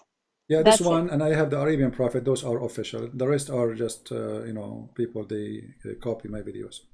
Okay, Yeah. okay, But for okay. me, you see, because I don't care about how many subscribers I have, I care about spreading the message. Yeah. Oh, Some people they get y- upset if you download their video, they will flag you. They want because want people to come to their channel, right? yeah, For me, I yeah, don't care for this. I care how many people we can save and how many subscribers. Who care? The Lord Himself, He have 12 disciples, 12 disciples. You know, just 12. You know. So if I have 13, I'm really lucky. You know. So I don't want to have. I don't mean to have disciples. I mean to have people who listen. Because I'm nobody. I'm not a prophet. I'm not a priest. I don't even claim to be good, for only God is good and no one else. So for us, what is important is to have someone like you, listen to someone like me, sharing the truth, and live in Islam, and maybe we can save you You and know, accept Jesus. CP. I think I left Islam maybe several years ago, Okay. and I didn't even know that. Yeah. Because for Muslims, if you leave Islam, you're like an orphan, an orphan. Yeah. I mean, now that I know for sure that Islam is not the truth because of you, because you show through hadiths, through Quran. I know for sure that now I cannot be a Muslim anymore. But I have to make time to read, Yeah.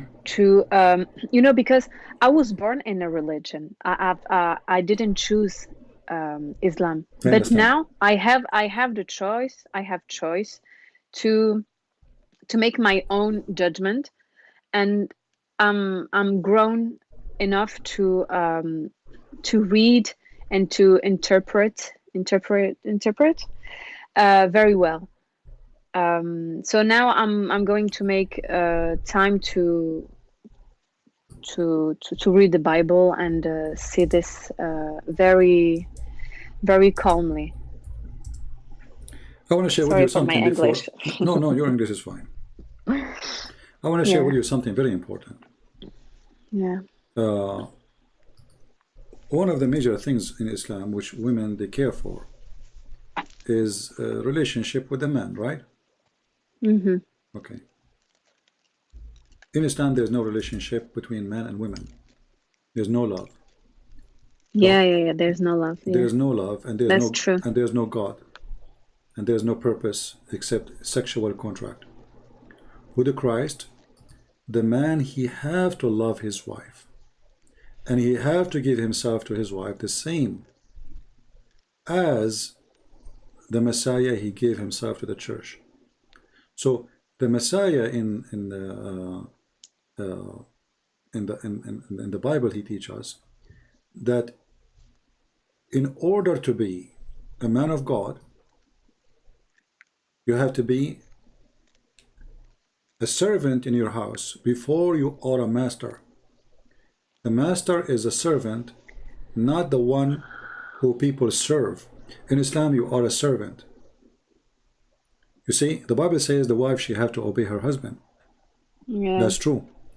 But she obey him because of love, and he give himself to her, serving her too, because of love, not because of orders. You see the difference? Mm-hmm. So when a man, he love his wife, he love God.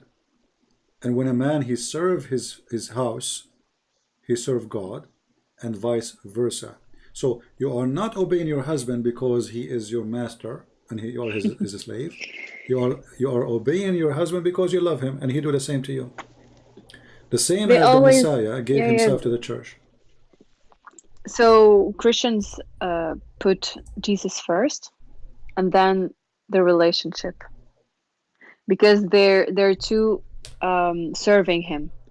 But in comparison of Islam, it's always the woman obeying her husband, and that's it. There's no we're doing this for God, or I mean it's always based on fear. Let me show you what the Bible says. The Bible says, love your wives, even as Christ also loved the church, and he gave himself for it. Here you notice that your husband is not the master who's controlling you. Oh God, He is a servant of God, and like he, if you want to be the good example, he gave himself. What Jesus did, he put himself in the cross. Jesus, he is willing to die for us. So the Bible says you have to love your wife to the point you are willing to die for the sake of your wife and your children. That is love. Anything else is not. Yeah, I'm feeling it. So you cannot be married to a man. He just want to use you. He marry you just to put you in the kitchen, to clean dishes and give him babies. And then when you get a little older, he go to the bank, he takes some money, and he get a new wife. That, yeah, like muta. exactly. Like Islam is a muta anyway. So disgusting. Because in Islam there is no marriage. This is why in Christianity divorce is very difficult. Why? Yeah. Because it's not, we are not here for fun. It's a commitment. You did not marry the girl because she is pretty and now she is not. So now I'm going to get someone else, like Muhammad he used to do. He stopped having sex with Sauda because she became older. So she is still his wife. Why you want to sleep? Why you ignore her? Because she is older. As simple as that. She is old. Why you want to go to the house of someone she is over 60 when there is someone in my house, and he is a perverted, he likes children, she is 6 years old, And even Muhammad, he advised Muslims, once a Muslim guy, his name is Jabir, he got married and he want to go home fast. So Muhammad, he told him, hey Jabir, why you are in a rush? He said, I am newly married. He said, did you marry a virgin, young, or you married a previously married woman? The man, he said, a previously married woman, which means either a widow or a divorced, Yeah.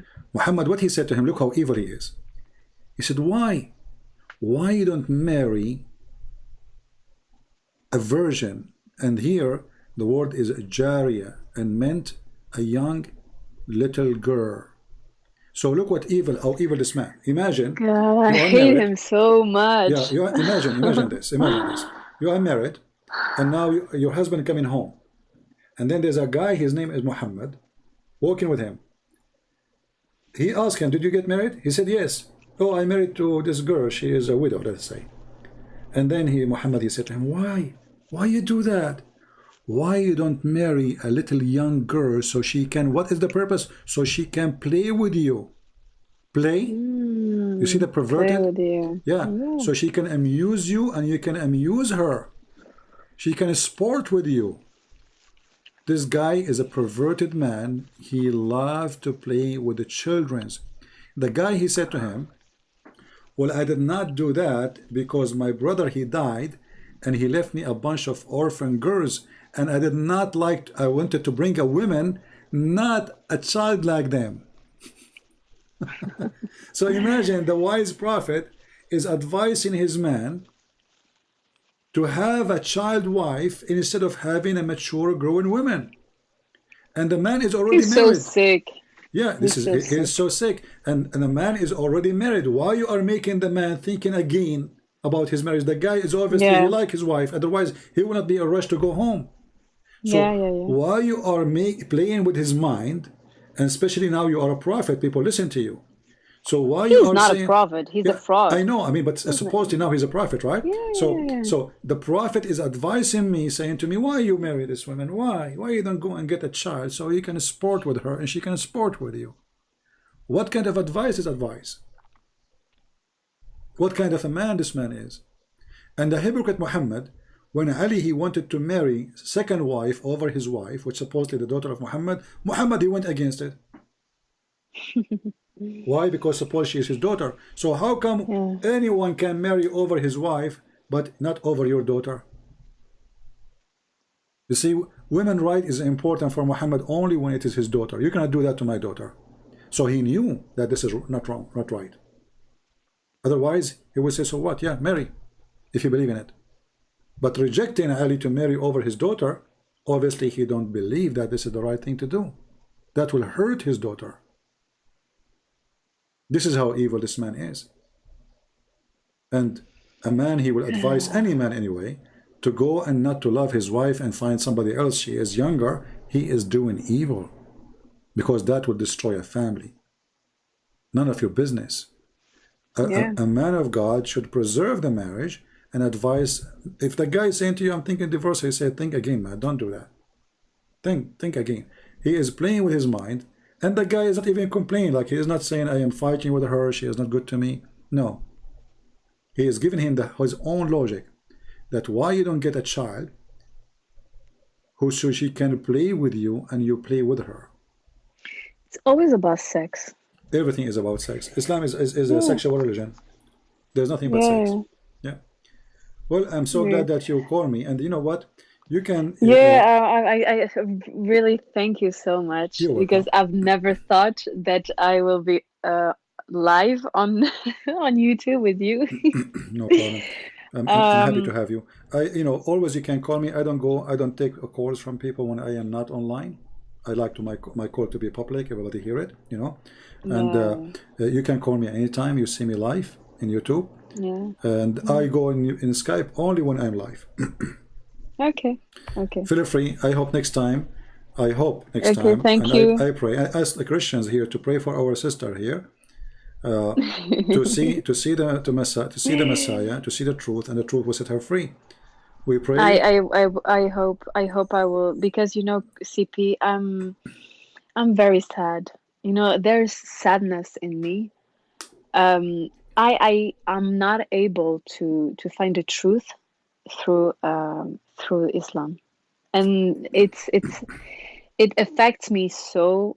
I hope very, very, very soon that I will find the truth. You see, and it will release me. Yes, you see, Jesus, he said, search for the truth, and the truth will set you free. Imagine, the truth will set you free. Very wise, very short, very strong, very amazing. Because nobody can set you free except knowing the truth. Like, let us say you are a person, you want to go and do something, whatever, you take a job, but maybe this job is bad for me. If I know the truth about it, you are a prisoner. It's like you are a prisoner of false news around you. You don't know what to do. I understand you. But with the Messiah, there's no name better than his name, in this earth or in heaven. There's no person, he did what he did anywhere. There's no other person to follow better than him. He said, love your enemy. Who can do that? Love your enemy. If you reach the point to love even the enemies who one day they hurt you, you are free, my sister. The Messiah will free you, because hate is a prison. Hate is a poison we drink and we kill ourselves every day. He will free you from your hate. He will free you from your pain. He will free you from your anger. He will free you from all the rules they put in the top of your head. The one who said to you, because you are a woman, you are not equal creature. Yeah. God, the Messiah himself, he is born of a woman. From a woman. Imagine. And that woman, if she is not amazing, there's no way that God himself, he will be born from a woman. So in Christianity, you have a special place. You are not just, as they claim to make you, a woman in the kitchen a woman who make babies.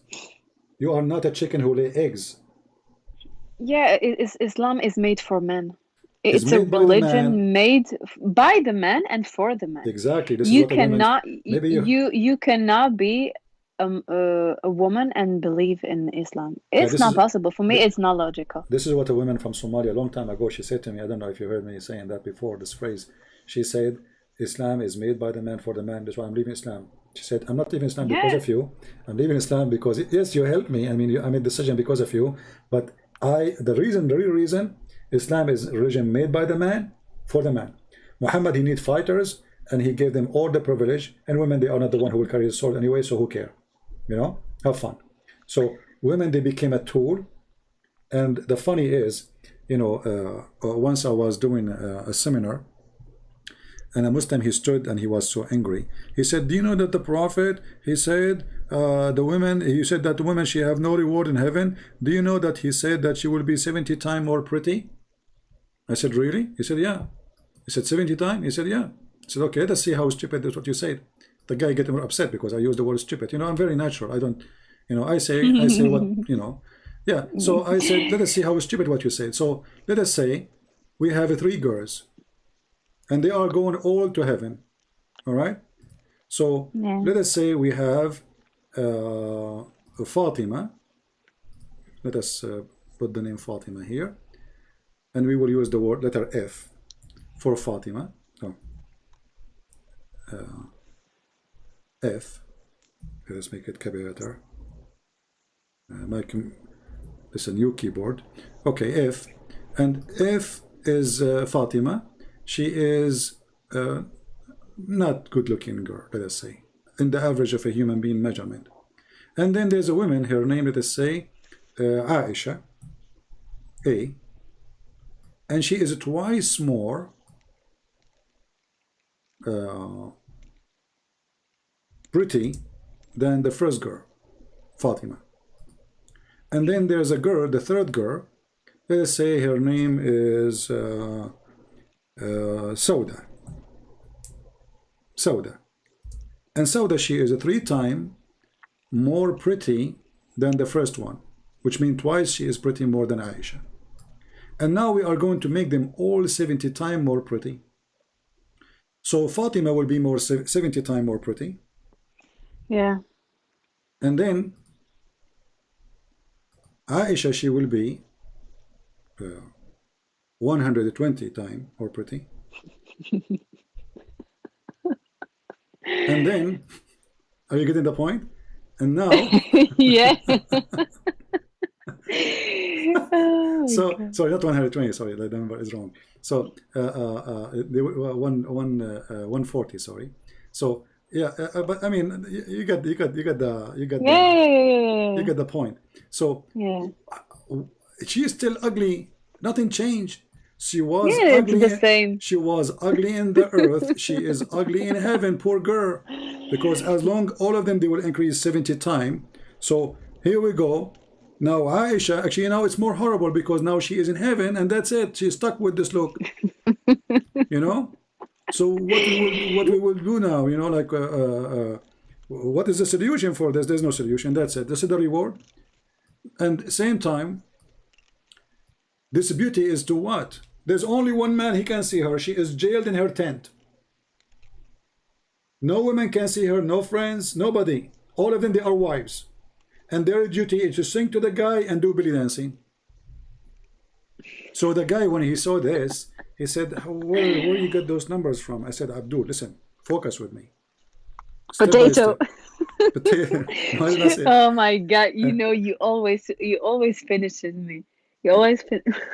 Yeah, you know, but you know, he got upset. He said, "Where do you get those numbers? They are not there. I just said to you 70 times." I said, "Okay, 70 times. Let us say there's 3 girls. You know, one her name is Fatima, one her name is Aisha, one her name is Sauda. Fatima is not good looking. Aisha is twice more pretty. Sauda is 3 times more pretty. And now all of them, they will be 70 times more pretty. Nothing changed. The ugly is still ugly, and the pretty is still pretty. Nothing changed. And Aisha still, she feels that she is middle, between. She is not the top, because nothing changed. So what is the point of this stupidity? Nothing. Whoever said that to you is an idiot. And the Yeah, guy, indeed. and later I look at his chair, it was empty, he left. You know, he could not take it no more. You know, it was too much potato for him. Honestly, they come to you with They answers. have no brain. They have no brain. They don't want to think, you know, they don't want to think. No. Yeah, but anyway, I know, I feel sorry for you because I thought you like to be 70 times more pretty, and now you will not be 70 times more pretty. Sorry for you. I mean, you know, if I am you, I will accept Islam again because you want to be 70 times more pretty. No, thank you. No, thank you. I hate it so much. Yeah, it's just typical. For me, it's not logical. It's not logical. It's because not about, it's a commitment. It's not just about logic. It's about stupidity. You know, because yeah, it's stupid. Because there's things is not logical too. As an example, let us say, you know, when is it logical that Mary? I mean, logical according to science. Is it logical that Mary she have a child but she have no husband? That doesn't make sense, correct? No, because science doesn't say such a thing. There's no woman she can have a child without. So the logic is saying that man plus women in bedroom, it's possible for them to have a child. Women alone, you leave her alone in the bedroom for 10 centuries, she will not have a child, correct? Yeah. So what we speak about logical is the purpose.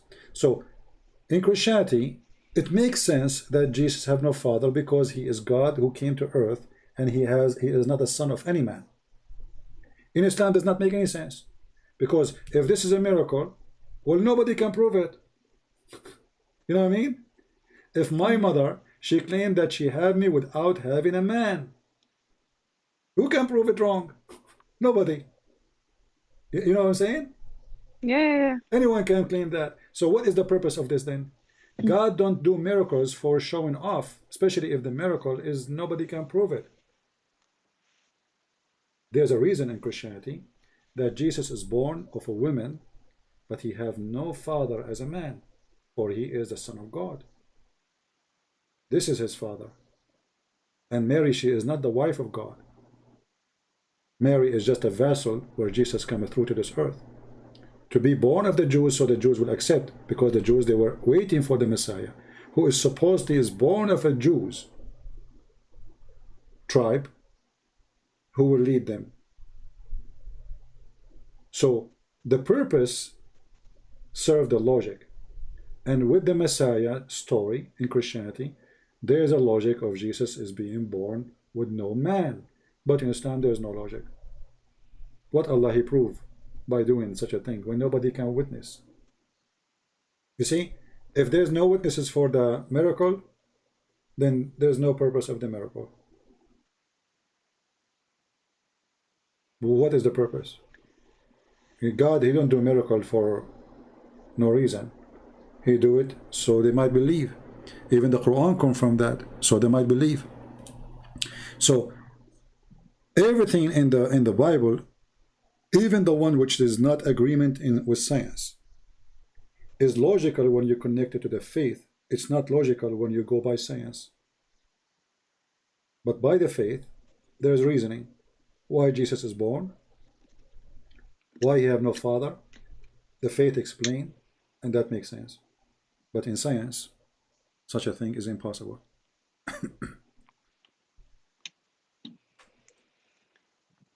You know what I mean? So you need to think about the logic in different approach, because logic is always have a let us say have an attitude where you are looking from what kind of attitude you are looking at. If I'm a Muslim now, I will always see my logic in different way, and I claim that I have a logic. You know, a Christian, he claimed to have a logic. An atheist, he have his own logic. But reality is, which logic is really, if I strip myself from everything, from being Muslim, being Christian, or being atheist, a person who is looking for a truth, which one is more close to, let us say, enlighten my mind about something can be true? Then we will find where the truth. Otherwise, each one of those, he have his own logic, and they oppose each other. An atheist, he don't believe in God. He believed he was a mosquito, then he became a chicken, then he became a monkey, and then became a human. You cannot debate such a person, and yet he have no proof, by the way. I mean, all of it is a theory, and a theory is a theory. You know, if you believe that the unseen cannot be proven, that let's say God is unseen, what do you believe in unseen too? You know, you, and as an atheist, you believe in Big Bang, which nobody's seen, and no witness for it, but you believe in it, and you teach it in school as a fact, when the fact, no fact about it. And one day, science will discover something new, and they will forget about the previous theory. This is what they do through history. In a certain time, the earth was a flat for scientists. After that, they discovered they are a bunch of fools, and now they forgot about it. So, science is a step of recognizing things, knowing things, by practice and by time. God is recognizing God even before seeing Him, if we are open for God to be received by us. An atheist is a person who will receive a signal from God, but he believes only the signal will come through a satellite, because he believes in science and machines. A Christian, he is a person who believes that he can receive a signal from God without satellite. His satellite is his heart, is his mind. And reality is that a human being is the one who made the satellite. So how the satellite can do what my heart cannot do? And I'm not talking about the technical part. I'm talking about, if I am capable of creating the satellite, can the satellite create me? You know what I mean? Because if they believe in Big Bang, that means Big Bang created them, and Big Bang, the result of it is creating them, and then they created the satellite, and then satellite make them recognize the Big Bang. How fool. So they do not recognize the Big Bang except by satellite. And what satellite give them? Pimples in the sky. Pimples. There's not even images. You see when NASA they make image? Yeah, in NASA when they make images, if you go to the NASA website, those are not true images. Those are like Photoshop images. So they add colors to them, they add circle to them, but in reality you don't see exactly the image you see in a picture. They try to make something out of it.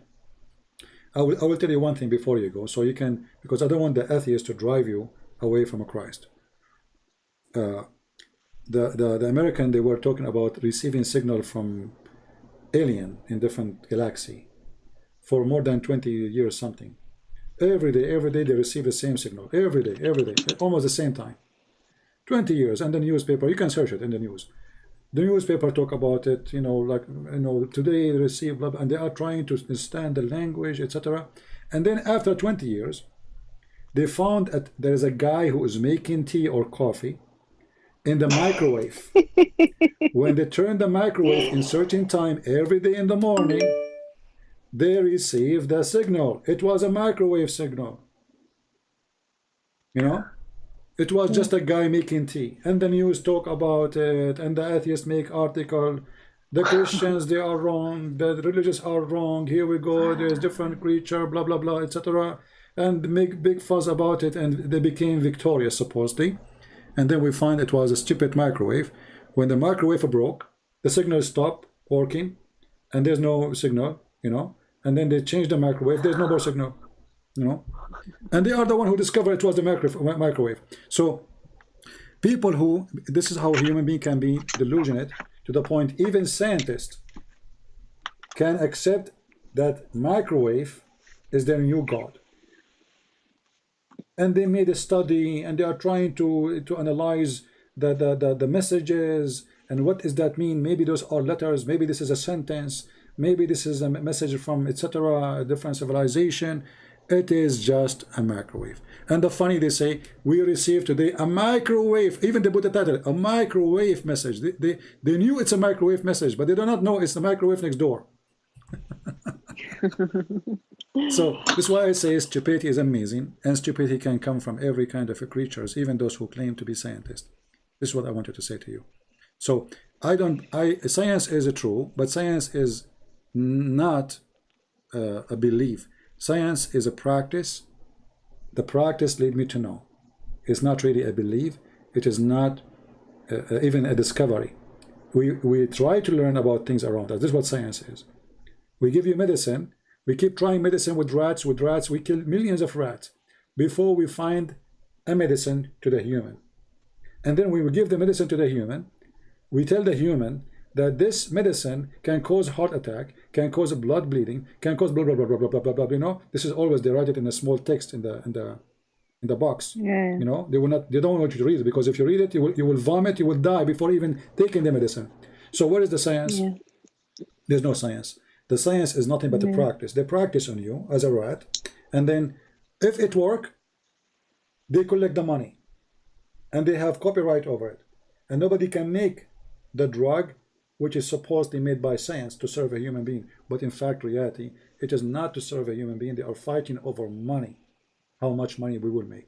So even our science is evil, and the only medicine which have no return, or let us say nobody asks you for return, is the one is coming from the Messiah. Otherwise, all medicine in the world is not for free. And companies who make medicine, they are not doing it because they are doing charity. They just that's for sure. They want to use you.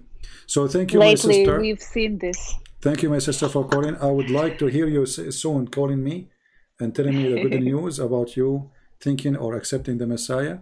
Read the Bible, and I take my advice to live the story, not to read the story. Yeah. Anything else before we say goodbye to everybody from you? No, thank you. Thank you very much for having me. All right, you are welcome. And we pray that your family will listen to you more, and your family, your mother especially, you know. And by the way, we as a Christians, we advise everybody, if you accept Christ, to love the Muslims. So if you become a Christian, I hope soon, love your mother, love your family. Yeah, of course. I'm not them. like them. Yeah, I even love them. I don't even love them more, you know, even love them more. And because Christ inside you will move you to love everybody around.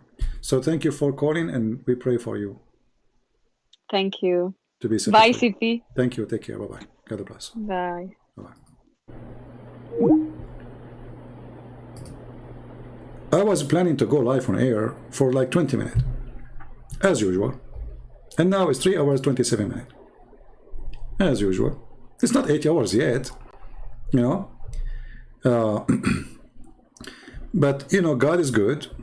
And as you see, Muslims are leaving Islam. The second they see how silly, how stupid this cult is, it's a silly cult. I mean, this is really silly. Even it's not even convincing for a kid. You know, imagine there's somebody say to a kid, "Believe in Allah, I give you candies." Well, if Allah is good, why you don't give me the candies before I believe? Why you make a condition of the candies? So Allah, He made women their candies. And when you will get it after life.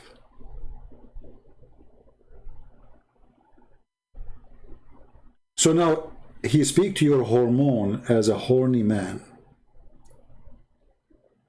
You are waiting for the candies. The beautiful women who take Allah 1,000 years to make each one of them. Why? It takes 1,000 years for Allah to smooth their skin. Hey Allah, you never heard of Vaseline?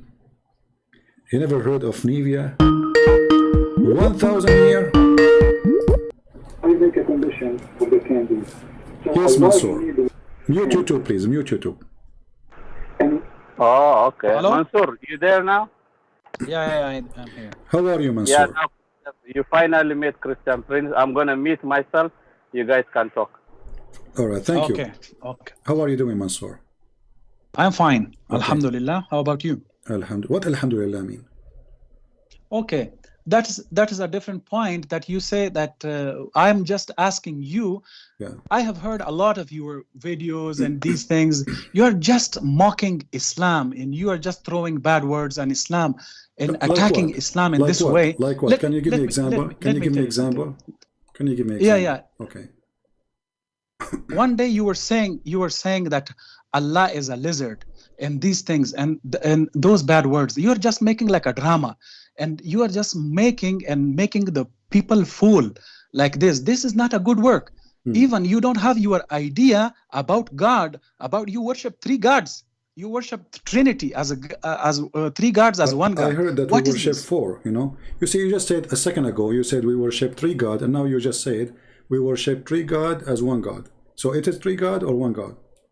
I am telling you, what is this idea? You say that you are monotheistic. What is this? If we ask you that what is Trinity, you say that Trinity is the Father, Son, and Holy Spirit. Okay, what is this? What is the Trinity? Everyone is God individually. You say yes. So where is that these 3 gods stopped at 3? How about the 4th one? How about the 6th one? How about the where in the Bible it says that it stopped at 3? That is a good question. That's a good question. Let me. Okay. Let me tell you something else. Okay. Let me tell you something else. No. Hold on. We one by one. Let me tell you something. Let me tell you something. Tell me something. And the Hebrew, in your Bible, and the New Testament, and the Hebrew chapter 7, verse 1 to 3. Okay. It says that there is a person who has the qualities like God. Who is this person? You don't know. These are man-made verses in your Bible. Okay. His name is Melchizedek. Okay. You just fool people like this, and you are just mocking Islam. And that way, you're just fooling yourself. Okay. You are just taking partners with God. That's not a good idea. That you are attacking Islam like this way, and you every time you are just mocking and joking on Prophet Muhammad sallallahu alaihi wasallam. Okay. This is not a good idea. Right. This is not a good idea. God cannot be a man. I'm telling you. Okay. If God can be, let me tell you something. Okay. Well, if God you can said be, I give you a chance. You are shooting like a gun machine and stop. First of not all, a gun machine. First of no, all, no, no, no, Hebrews no, 7. no. Just me. Let me. Hebrews 7. It says he is a priest of God, the Most High. So you lie. He's a priest of God. It doesn't say he's a God. So you are lying. Okay. Secondly, okay. said, No. You just I told you you are just putting words. You are just putting words on my mouth. It's I you told who said you he's God. that some qualities are just fitting like God. What is this person? Can this person happen? Can this thing happen? What? No. Okay, hold on. Is this person in the Quran? Melchizedek. Who is this person? I'm asking you, is this person in the Quran? I asked you. Explain this to me. What is this? I just explained to you. He is a great man. He's a great man. What kind of great man is this? He is a great priest of God, which means he was preaching righteousness between people. Okay. Answer this me later. First, answer me about the Trinity. What is Trinity? So now you are jumping from a place to a place. Okay. No. So now, no. Just answer to me. Just answer me. What is the Trinity? I'm telling you. Okay. Everyone is easy, my friend. Okay, easy. Oh, easy. Yeah, really? let me talk, because you don't want me to let me talk, and you are asking me question one after one. So you say, but I have not finished. My friend, I want to put one. I know you're not finished, but let me answer you the first questions you asked. Didn't you say how God can be a man? Let me answer you, my friend. Are you adult or you are a kid? Don't say these words. No, I am asking you, why you don't let me answer you about what you. Why you don't let me answer you about what you ask?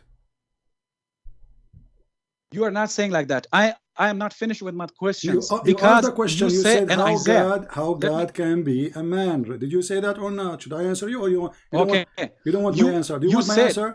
Do you want my answer? Yeah, write down what I say to you. Write down. I'm asking you. I told you what is Trinity. Do you want me to answer?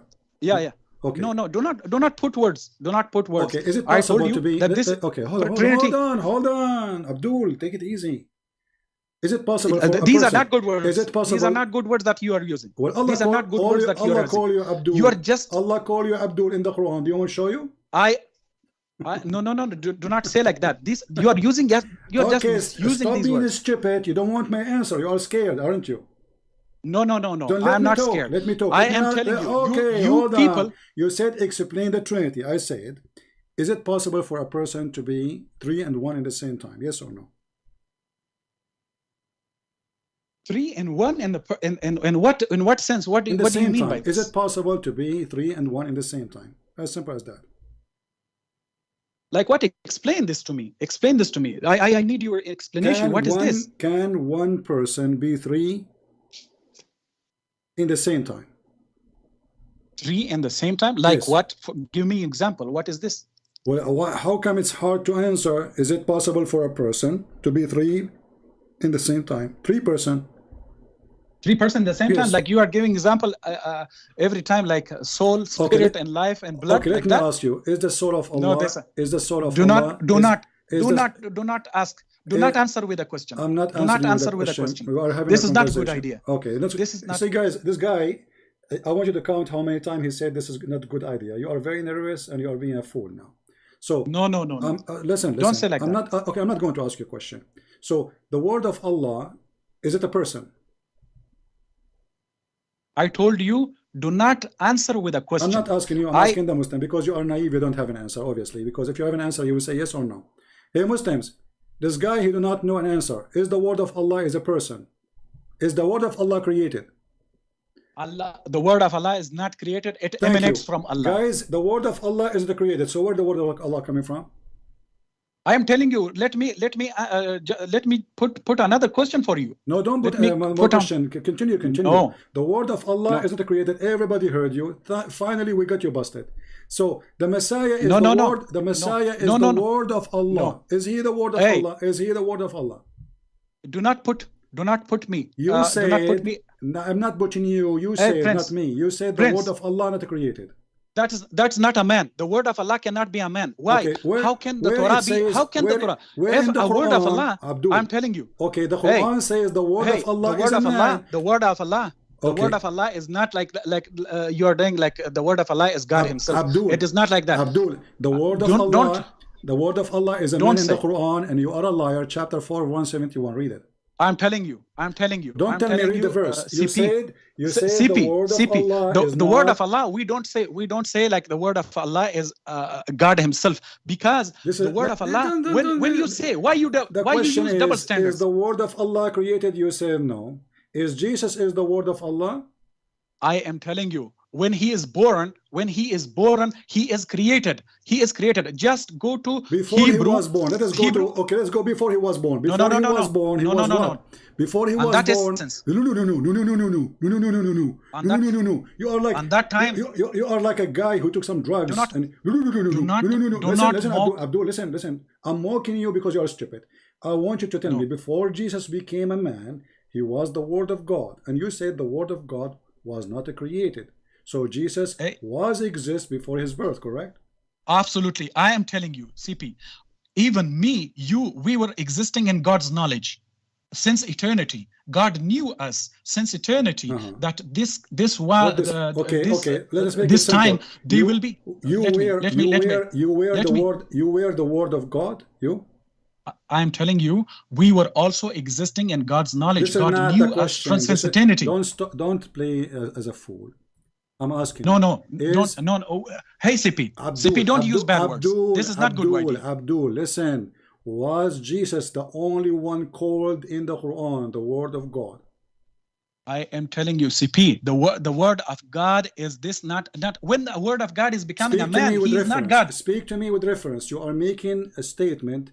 Funny statement, and you support yourself with nothing. I can support myself with a statement from the mouth of your prophet. Is it true that your prophet, he said that the Messiah is Ruhullah wa kalimatahu? He is the Spirit of Allah and he is his word. Yes or no? Okay, I'm telling you, CP, when the word of Allah, when the word of God is becoming a book like Torah, so why the people don't worship? No, do not say like that. Focus on me. Did your prophet, I want an answer. Why are you ashamed of your prophet? I am telling you, not ashamed. I'm proud of Alhamdulillah. No. I'm telling Alhamdulillah. You. Why you don't answer? You are just misusing. You are insulting. You are insulting by these kind of mocking and insulting. You cannot make sense. You cannot make sense. Are you saying your prophet don't make sense because he is the one who called Jesus the Spirit of Allah and the Word of Allah? Did he say that or no? I'm lying. God. When the word of Allah is becoming a book, why that book like Torah is not God? This is not a question. This is not a question. You potato. Why not a question? You see why I call you potato? Why you use double? The question is, did your prophet describe Jesus as he is the Word of Allah and the Spirit of Allah? Yes or no? Let me answer this. Let me tell you something. No. I want an answer. Yes or no? Either get me busted. I'm giving you. Listen, I'm giving you the information. Busted, Do not say, mute hey, me. Christian Prince, you are lying. My prophet did not say so.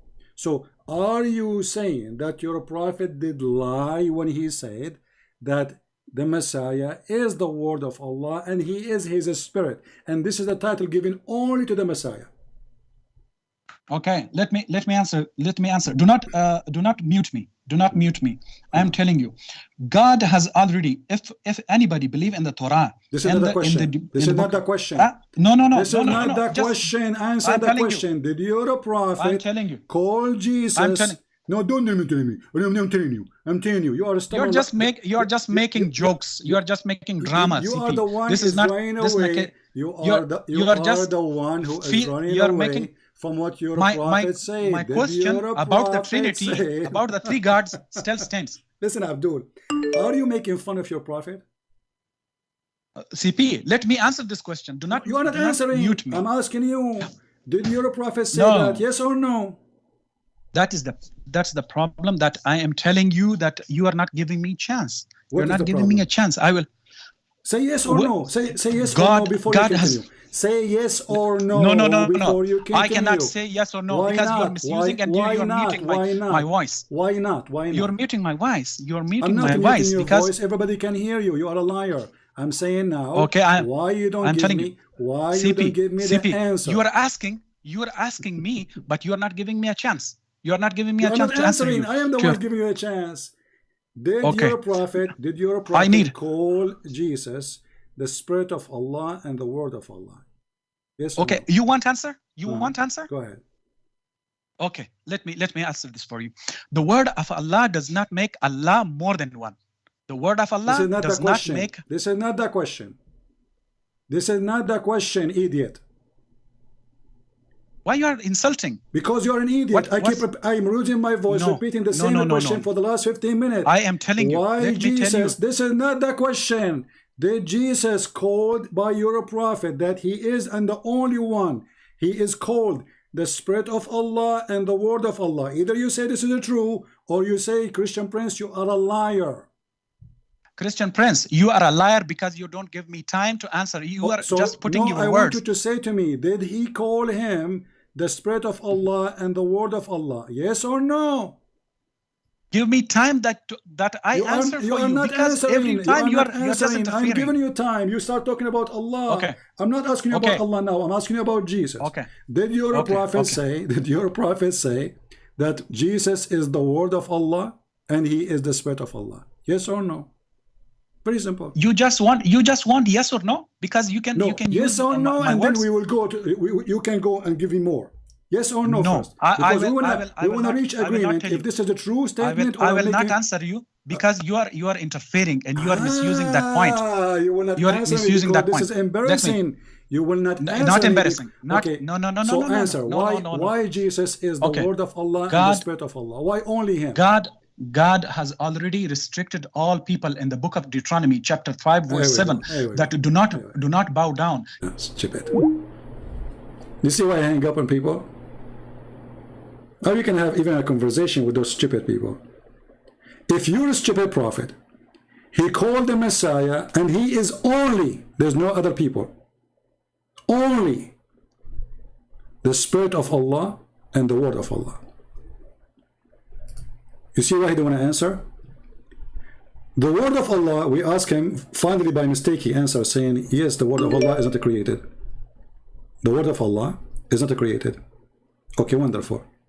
As long as the Messiah is the Word of Allah, and the Muslims, they add things in the Quran to make it look different, but in the Quran doesn't say be and not be and this garbage. He is the Word of Allah and he is a spirit, the Spirit of Allah proceeding from him.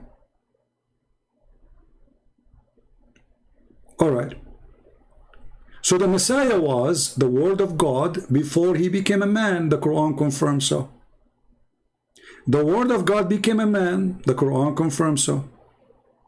This is in total agreement with John chapter 1, verse number 1 to verse number 14. In the beginning it was the Word, and the Word was with God, and the Word was God. And the Word became a flesh. That is the Messiah.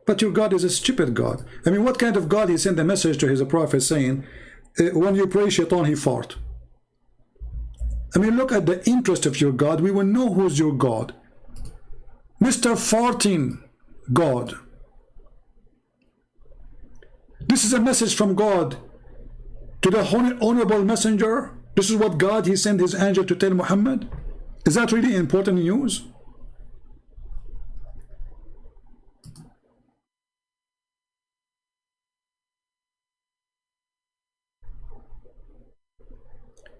If this is what God, he said to a prophet, well, this is a very silly, stupid God, and the one who received it and he told it is a stupid prophet too.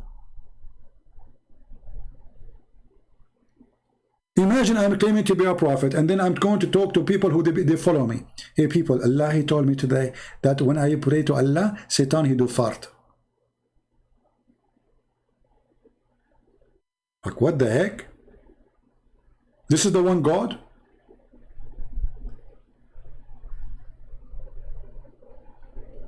Obviously, he's one stupid God. No. He is so afraid to let me finish my sentence.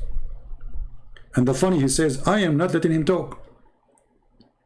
Always when I speak to Muslims, I say yes or no. They don't want to say yes, they don't want to say no. Did your prophet call Jesus and only Jesus the word of Allah, the spirit of Allah? Either you say yes, and then we continue, or you say no, and now it's my duty to prove it.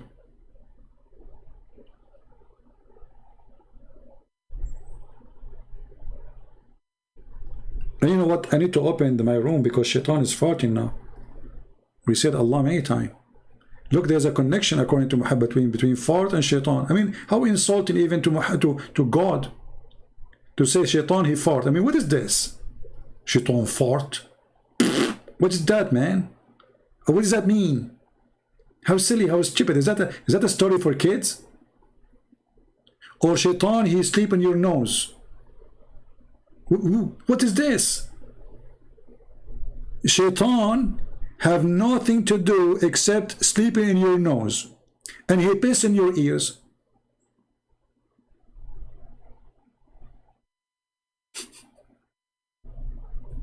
Look, what's wrong with people? We have one God. We have one. You have one idiot, stupid God. Your numbers is not important for us. He's 1, he is 0, he's minus. We don't care. What we care is this is stupidity. Shaitan, he sleep with the Muslim women when the man, he sleep with her if he don't say the name of Allah prayer. He round himself around the private part of the man. But what is that? That means Muhammad himself, his mother, she gave birth to him by Shaitan. Because Muhammad's father is not a believer. And he was doing boom boom to Muhammad. The admin can post the link for you about that. Which is that, man? This is silly, stupid. This is insulting even to Muhammad.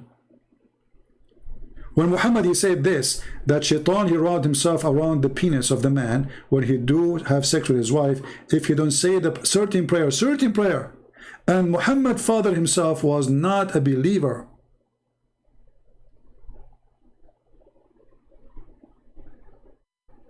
That's mean Muhammad's father is Shaitan. He is the one who slept with Muhammad's mother. No.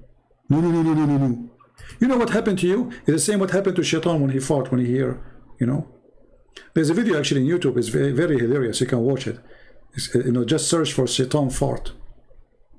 You will die laughing. The Sheikh is explaining to you how Shaitan fart.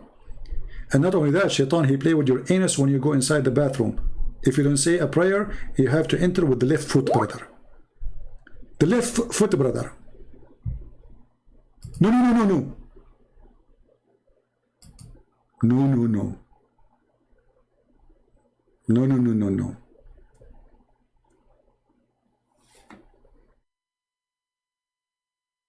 Ah, Lord have mercy. Any Muslim?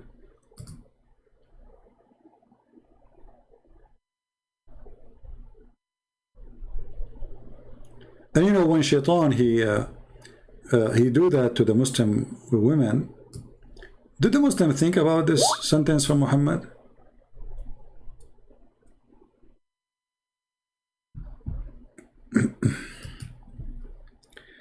Please don't text me.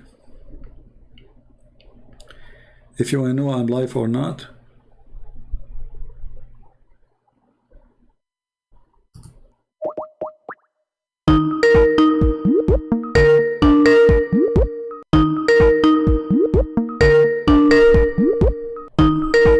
Let us see if he's a Muslim. Hello? Hello. Yes, we are live on air. Hi. Hello, CP. How are you? I'm fine. You are a Muslim, right? Yes and no. Yeah. You're still a Muslim? No. Oh, you left? What Yes happened? and no. Yes and no? What does that mean? Yes and no. Yeah. What does that mean? How is that? Yes and no. How is that? I was a Muslim. I was born Muslim. Okay. And no, because I know more. Oh, so you are not a Muslim no more. What happened? Why you left Islam? Yes, after reading the history of Islam. Okay. Did you read the chapter No, No, No? No. No? Okay, here we go. We have one more no. All right, so you read the history of Islam and you decide to leave Islam. What do you think about the science in the Quran? Don't you see the videos on YouTube about science in the Quran? Quran is full of science, man. It's all garbage. It's garbage, It's huh? all garbage. Yeah, It's all garbage. So you know it's a fraud, right? It's a lie. It's a fraud. It's just garbage, you know. We were told from our childhood something, and we were fed with so many stories from childhood. But when we open our eyes and when we read in the books, nothing is there. There is no baby in the pond. So they are just lies. That's what I realized. What do you think about the logic of Shaitan fart when he hear the adhan? Do you think that this is affecting the global warming? You know, do you think global warming because of it? It is just farting, CP. I just say it is farting. Muhammad was farting everywhere, yes. In Hadith, in Quran, everywhere. This is a fart. It is just, but you know, always you need to ask yourself, what kind of a leader, even he mentions such a thing? I mean, what kind of a man he is? This is stupid. This is silly, you know? A prophet of God is standing teaching his followers that when we pray to Allah, Shaitan he fart and he turn his back and like, you know, like, and how come we don't hear him? And what the purpose of it? CP, after reading all the books of Islam, I have just come to realize that we really doubt about whether Muhammad existed at all. Was it a man-made religion? Well, you know, whether he really existed. Muhammad exists or not, that will not change anything. But why not? Muhammad can be exist. There's Edith and exist now. You know, I mean, there's many people. If you give them a chance to give in to Muhammad, they will say the same as Muhammad. Why not? There's many. No. I really doubt the existence of the Prophet Muhammad. Maybe somebody existed by name Muhammad, and maybe a warrior. Maybe he conquered the land, and they made him a prophet later. Yes. That may be the factor. Maybe, we don't know. Well, you know, but for us, we debate. Especially from the recent archaeological evidences and all, which Professor J and the other, I think Dr. Shadi or something is. We are seeing the videos. They all point to, you know, the same story that nobody existed in 632. And Qur'an never existed in that period, and the Islamic coins were not there in that period. It all happened maybe after 150 years later. Yeah. All right. Well, my friend, I want to thank you for, you know, I thought you are a Muslim, that's why I called you. But as long as you are not... I'm still a Muslim. Yeah, by name I'm still a Muslim. Yes, by identity I'm still a Muslim. Yeah. Yeah, by name you are still a Muslim, but you are not Muslim. Okay. Yeah, by faith, no. Yes. That's why you don't earn the time you wanna you know, I speak to you because, you know, I debate Muslims and you are out of Islam already. Anyway, no, I wanted to talk to you, CP, from a long time. Okay. Yeah, I have a request with you. Okay. See, you are so well versed in Islamic history. You are so good in Quran and Hadith and Bible, and you are so good proficient in Arabic, you know, like tafsir and history and all that. My request is, why don't you come out in open and debate with the big scholars you know, David Wood is debating, like Sam Shamoun is debating. They all come out in open and they debate. The debate was Really, I never saw I never saw David Wood debating any scholar. Like who? They were, I have seen in YouTube, David Wood was debating whether there is a scholar or not. Kids. They are debating with the Muslims. Those aren't scholars. Those are a bunch of kids. Those aren't scholars. Yeah, maybe a bunch of kids. Yeah, maybe. But they are also. Yeah, but anyway, you know, for me, what I will do, I mean, what, my friend, did you have difficulty to text me and to call you? You just text me, I called you, correct? Okay, so they can do the same. What I can do, I'm going to chase people. I can't force people to debate me. However, if you want, ask those people who you think they should debate me, and ask them why you don't call Christian Prince and debate him. I will call them. Give me their Skype. They will not accept that type of invitation. They want type of debates like, you know, David Wood, like Sam Shamoun, open debate. Come out in open and debate, and definitely I'm sure you will blast every of. Actually, the debate they are doing with David Wood is not open debate. There's no open debate. They have a topic, and they are putting conditions. You call for the debaters. You call for debate. Let it be an open debate, not a topic. My friend, how I can call? Okay, do you know a person you want to call? Give me his Skype. I will call him. Text him first. Says, can Christian Prince call you? I will call him. You are all big names. You can arrange debates. I do not need to arrange. They have to arrange, because I am here challenging everybody. So if you are asking me to debate somebody, why don't tell the guy, at least give him a Skype, give me his Skype. I will call him right now. You know, you don't need to call me. I will call him. Yeah. And I have noticed, all of the time you are having debates. You know, yeah, in your debate TV, only this. Whoever is calling will have no idea about their books, no idea about their religion. They would not have read Quran. They would not have read Hadith. No, my friend, we debated big sheikhs, not those on YouTube, and you can watch my videos on YouTube. No, we have debate. I have a debate. Hold on. I have a debate with the highest sheikh of the Shia in all of USA, Hisham al-Hussein. He have interviewed in Fox News more than 5 times. I debated with the head of the Islamic Sunni Mosque and organization in Tennessee, I think, Dr. Nabil Baikli, and the Imam of the mosque, Malik Sar. I debated the doctor from Azhar University, Dr. I forgot his name, Rohi, Dr. Rohi. I debated, many. So what I would do, whoever comes. So don't, I don't like to hear those things.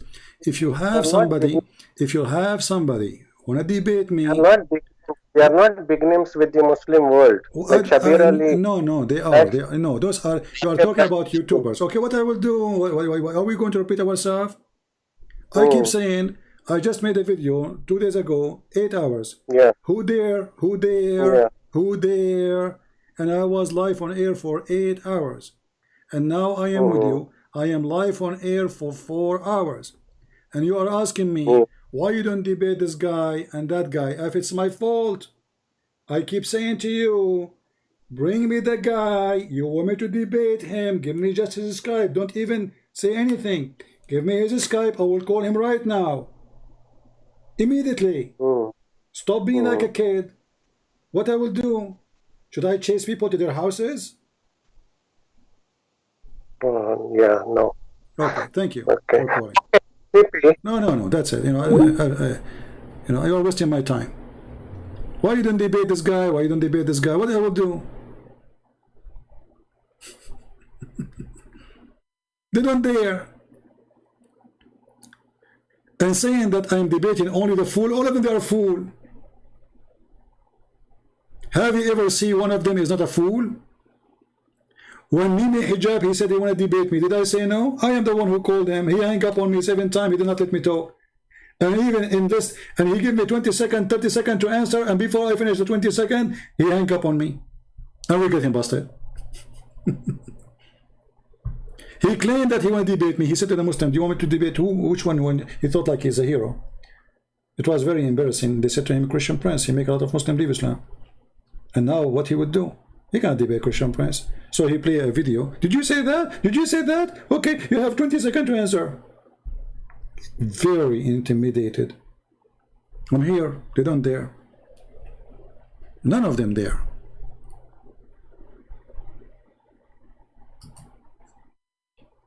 They will debate someone like David Wood, because David Wood don't present any risk on Islam. Yeah, he will. You know, he have little knowledge, but not much. He don't speak Arabic. He don't know much except what is translated, and what is translated always is wrong.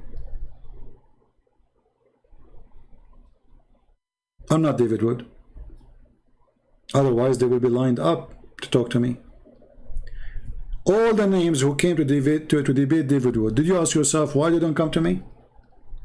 Here you go. They call David Wood in his program. They don't do that to me. What is the problem? The problem is very simple. They knew what would happen to them.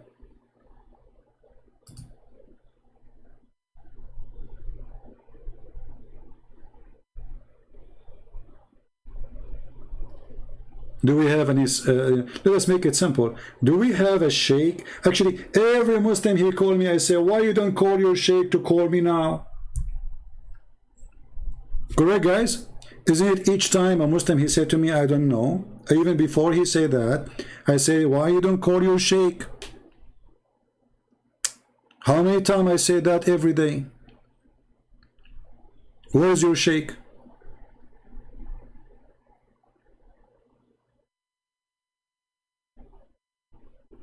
I am the one who asked him, and I am the one who's asking you. So this is a childish talk. Why you don't debate this guy? Why you don't debate? Here we go, I'm here. My Skype is open for everybody. I don't know who's calling me. I have no idea. I don't know how strong he is. I don't know how weak he is. I don't know how smart, how dummy.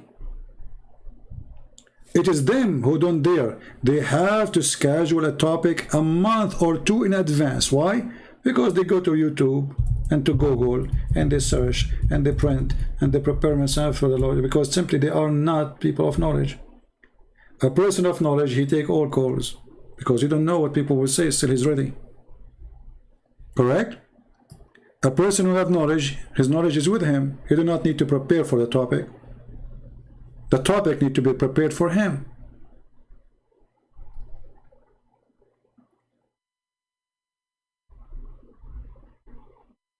But because they are fake, they need to prepare themselves.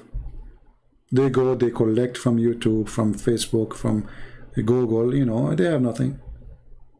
Like the guy who called me. No. He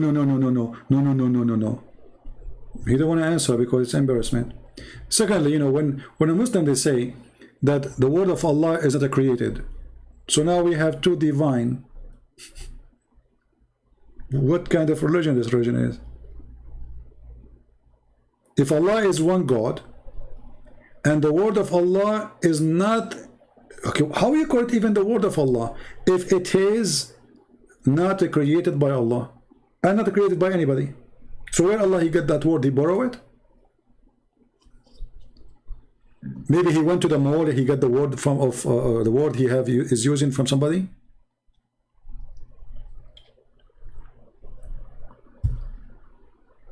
Now we are live on air and I am here for more than 4 hours and 15 minutes.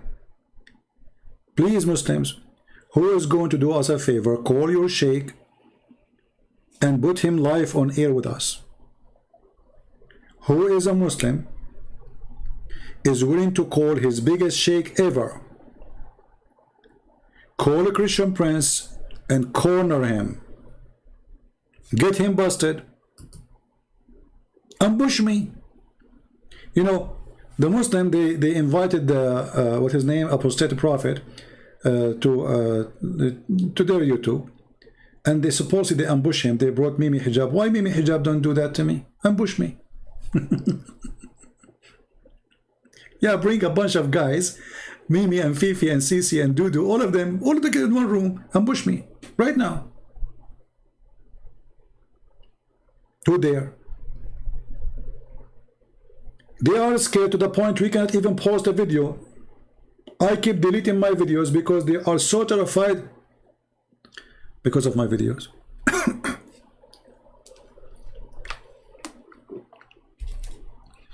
Everybody have my videos except me. Can you believe it?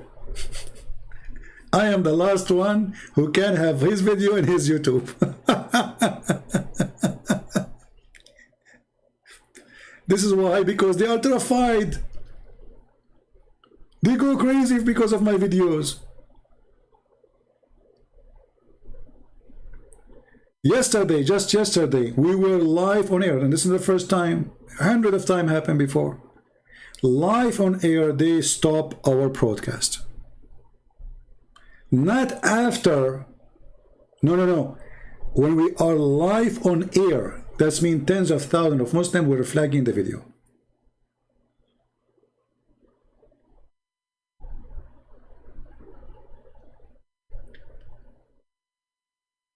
They are terrified. And you know what? The more you do that, the more I receive support from people. Because the Christian, they are relaxed, they don't understand, they don't, many of them, they don't really see how valuable what we do. They think, okay, this guy is, you know, making Islam look embarrassing. But they do not know that I do what an army cannot do. We do not need to invade Afghanistan to bring peace to Afghanistan. We need YouTube in Afghanistan. A video is more powerful than an army. They fear the truth. They fear their children see the truth. They don't want the truth to be seen. All those who call me today and they are ex-Muslims, did you ask yourself how they became ex-Muslims? Because they start seeing things they never saw before. This is what they fear.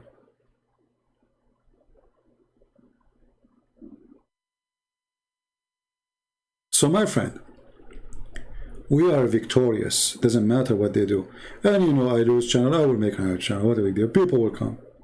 We'll join right away. If I shut down now my stream, 5 minutes after I will have 1,000 people watching. And maybe I will do even Telegram. Maybe, I don't know. We will see. There's many places. And maybe even post, and actually, you know, I want to finish my books too. I'm working hard these days in the Quran translation.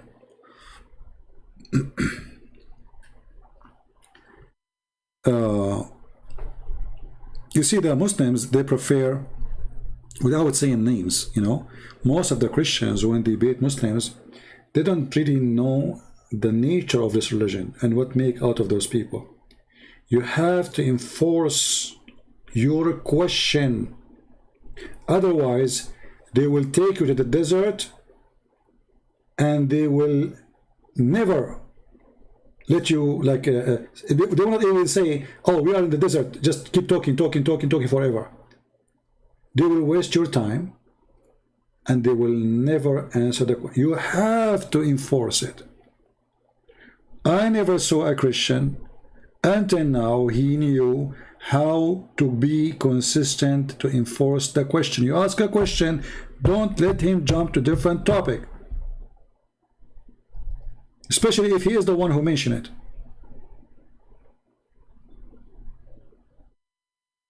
What the Christian they do, the Muslim he spoke about Trinity, suddenly he speak about a different person, suddenly he speak about different person, suddenly he jump to different person, and you jump with him. And then there's no benefit of all conversation, because you could not confront him in anything. One at a time. What do you want to talk about? You see, I even give them the opportunity to choose their topic.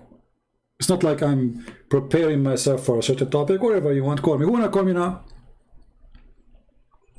Who wanna call me now? Who is a Muslim? Wanna call me now? A Muslim sheikh.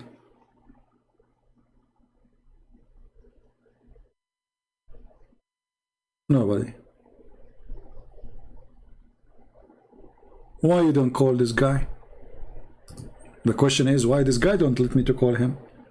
In order to call him, you have to give me your Skype. I use Skype. I don't use phone or anything. It's for free.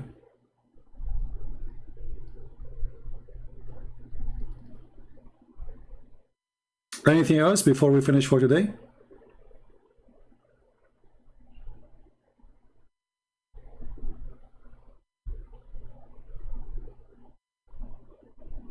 Anyone? Show you? You want me to see my face? Well, I'm afraid that if your wife, she see my face, she will leave you. Same what happened to the wives of Muhammad. Aisha and Safwan. Yeah, show your face.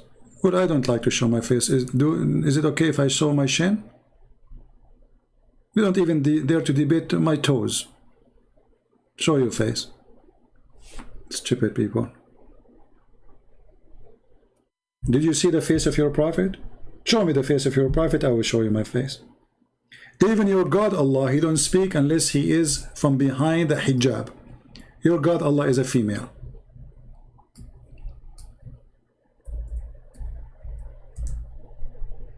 Did Allah say that Allah spoke to no one except from behind the hijab? Chapter 42, verse number 51. Do you see it? Your God Allah is a female. And the word there is used is hijab. Prove me wrong.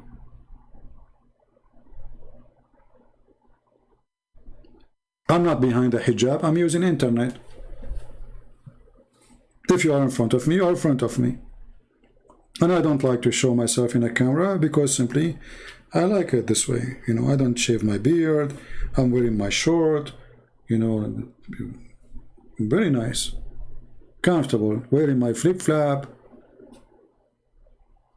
You show your face because you are handsome. You are Zakir Naik, you have a beard. Zakir Naik, because he is very handsome, he shows his face always. I'm not handsome. What my face have to do with the topic? Because they are silly, stupid. They have nothing to. They have no argument to refute me. Show us your face.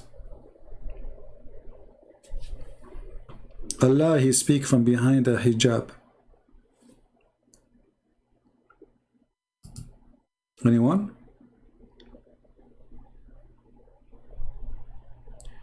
Can you show me the dumbest thing in Islam?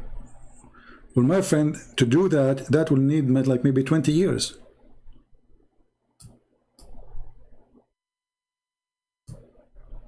Like, look, I mean, this guy, he gave me a very simple question now. Giorgio, how are you, my friend? This is impossible mission. I will not sleep for the coming century. All of it is dumb. But I will give you an example of something dummy.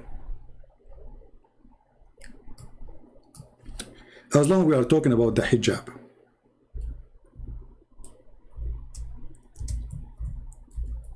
When a blind man, he came to Muhammad.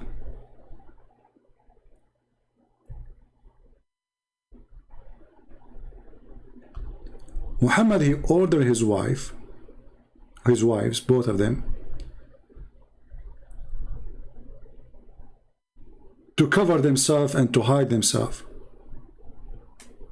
The wives, they said, but he is blind.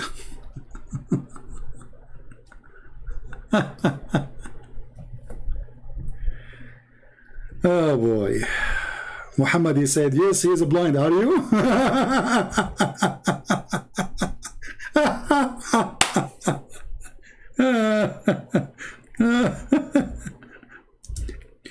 Are you? You stupid idiot. If they are covering themselves, nothing changed. Are you saying to them they cannot see themselves?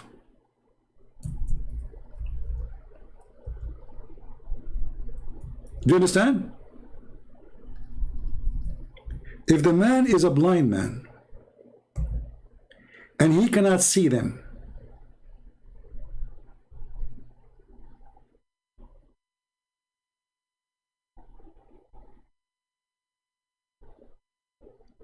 And Muhammad, he says, well, he is blind. Are you? So what they did now, they cover themselves, they cannot be seen from themselves.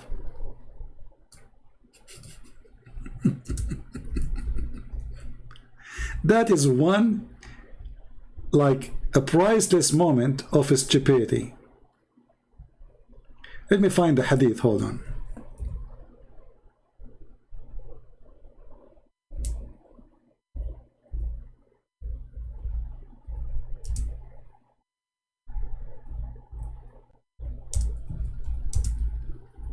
Let us see.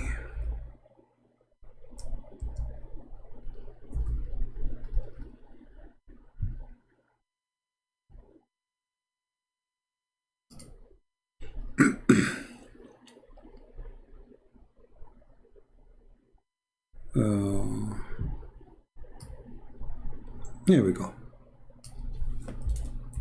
Read and laugh.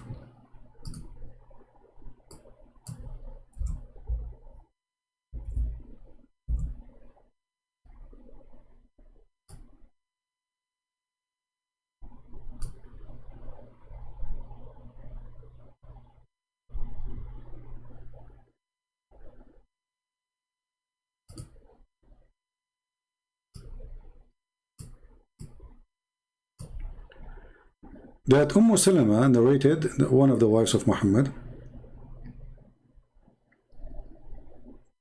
and Maymuna was there, and the man, his name is Ibn Maktoum. He came and he is a blind man. So when they were there, Ibn Maktoum, he came and he entered upon him. And it was after veiling had been ordered for us. The Messenger of Allah says, veil yourself from him. So I said, oh Messenger of Allah, isn't he blind such that he cannot see us or recognize us? He said, are you blind too? That is one of the most funny, stupid, dummy things ever. Because now, after they cover themselves, what changed? Nothing. But because his wife, she got him busted, he don't want to admit that he's stupid when he ordered him to hide himself. You know? He don't want to admit that he was stupid when he said that sentence. So now, he said, oh, what about you? Are you blind too? But we know that Muslim women are allowed to see. Muslim women are allowed to see men, especially the husband is there. He's in the house and the guy is blind. He can't see them. If they move around in the room, he can't see anything. So when they wear the veil, what changed?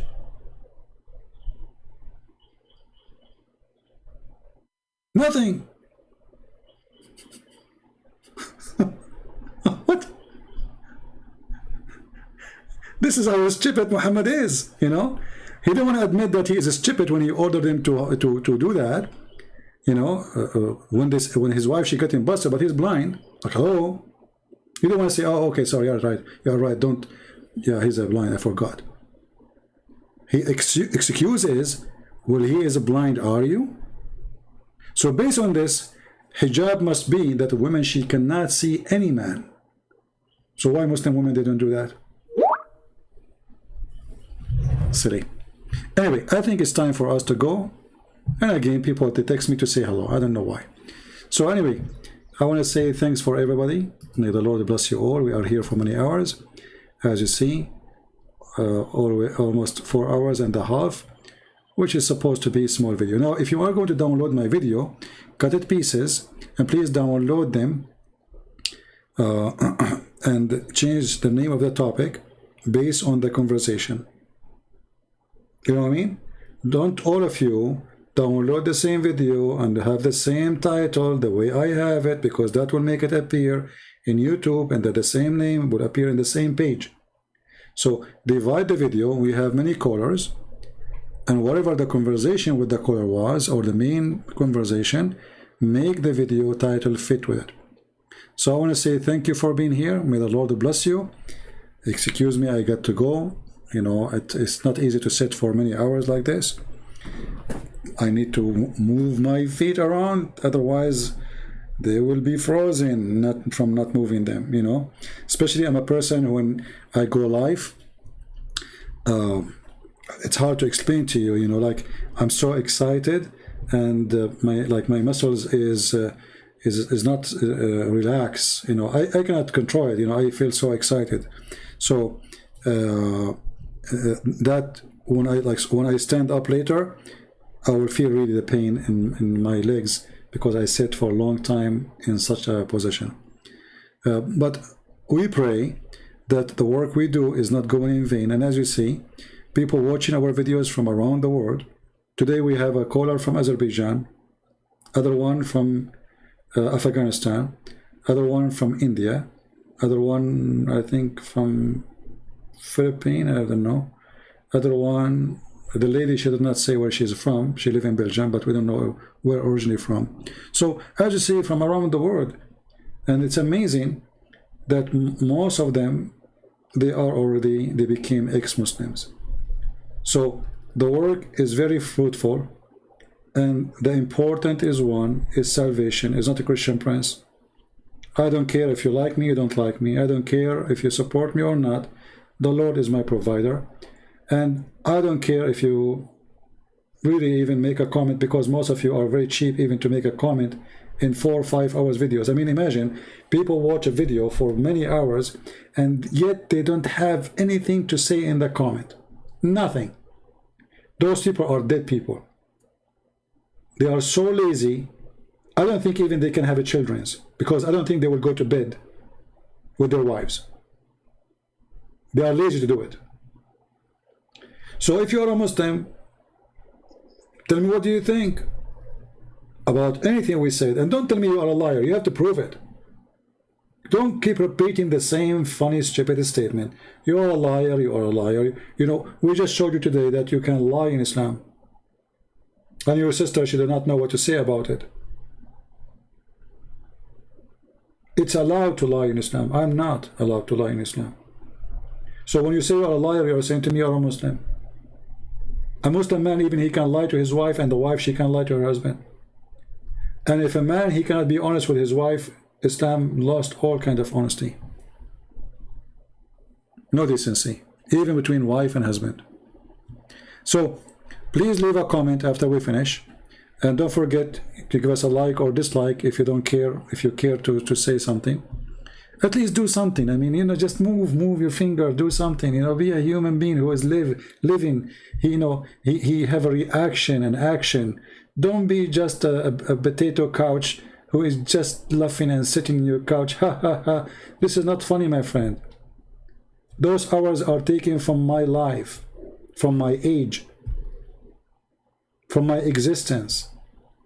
I'm a person who spent years and years and years consistent every day, staying for many hours, fighting the same fight. I'm not here to be your comedian, even though I try sometimes to make you laugh.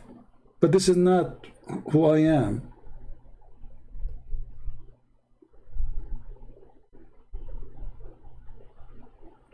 I'm not here to be a comedian. I'm here to be me, truthful, sharing the truth, fighting for it. We are here to save the Muslims, to love the Muslims, not to kill them, not to hate them. We want peace, we don't want war. We want people to be neighbors, friendly, lovely. We want people to support each other. If you see a Muslim need help, help him. If you see a Christian need help, help him. If you see an atheist need help, help him. We need to be back to humanity, and I see that the only one who can bring us back to our humanity is Jesus. For he is the only one who said, love your enemy. And that will make us a human. Again. We are not created to kill each other. For there is no winner. The killer is guilty and he will go to hell, and the victim, he's your victim. You just took his life. No winner.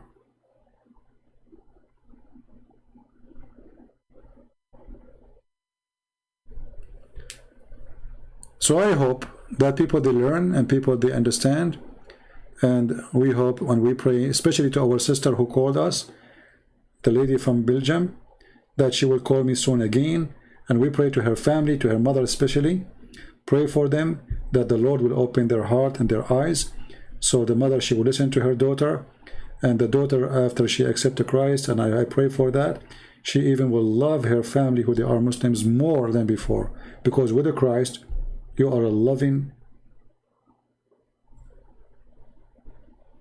I don't know what to describe it as a person. Let us say you are a loving engine. You know, everything around you will look different. And don't make anger from things you see around you bring you into hatred. Be angry, no problem. But don't be angry like a fool. Don't be angry to become a criminal. Be angry to fix, not to destroy. Be angry to make it better, not to join the evil. We need a good anger, which is positive.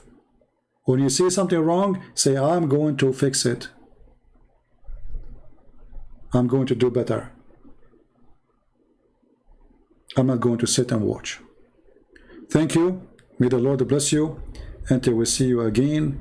This is your brother Hambly, Christian Prince, was with you for a few hours. Not too many. Only 4 and 5 hours. Until we see you again. Christ is Lord. Islam is false. And we prove it every day. Take care.